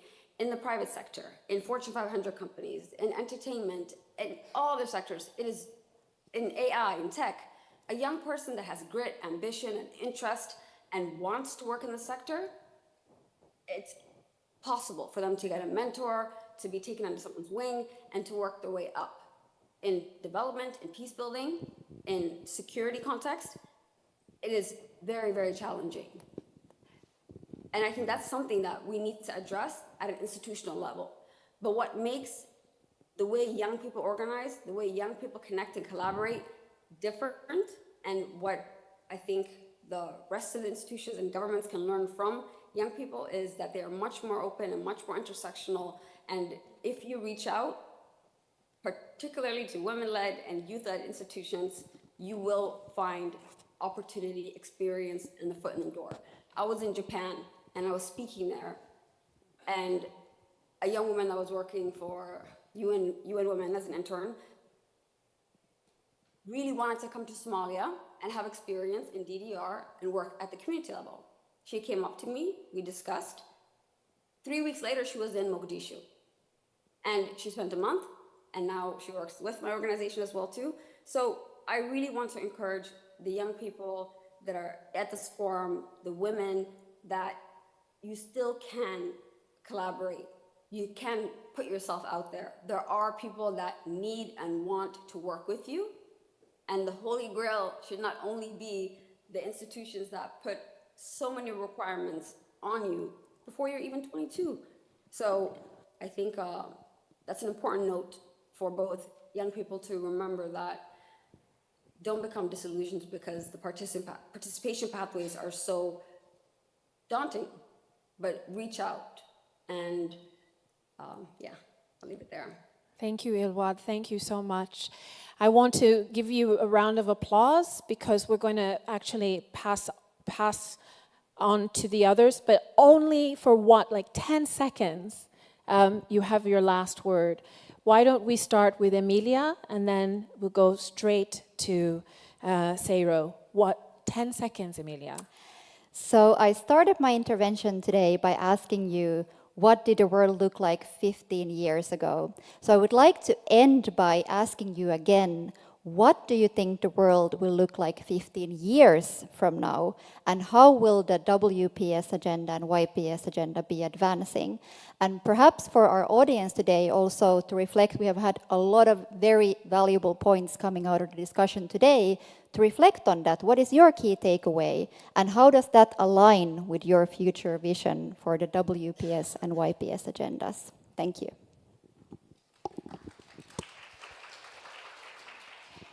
In the context of rising displacement and digital transformation, I just would like to emphasize that young women and youth are not the future of peace, but they're the present. So let's partner together and make a difference to have a different world by 15 years later. Excellent. Thank you. Thank you. And Wei Wei, I think you will have the last word. Thank you very much. We're talking about WPS and YPS. It is not only about the inclusion, it's about protections, it's about prevention. Just this week, 2 days ago, boat carrying nearly 300 Rohingya fleeing from Burma and Bangladesh sank. Majority of these young people on the boats are young people, women, youth, and children. And now they are fleeing from the camps in Cox's Bazar. They are fleeing open prisons in Myanmar. They are fleeing by these dangerous sea, only to die at sea because we fail to protect or prevent a genocide. I am so glad to hear that there are dialogues with the women, disability women happening in their progress. But over 1 million young people in the camps and many more inside Burma are struggling with their basic necessity, food, water, to education, employment, healthcare. There is nothing available for them. Absolutely nothing. And it is a must for us, if we're talking about women participation with youth participation, we must talk about protection. We must talk about prevention. We must talk about ending violence, atrocities, genocide, and conflict that create these young people so vulnerable so that they die in the sea. Thank you very much.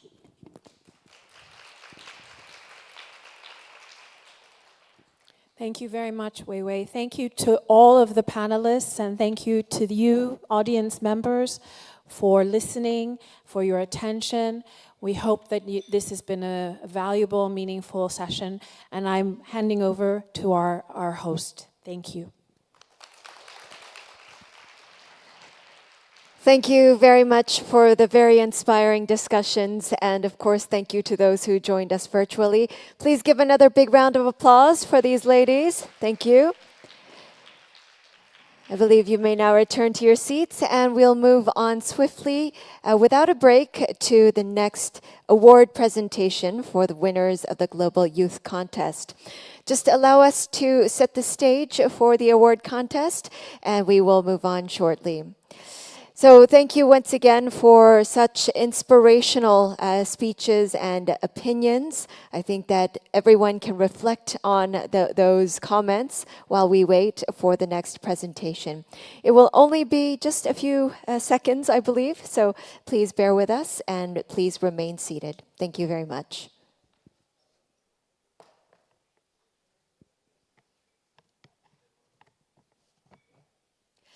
All right, I think that we're ready with the award presentation, ladies and gentlemen.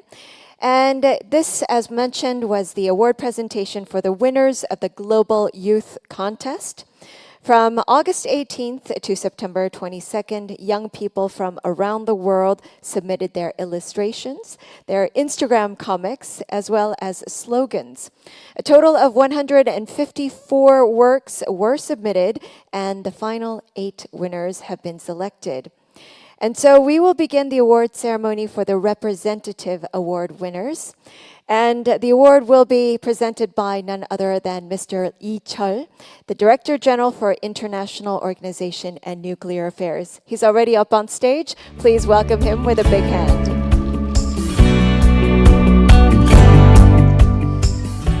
Well, first, we'll start with the honorable mention in the slogan category. I won't spend too much time. Congratulations, Kang Young-jae. Please come up to the stage.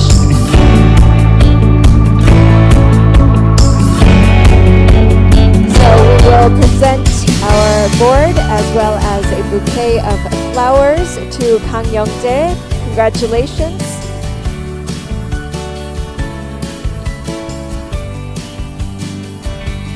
And of course, we'll take a photo along with the placard. Thank you.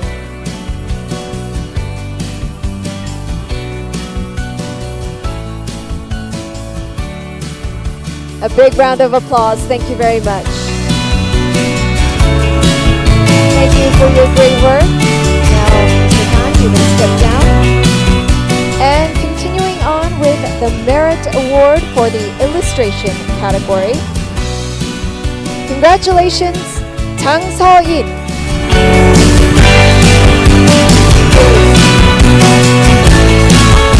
A big congratulations to Ms. Chang So-in, and we will present the award alongside the bouquet. Big congratulations, as well as the award board as well. And we'll take a photo with our Director General.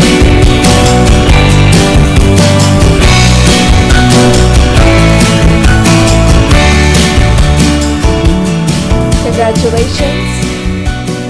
All right, and next is the Excellence Award in the Instagram Comics category. And it goes to Fernanda Serrano Corona from Mexico. Congratulations.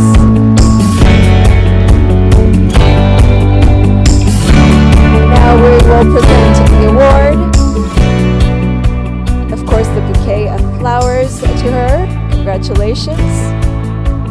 And as you can see the work. So we're going to comment behind you on the screen.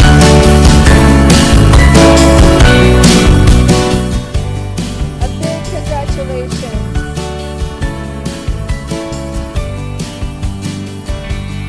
We'll take another photo so that the award can be seen.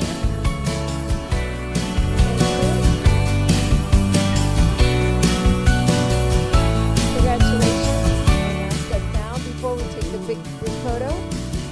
Next, ladies and gentlemen, is the grand prize in the illustration category. Congratulations, Chun Soo-bin. A big round of applause.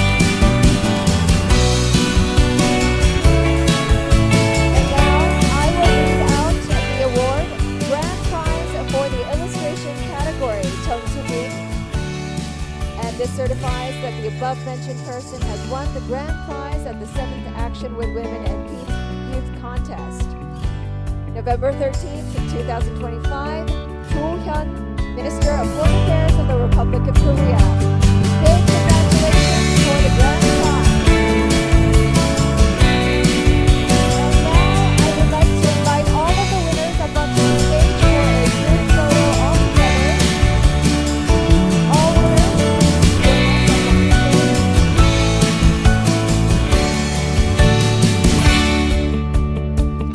So please follow the guidance of our staff so that we can have the bigger group photo all together. Please hold up your awards so that it is seen on the photo as well. Please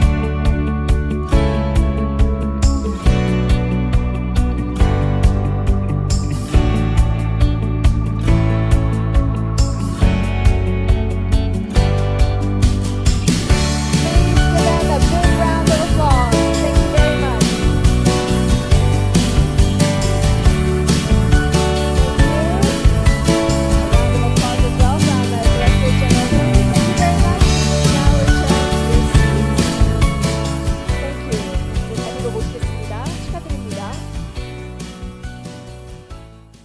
Congratulations to all of you. Well, ladies and gentlemen, it brings you joy to see such great works from the youth. And once again, congratulations to all of the winners, as well as a big thank you to all of the 154 works that were submitted.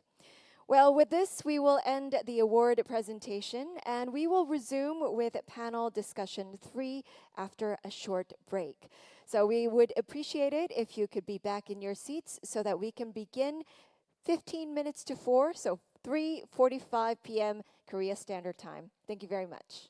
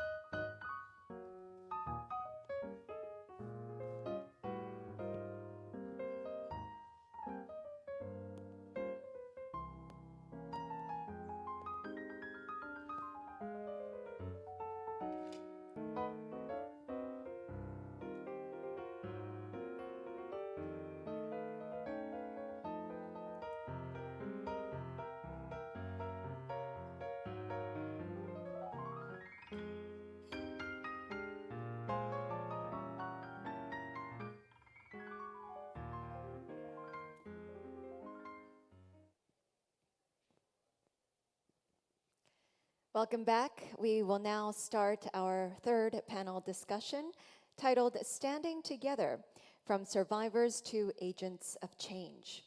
And on stage, we already have our moderator and 4 distinguished panelists who will share their insights with us this afternoon.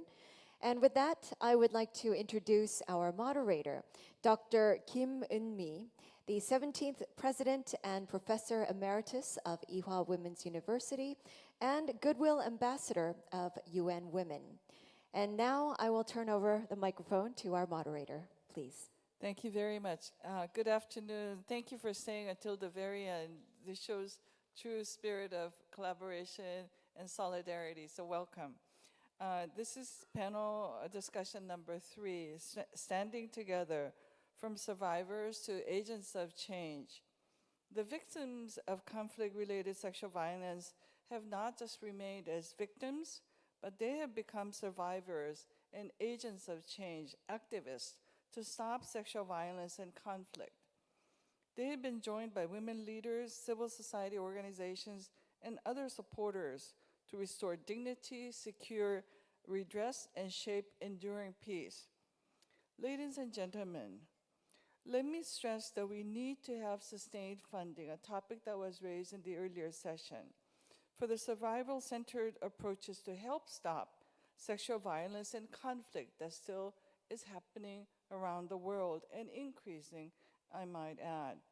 Therefore, institutions such as the Global Survivors Fund and similar efforts are critical, and we need to support their efforts.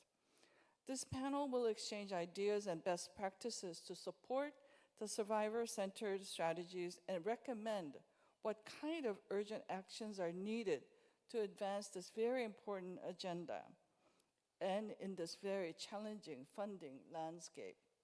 Let me introduce our distinguished panelists. To my left is Ms. Esther Dingemans, who is a leading expert on developing and implementing survival-centered programs addressing conflict-related sexual violence, or CERSV. She is the founding director of the Dr. Denis Mukwege Foundation. She is currently working at the Global Survivors Fund to help realize the right to reparations for survivors of CRSV. Ms. Dominique Vidale Plaza is the Director of Care and Country Programs at the Denis Mukwege Foundation, where she leads efforts to ensure that the survivors of CRSV have access to survivor-centered and holistic care in countries including Central African Republic, Ukraine, Burundi, Ethiopia, and Syria. To her next is Mr. James Heenan. He's a representative at the UN Human Rights Office in Seoul, which is focused on the human rights situation in the DPRK, or North Korea.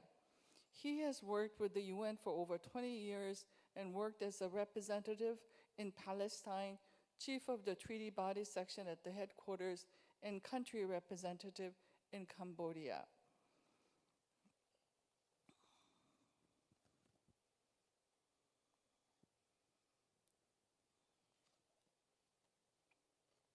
Mr. Samuel Eminent at the end worked for the International Committee of the Red Cross from 2000 to 2015, where his work included documenting and reporting violations of international humanitarian law of persons affected by armed conflicts in countries including Afghanistan, Rwanda, Iraq, Georgia, Lebanon, and Mali. Now, this session we will have 2 rounds of questions. The first round, I will ask 2 questions combined and ask each panelist to spend about 10 minutes each. And I will have a second round with 5 minutes dedicated for each panelist. Let me ask the first round of questions. The questions are introduced in turn to each speaker. I would have 2 questions for each speaker, tailor-made. Ms. Dingemans, you lead the Global Survivors Fund. Could you share more about the fund and what we have learned over the past decades about placing the survivors' rights, agency, and dignity at the center of recovery efforts? Moreover, what do you see as positive developments as well as main hurdles or challenges to advancing progress in addressing conflict-related sexual violence today, and how can these be overcome? Small questions. Thank you very much for the challenge, and I would like to start thanking the organizers for this beautiful and important conference, and I'm just so impressed how this is organized every year again.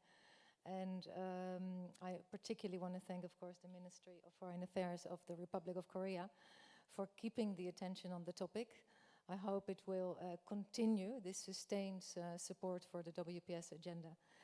And I also want to thank the Ministry of Foreign Affairs for the support that we've been receiving at the Global Survivors Fund for years. The Republic of Korea is in fact one of our, I would say, founding donors. And it's thanks to your work that we've been really able to do, thanks to your support that we've been really able to do a lot of work around the world on a very particular topic. So we work on reparation for survivors of conflict-related sexual violence.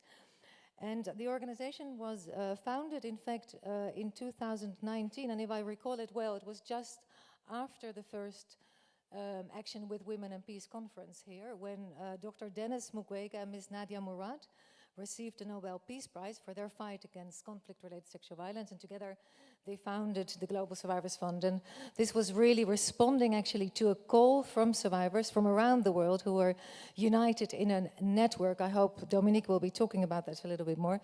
And they said we need to really prioritize reparation. We cannot wait for perfect justice mechanisms. We can actually also not wait for perfect reparation. It's something that we may never have or comes after decades of waiting, often, if it comes at all. We need to start rebuilding our lives now. We need to feel a sense of acknowledgement and a sense of justice now. So based on that call, we then founded the Global Survivors Fund, very much with the idea, and this was an idea from survivors, to do something that we could refer to as interim reparative measures. And that's different ways to support survivors of conflict-related sexual violence, but in a really, truly reparative way, so that it gives a sense of justice, that it gives recognition, that it allows people to really rebuild their lives, while they then advocate, and that's where we come to the topic of this session, while they then advocate for reparation and for justice, and also lay the foundation for reparation to come earlier, to trigger reparation. Since the start, survivors have been part of our organization throughout. So they are in our governance, in our board, they're in our technical advisory committee. Survivors in every project that we do, survivors are part of the team of staff members, and they actually co-create, we heard that word a few times today, they co-create the projects from A to Z with us. So we work a lot with flexible financing, allowing survivors that space and that creativity to create beautiful, beautiful projects that respond to that question, what should repair look like to you? And what we see, which I find very interesting, and I just want to go to the second slide here. So you see here some photos from South Sudan, DRC, I think it's Guatemala, Nepal, where survivors are co-creating their own projects. So that is how all our work starts. And what we're seeing is that we do the rigorous data monitoring, and what you see is that co-creation is that true participation in the project, not just 5 survivors, but all survivors, and sometimes the projects reach 1,200 survivors or more, and all of them are involved in that co-creation process. And what we see is that process actually has a huge impact on the reparative value. So what I'm trying to say is that the co-creation itself strengthens the other outcomes of the project work. So the mental health, thanks to the co-creation, is stronger. Their economic autonomy is stronger. Their sense of justice is stronger thanks to that almost radical participation of survivors. And what you get then, when we co-create that answer, what does repair mean to you? You get very different things in different contexts. Here are a few more photos.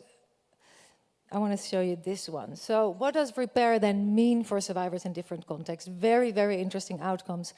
The photo of the 2 girls is in northeast Nigeria, where survivors of Boko Haram captivity and their children born from sexual violence have very clearly said, for us, reparation is going back to school. That's how we can defeat Boko Haram. That's what will give us justice.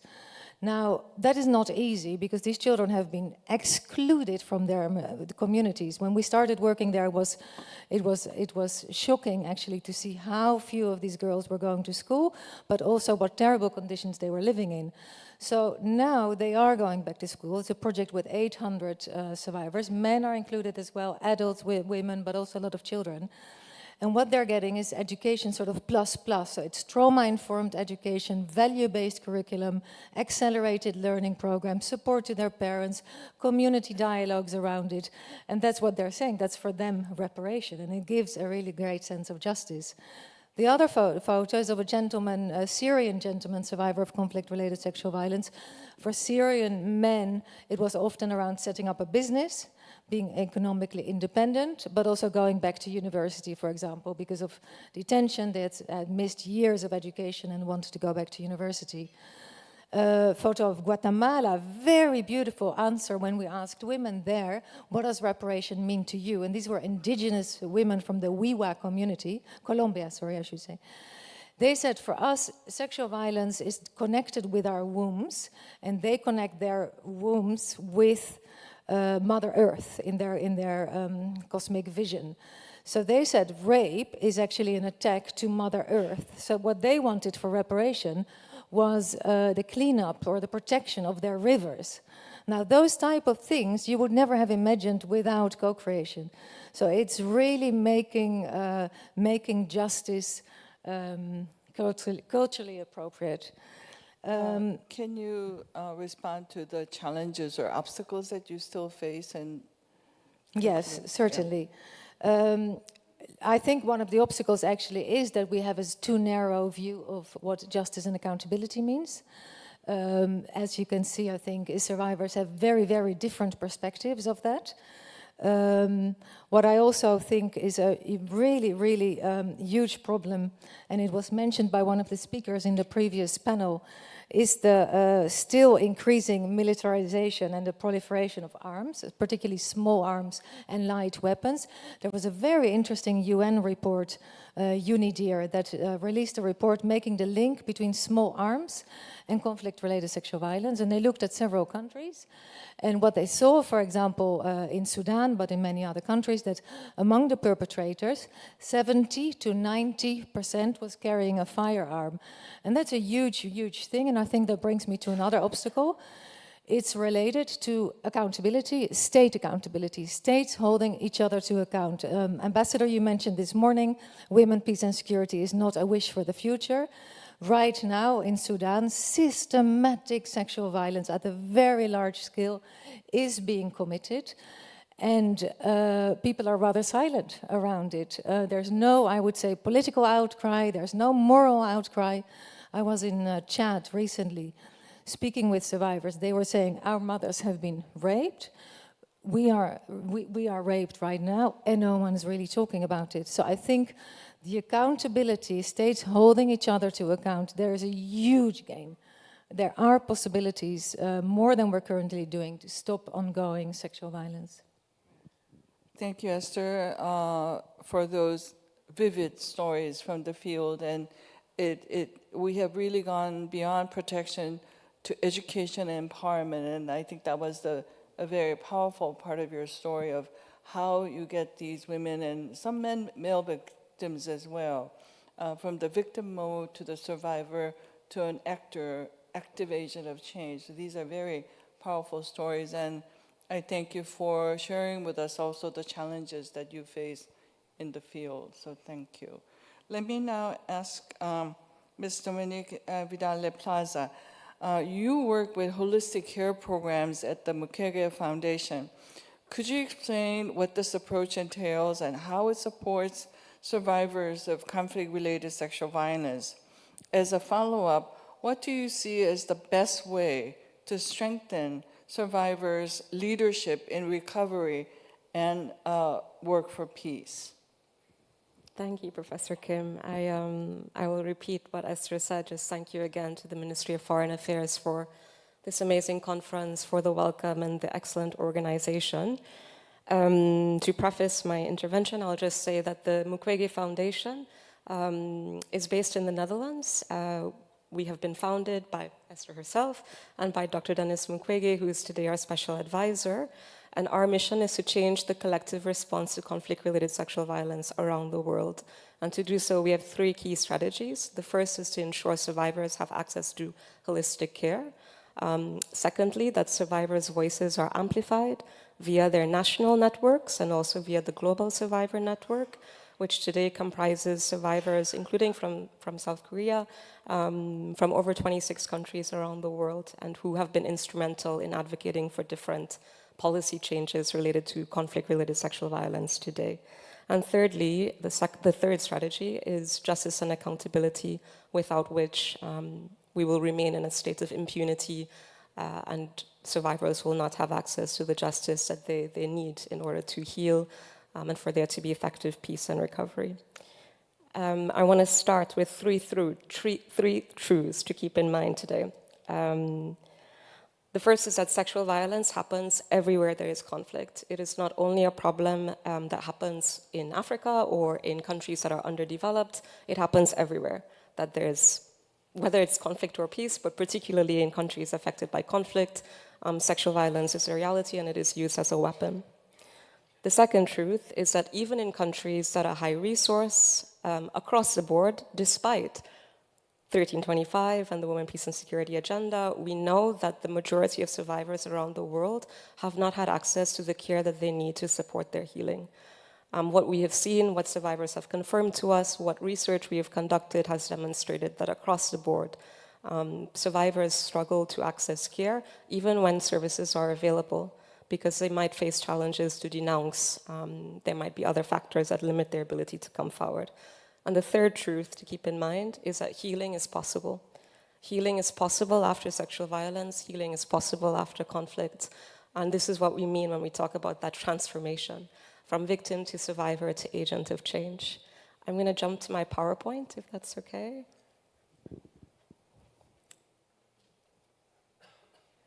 Thanks. And I want to start today with a story. The question that was asked to me was, what does the holistic model approach look like? And I have the perfect example in mind, who is the woman in green scrubs that you see on the screen. Her name is Alphonsine. And Alphonsine is a one woman, but she is emblematic of survivors of sexual violence we have all met around the world. Alphonsine was captured by an armed group 15 years or so ago, and she was held for several months, close to 2 years, as a sexual slave by this armed group. She was impregnated, she gave birth, and this child later died, and she suffered grave complications while she was still with this armed group.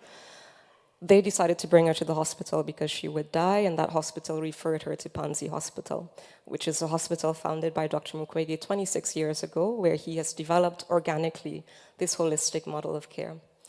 When I met Alphonsine in 2011, she could barely look you in the eye. She was severely injured, she was restricted to the hospital room, and there was no ability to engage with her or discuss with her. Alphonsine benefited from medical care over the years. She's been accompanied by a psychosocial assistant, by psychologists at Panzi. She's gone through several rounds of psychosocial accompaniment, and she's had the opportunity to continue her education via the support that the holistic model has provided. This picture here you see today is Alphonsine speaking with visitors from Ethiopia that the Mukwege Foundation brought to Panzi in 2024 as part of a learning exchange, as part of our international work.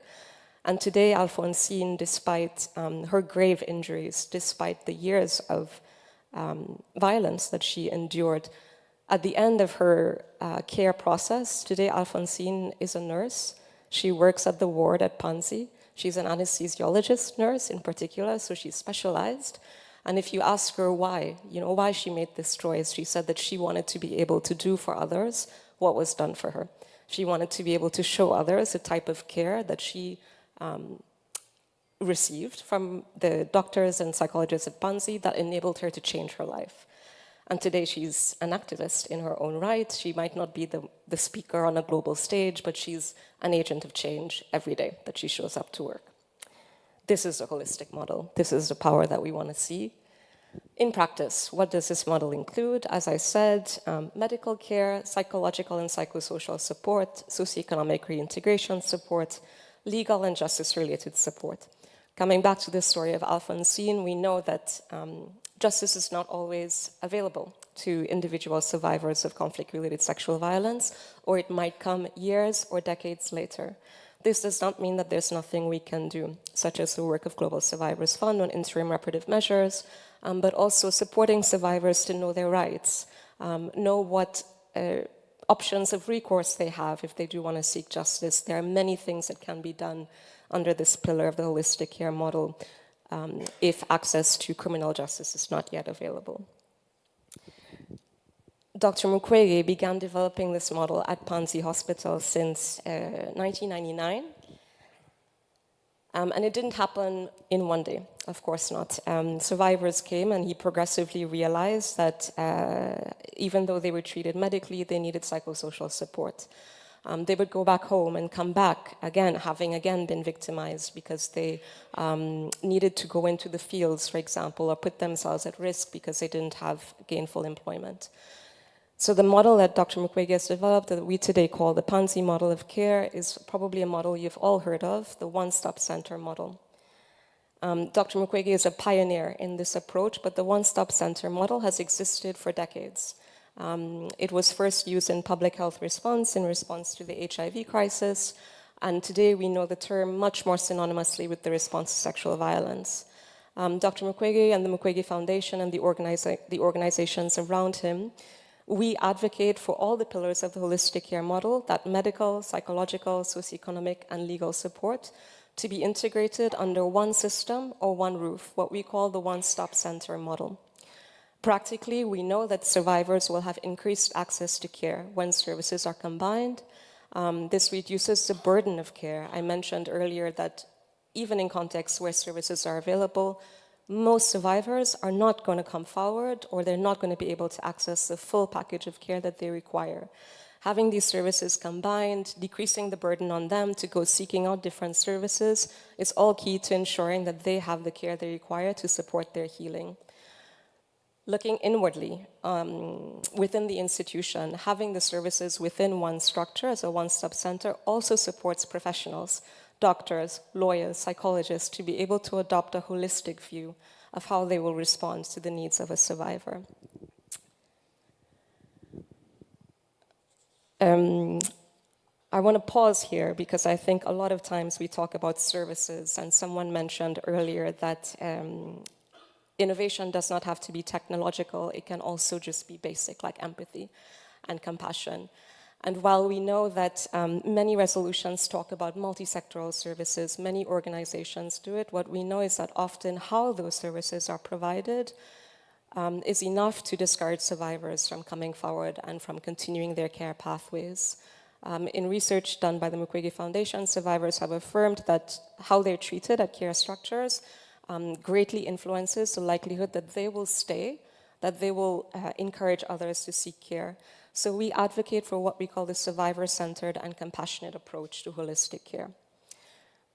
These words combine with each other. They find meaning within each other as well. A survivor-centered approach requires that we adopt a holistic approach, because a survivor is not only the violence they've experienced, they come with their needs, but also their capacities, their priorities, their families, their communities, everything behind them that also needs to be addressed as part of a holistic approach to care.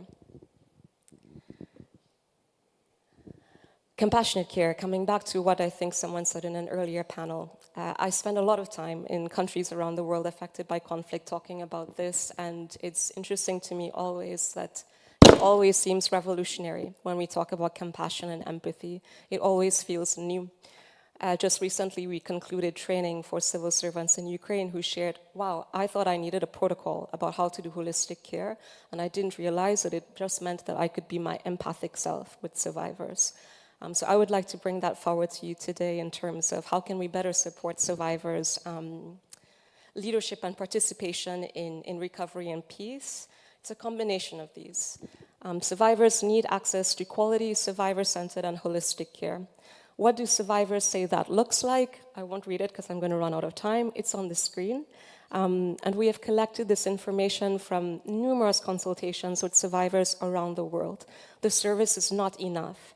They want time, they want empathy, they want validation, they also want information. They want more than just informed consent. They want to know what the risks are of different options. They want time with their professionals. They want to be treated as human beings, as whole and complete human beings. And this is key. To conclude, I want to say that the second question, how best to strengthen survivors' role in recovery and peace. So first off, coming back to the first. Quickly, please. Yes. Access to holistic care. And access to holistic care, as I mentioned, this survivor-centered holistic care means as well amplifying their voices.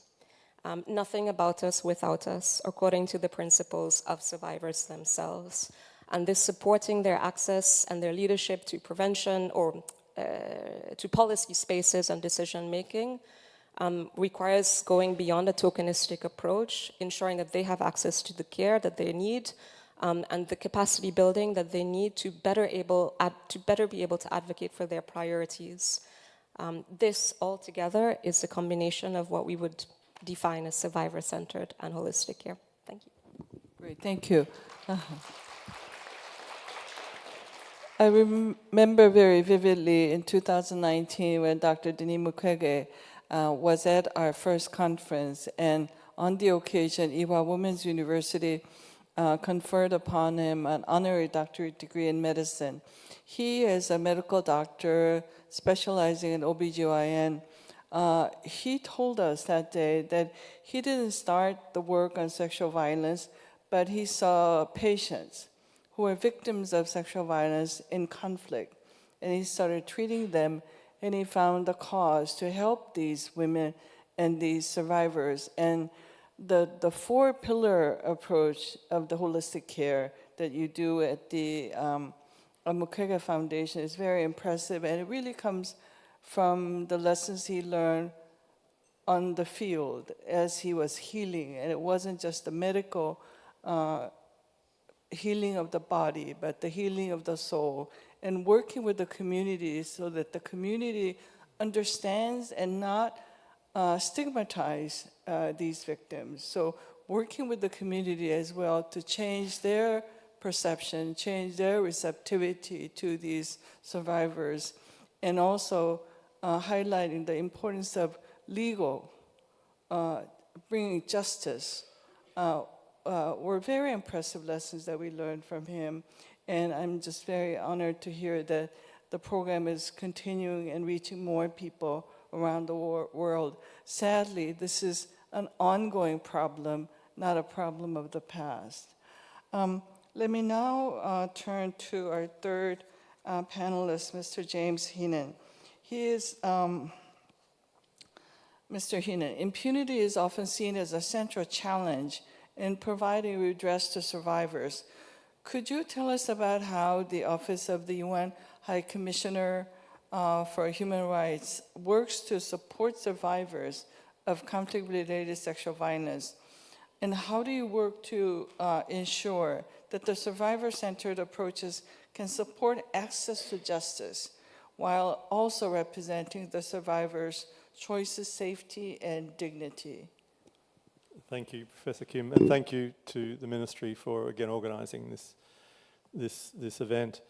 I'll make 4 points. There's a lot of, not just synergy, but agreement with many of the things that have been said already, which is heartening. It means that we're all sort of on the same line. The first point is the shortest point, but you have to make it. There is a direct link between peace and human rights. It's amazing that we still have to talk about it these days, but it's under attack again, the idea that they're somehow separate and that human rights violations don't contribute to regional and global insecurity. But I just had to put that out there. The second point is that for us in the office, in fact for us in the United Nations, accountability is a very broad concept, as similar to what has been described, meaning that accountability, including addressing impunity, is very broad. It involves criminal work, it involves international criminal court proceedings maybe, extraterritorial proceedings at the national level, but it also involves reparative justice, which I'll talk about a bit in a minute.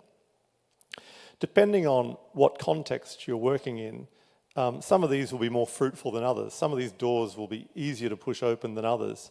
But for us in the office and in the UN more broadly, we have to push on all doors at the same time. You can't put all your eggs in one basket.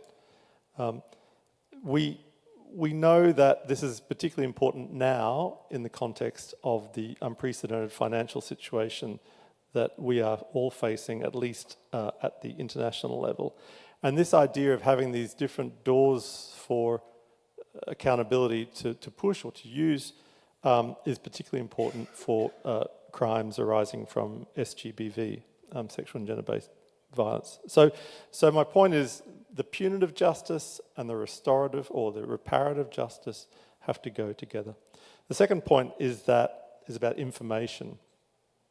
The collection of information and information that may amount to evidence, if we're talking criminal work, is the basis of all forms of accountability. And for example, where I work, in our office here, working on DPRK, the information we collect on human rights violations can be used for, maybe it would be used eventually for criminal trials, it's certainly used for human rights reporting now, and it's used for the sorts of reparative processes that we've already heard about, what victims want and what victims need.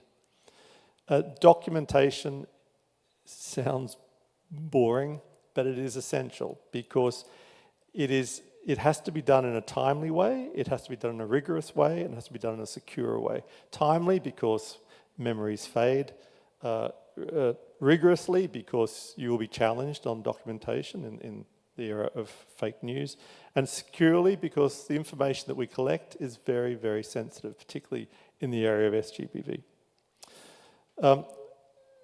We use this information, as I said, for many reasons, but also to recognise victims as victims. And we will have a situation where someone will tell us their story and not give consent for it to be given to anyone else. So we can't use it in anything, but they want to tell, it's rare, but they want to tell their story. We in the office, we do this for ourselves. We have mechanisms that do this on DPRK and some other places, Sri Lanka, for example. We do this in supporting independent investigative bodies, which many of you have heard of in Myanmar, or well, in other parts of the world, Ukraine and Belarus, Venezuela and other places. And we also support some national processes. For example, we did that in Colombia. We have global methodologies that we use, and we try to encourage others to use the same methodology, because as soon as you have a different approach to this quite sensitive work, it'll be exploited by those who don't want this to progress, who don't want to see accountability for these violations and crimes.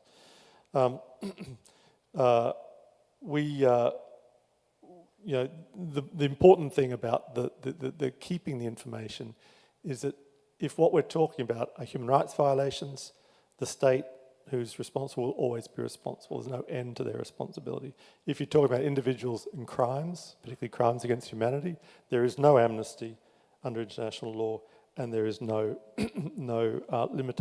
statute of limitations. The last point is about this restorative, this reparative justice, restitution, compensation, which we very much promote funds. I mean, we've heard about funds already, but we suggest that needs to be much more widespread, including on DPRK. Rehabilitation, which is about MHPSS, about mental health and psychosocial support, and the sorts of things that others on the panel have talked about. Making sure that there is satisfaction, which is also making sure people get satisfaction in the courts, but there's other forms of satisfaction, and we do that in places like the DRC and Ethiopia. And finally, what we call legally guarantees of non-repetition. And that, for us in OHCHR, is very much about law reform and about training of security forces to make sure that the terrible things that have happened in the past don't happen again. One process I would, just to finish with, I would want to raise here is a consultation process. we were asked back in 2020 by the Human Rights Council to consult with victims of human rights violations in DPRK and victims of crimes, to consult with them on what pathways to accountability they wanted. And this was very interesting. We consulted about 200, 250 people, and some in different ways, in groups, as individuals, or through organizations. But what was interesting was that, you know, there was an overwhelming sense that what people wanted was criminal justice. And you found that individuals, yes, many individuals wanted criminal justice, but they also realized that realistically that would take time or worse. So they, first and foremost, they wanted to be acknowledged as victims. Now, there are a few things that are very peculiar to this, what happens here on this peninsula. There are people who suffered human rights violations because they were seen as being somehow linked to DPRK, so they wanted their honour and dignity restored as citizens of this country. But there's other things that are globally relevant. They wanted mental health support. They wanted to be able to tell their story. But the one that struck me was this desire for acknowledgement. It was an informed consultation. You can't go to victims and start talking like I would as an international lawyer. You're not going to get very far with that. So it's an opportunity also to talk to victims about what the opportunities are. When you're talking about pathways to accountability, to end impunity, I mean, if you'd asked me 20 years ago, I would have no idea. So it's about informing people, and that's how you build people who then become the agents for change that you're talking about. And we have examples in this country of SKP-led organisations, DPRK SKPs, who are now who started in that position and are now leading organisations and are leading this process themselves. The final point I'd make, or the final couple of points I'd make, is that managing expectations is key for us with victims.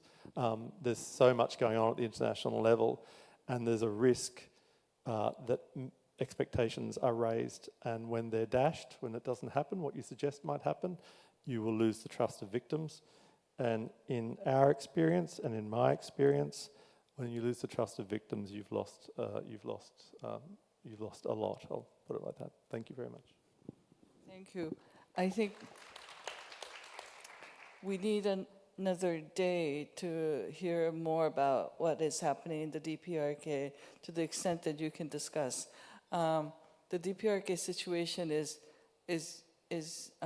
somewhat similar, but also different because the victims, survivors are unwilling to share their stories because of what might happen to the family members left behind. So that's a very critical concern that we face in South Korea. So all of the points that you made and the importance of good data and evidence to tell the story, but also to go to court to get reparation. I think were just really important messages that came through very clear. Now let me turn to Mr. Samuel Eminent. You lead the Justice Rapid Response. Could you tell us more about your organization and how it works with survivor-centered approaches? As a follow-up, increasingly investigations in human rights violations and international crimes rely on digital information and evidence, including the investigation of sexual and gender-based violence. Can you tell us about the efforts to ensure that when the investigation uses digital means of investigation, these are also done in a survival-centered and human rights-based approach? Thank you very much. I'm very honored and pleased to be here. Also a big thank you to the Ministry of Foreign Affairs. You have been a great supporter of Justice Rapid Response, so thank you for that conference. My name is Samuel Eminent. I'm the Director of Justice Rapid Response, and I will tell you a little bit about the work of the organization. So essentially, we work to promote the rights and access to justice of victims and survivors of international crimes and grave human rights violations. So we speak about war crimes, crimes against humanity.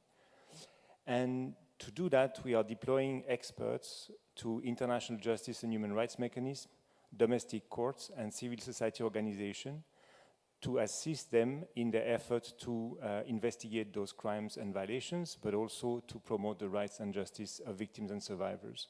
And the way we are doing this is a bit particular. We have built over the years a very broad roster of international justice and human rights experts.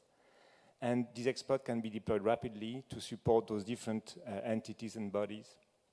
And so don't think of the roster as something like a group of lawyers. We have really practitioners in that roster.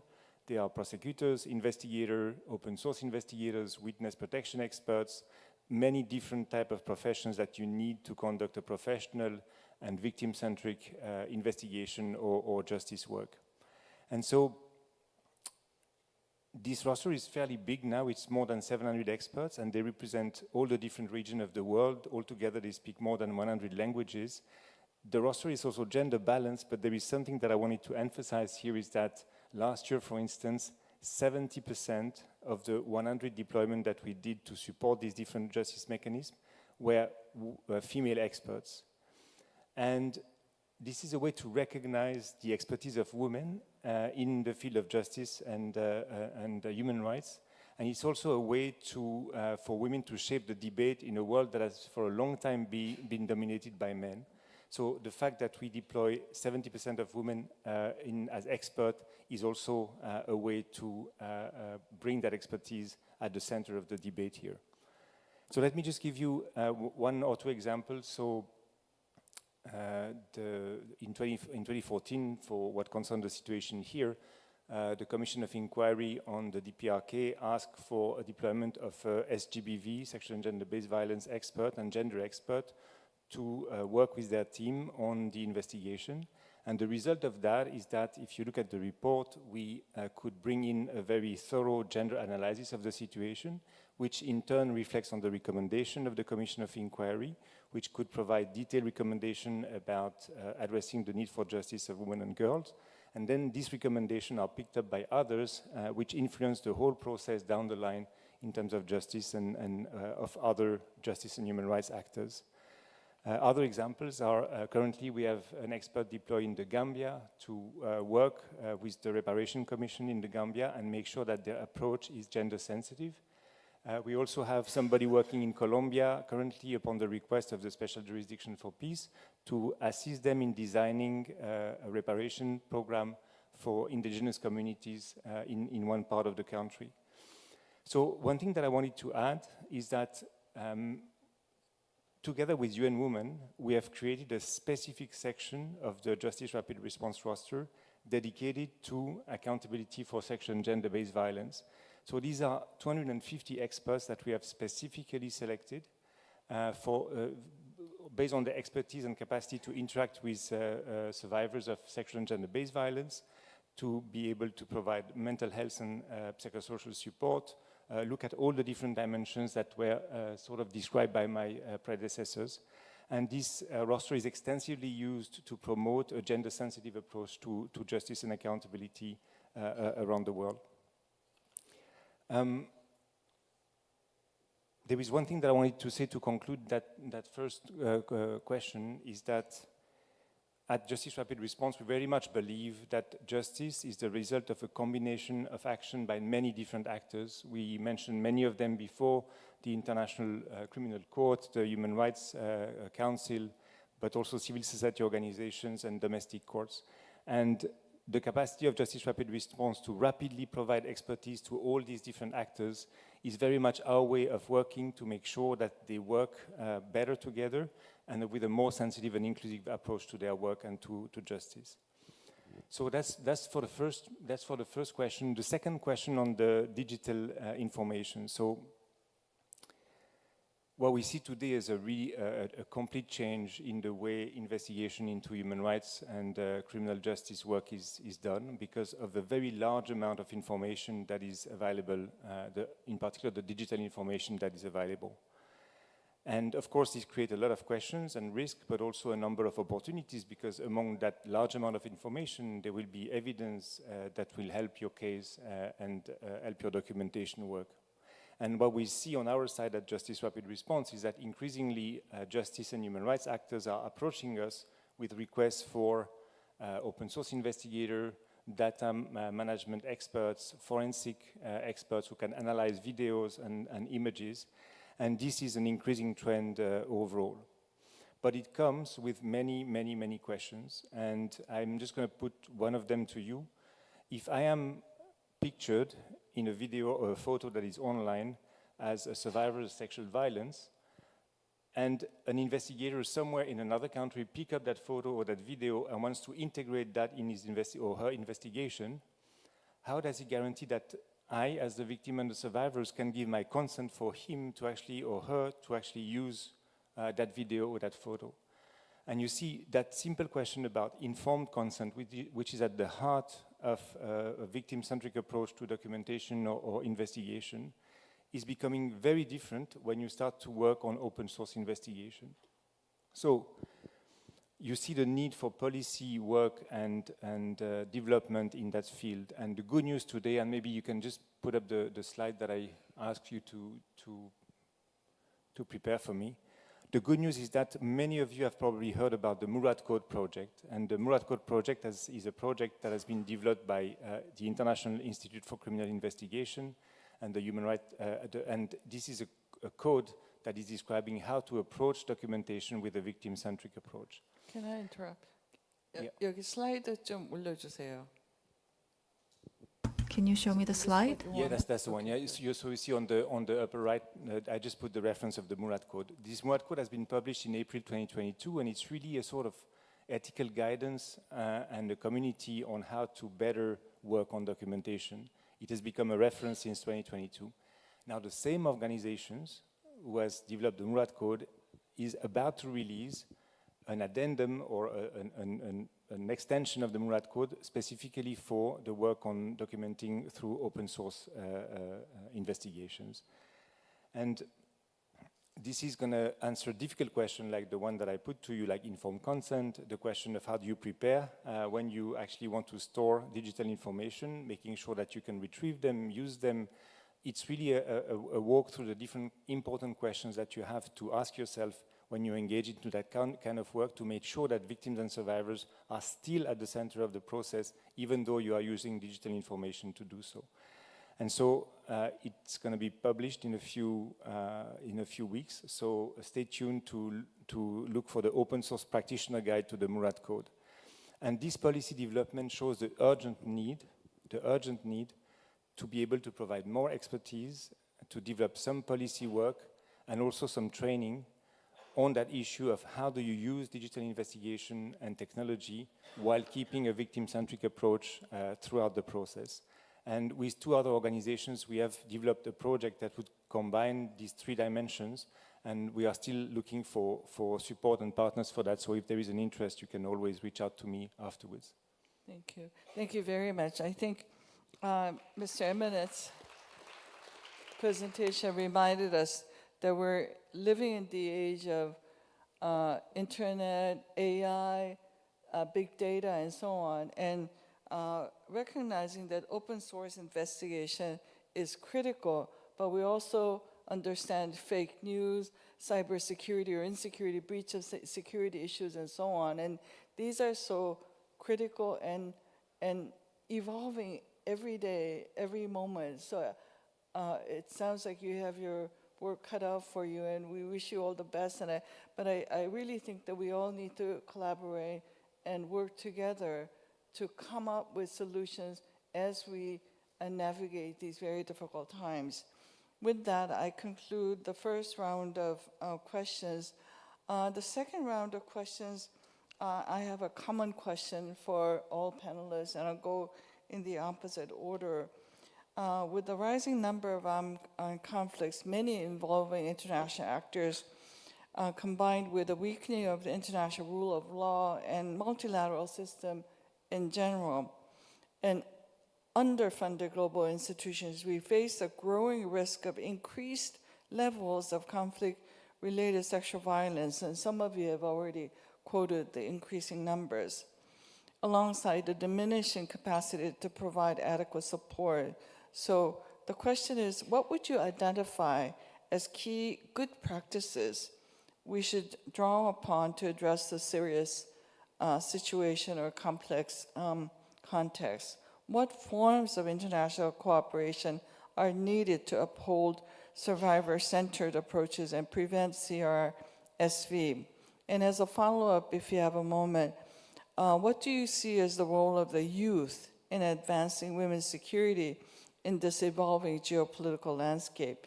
I said 5 minutes each, but in my poor management, I don't think we have that much time. So maybe I'll ask you to try to do it in 2. Is that too much, Mr. Eminent? Yes, I'll be quick. So, you know what, we have heard a lot of the good practice and the good examples here, so I won't repeat that. What I think is really important and critical is find ways to keep the political will to push the WPS agenda, and also to keep that momentum about putting victims and survivors at the center of the justice process. This is so critical. It's not so long ago that we really have decided with organizations like the ones that you have heard today that this is really central and that we really should pay attention to this. So what I wanted to tell you is that the conference like the one today is really important because partnership and getting together is energizing us to keep that motivation going and to keep pushing. For states to keep funding, to keep promoting, to keep taking commitment, for organizations like us to really keep developing project and work for victims and survivors like we have described. I just wanted to give 2 examples of where this sort of energy is fostered in addition to the conference today that is really excellent. One is a network that's called the International Gender Champion Network, and I have the privilege to be one of those gender champions. So these are high-level people in many different organizations that are taking commitment about how they would like to promote gender equality within their network. And if you can just display the slide, you will see their logo, so you can have a look at it. So they are taking commitment about gender equality in their own organization. You find experts, if you find head of organizations that are also in the justice and human rights sector. And this is a place where you really can hold each other accountable and keep pushing and keep energizing each other. The other one that I want to reference is the Preventing Sexual Violence in Conflict Alliance. I've put their logo here as well. This is a 22-member alliance, including the Republic of Korea, several states, a few organizations there. And it's a platform to promote policies, address issues, share good practice. And in a few days in Kiev, they will release a compendium of the best practice in justice on how to approach justice with a victim-centric approach, with a complete contribution of many of the organizations. And 1 second summary for the youth. Yes, 1 second summary for the youth. So, crimes affecting children and youth are underreported, like sexual and gender-based violence was a number of years ago, and we all have to fight to make sure that these crimes as well are emerging from this investigation. That's what we are doing with the expertise on the roster. That's the time I have. Merci beaucoup. Thank you very much. Thank you. Thank you. Mr. Heenan, the same questions. Well, I mean, what you've described, it is a bit of a perfect storm. It's a very difficult time at the moment, particularly for partners and CSOs. So what things would get you most preventive and reparative support? You won't be surprised to hear that I think the documentation is something that has to continue and be prioritized, because it provides outcomes on many of the issues we're talking about. It's the basis for many things we're doing, be it criminal trials or right through to other things, the more holistic approach. So documentation deserves continued support. I think that's, in many contexts, a very practical example of someone being held to account is still preventative. I think we need to explore that. It's become a little expensive in some people's eyes, but I think we need those examples of where people are held to account for what they've done. So in terms of the prevention side of things, I would put that.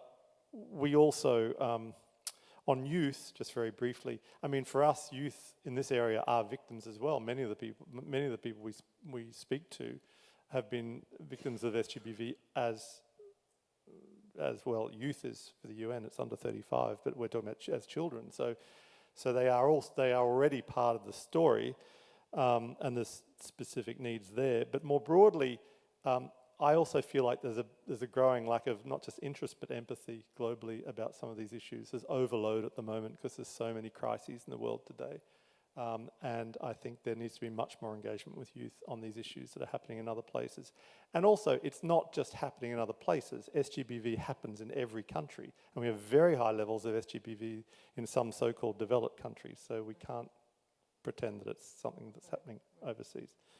That's all I'll say. Thanks. Thank you. Thank you. Is Dominique Vidale Plaza the same questions? Thanks. Yeah, I think coming back to where I ended, ensuring the survivor-centered approach in prevention and response is making sure that survivors' participation happens and that it happens in a non-tokenistic way, i.e. supporting their abilities to participate, reducing the blockages and obstacles they would face, and also preparing these spaces for their effective participation. Survivors' voices they don't have to sound like our own, and so we should all be prepared for maybe confronting dialogue, difficult discussions. The point is not to NGOify survivors' activism, but to make this space also more amenable to effective dialogue with survivors. You mentioned diminishing resources, and I think colleagues have already mentioned the need for increase in multi-annual funding.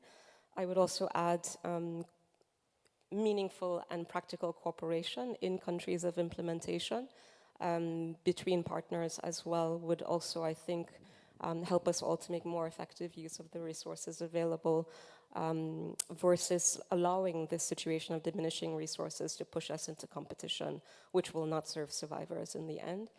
And finally, on youth,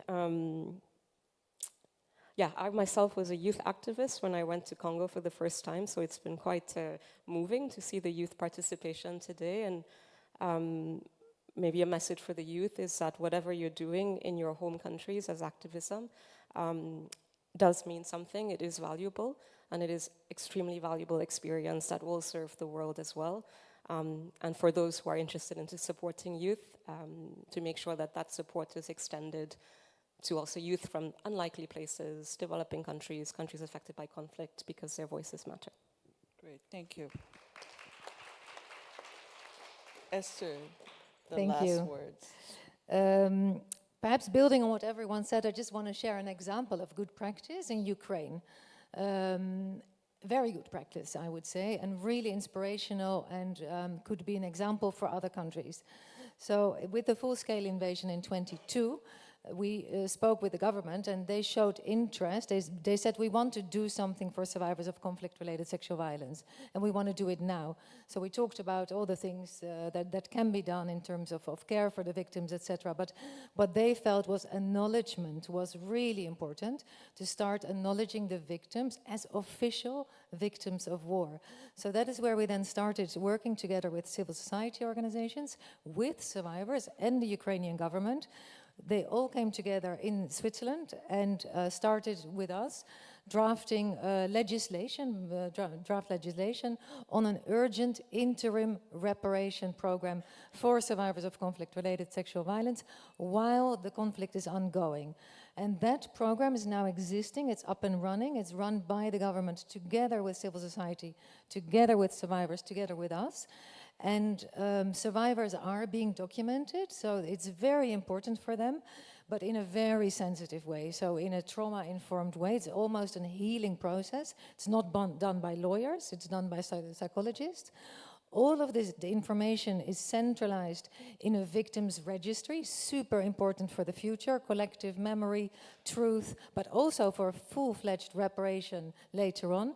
And survivors are receiving now financial compensation, which is really important. An example of a survivor who said, I've been raped in my house, but now, because of this financial compensation, I was able to move to another place. So it's a very, very concrete example. And I hope that this will inspire other countries. We are now currently working with survivors, civil society organizations, and cautiously also with the government in Syria to see, can we do something similar now after the fall of the regime, to set up a reparation program starting with survivors of conflict-related sexual violence and forms of torture. So these are two good examples, I think. One thing on the financing, trust funds was mentioned. there is a real opportunity for innovative financing, and that is repurposing the confiscated assets of the perpetrators or that are associated with the perpetrators. And there's a lot of attention and collaboration at an international level at the moment that could allow and is already allowing to use at least the interest of the confiscated assets to help the country reconstruct. So in the case of Ukraine, you can think about the Russian assets that are sitting around the world. There's an interest on those assets that already can be repurposed, and we've just launched a call to action to make sure that a small percentage of that goes to reparation for victims in Ukraine. And a small percentage would be millions and millions and millions.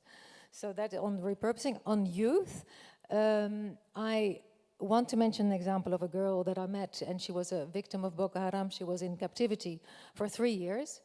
And she went through this project of trauma-informed education, and Dominique, you talked about solidarity. The solidarity among victims and survivors, especially when they become survivors, is an enormous source of action.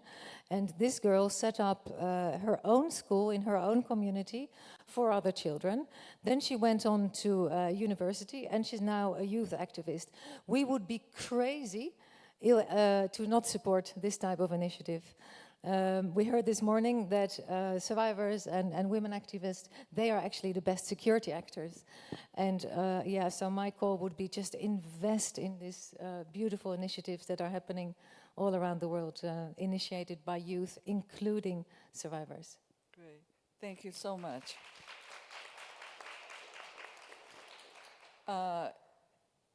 For the moderator, it's really difficult to summarize and synthesize all that have been said. Each and every panelist presented really profound ideas and practices that they have been a participant of. It's not just an intellectual inquiry. These recommendations and ideas really come from the field, which I find true value. The survivor-centered approach really needs to be at the center of the implementation of the programs that we provide. It should start with the healing of the victims and survivors themselves, but become the action to heal others, become activists themselves.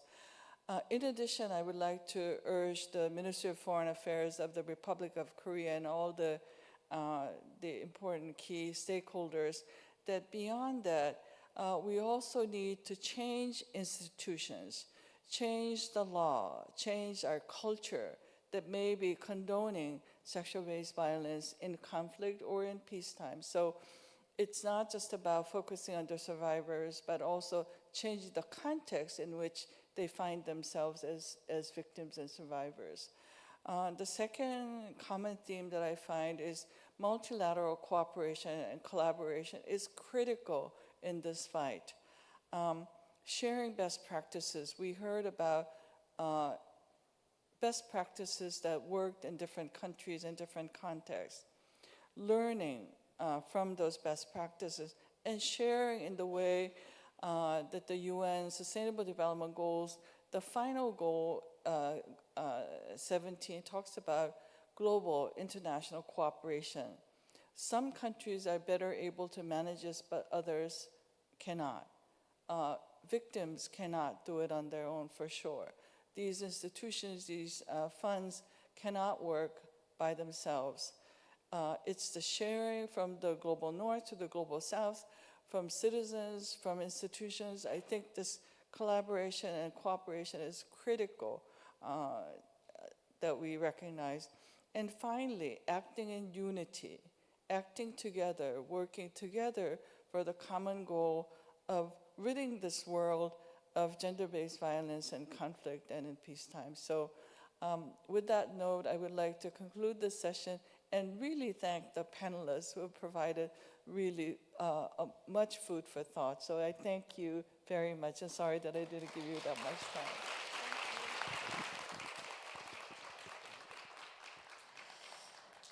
Thank you very much to our moderator and our 4 panelists. Ladies and gentlemen, please give them another big round of applause. Thank you.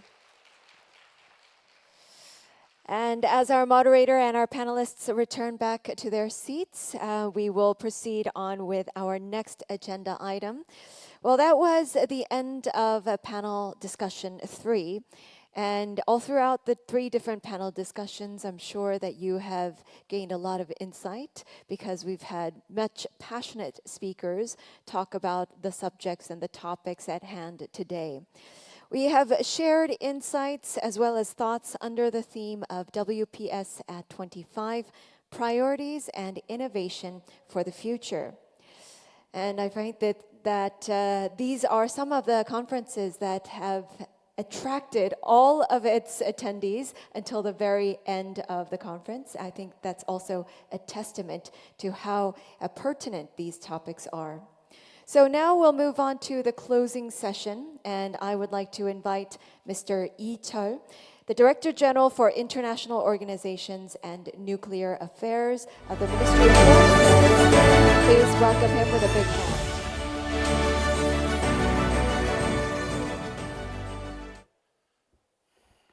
Thank you. Thank you very much. Excellencies, distinguished guests, ladies and gentlemen, the 7th International Conference on Action with Women and Peace has now come to close. I believe we had inspiring and thought-provoking discussions, and we all were immensely benefited from these discussions. I would like to express my deep gratitude to everyone who has contributed to important discussion we had today, especially to all speakers, moderators, and panelists. With this year marking the 25th anniversary of the UN Security Council Resolution 1325, it is indeed the time to revive the founding vision of the WPS agenda. This means that upholding the firm commitment to protect women in conflict and to ensure their participation in the peace and security process, we need to reflect on the concrete actions that can be taken in today's evolving context. So today, we began our discussion by reflecting on the past travel so far in the first panel discussions. We had the privilege to hear from panelists who have acted to bring the realization of the Women, Peace and Security agenda about the achievements and lessons learned over the past 25 years. The second session centered on the evolving present. The participants discussed the potential benefits and challenges posed by artificial intelligence and cyber technologies in advancing the WPS agenda, and presented the strategies to leverage them for the better future. Then we move on to the focus on the agent for the future, the youth. This year, we have invited new voices into the conversation by organizing the Youth Supporters Group and presented their viewpoints and suggestions by video. At the youth session, we shared the experience of the panels regarding the youth engagement in women, peace, and security-related efforts. Finally, the last session was devoted to a survivor-centered approach, a principle which underpins this conference from the very beginning, and the principle which we will continue to uphold. The panelists reminded us of the importance of fully realizing that the survivors are not only victims to be protected, but active agents in building a more inclusive and sustainable peace. So distinguished guests, Resolution 1325 is not just a number, it is a promise to women everywhere that their voices matter in peace and security, said Phumzile Mlambo Nkuka, a former executive director of UN Women. For a promise to be more than just words, there is a need for ongoing support and concrete action. To renew that promise, the Republic of Korea will continue to support for the Women, Peace and Security agenda through our Action with Women and Peace initiative, including international conference we are having today. Concluding the event and looking at the horizon of the future of the Women, Peace and Security agenda, we feel the weight of the importance of this important agenda. We also feel the weight of the numerous challenges ahead. But at the same time, every time we have this conference, we are reminded that you are not alone in this undertaking of building peace. We have governments committed to the WPS agenda, including the Republic of Korea. We have civil societies and activists making real progress on the ground. We have international organizations working very hard to instill this WPS agenda into their mandates. And also we have many research institutes who are working, providing analysis and perspectives when we spearhead this important agenda. So the message we have here is that let's work together, let's inspire each other, let's amplify each other's voice, and also let's find more innovative and effective way in making progress by sharing our experiences and expertise. I think these are what this international conference is all about, and I believe this conference today serves that purpose. So in closing, I would like to extend my, once again, heartfelt gratitude to all of you for attending today's conference, and I look forward to seeing you again next year. And for those who traveled long way to participate in this meeting, it's still 5 p.m., so you have some time to maybe look around some good places in Seoul. Thank you very much.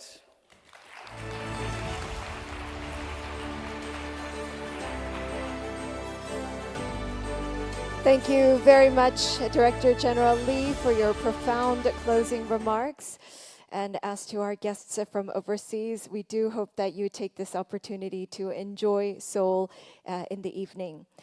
And looking back at the 25 years, I believe that it is now our chance to overcome the challenges and seek for more opportunities to build an even better later 25 years.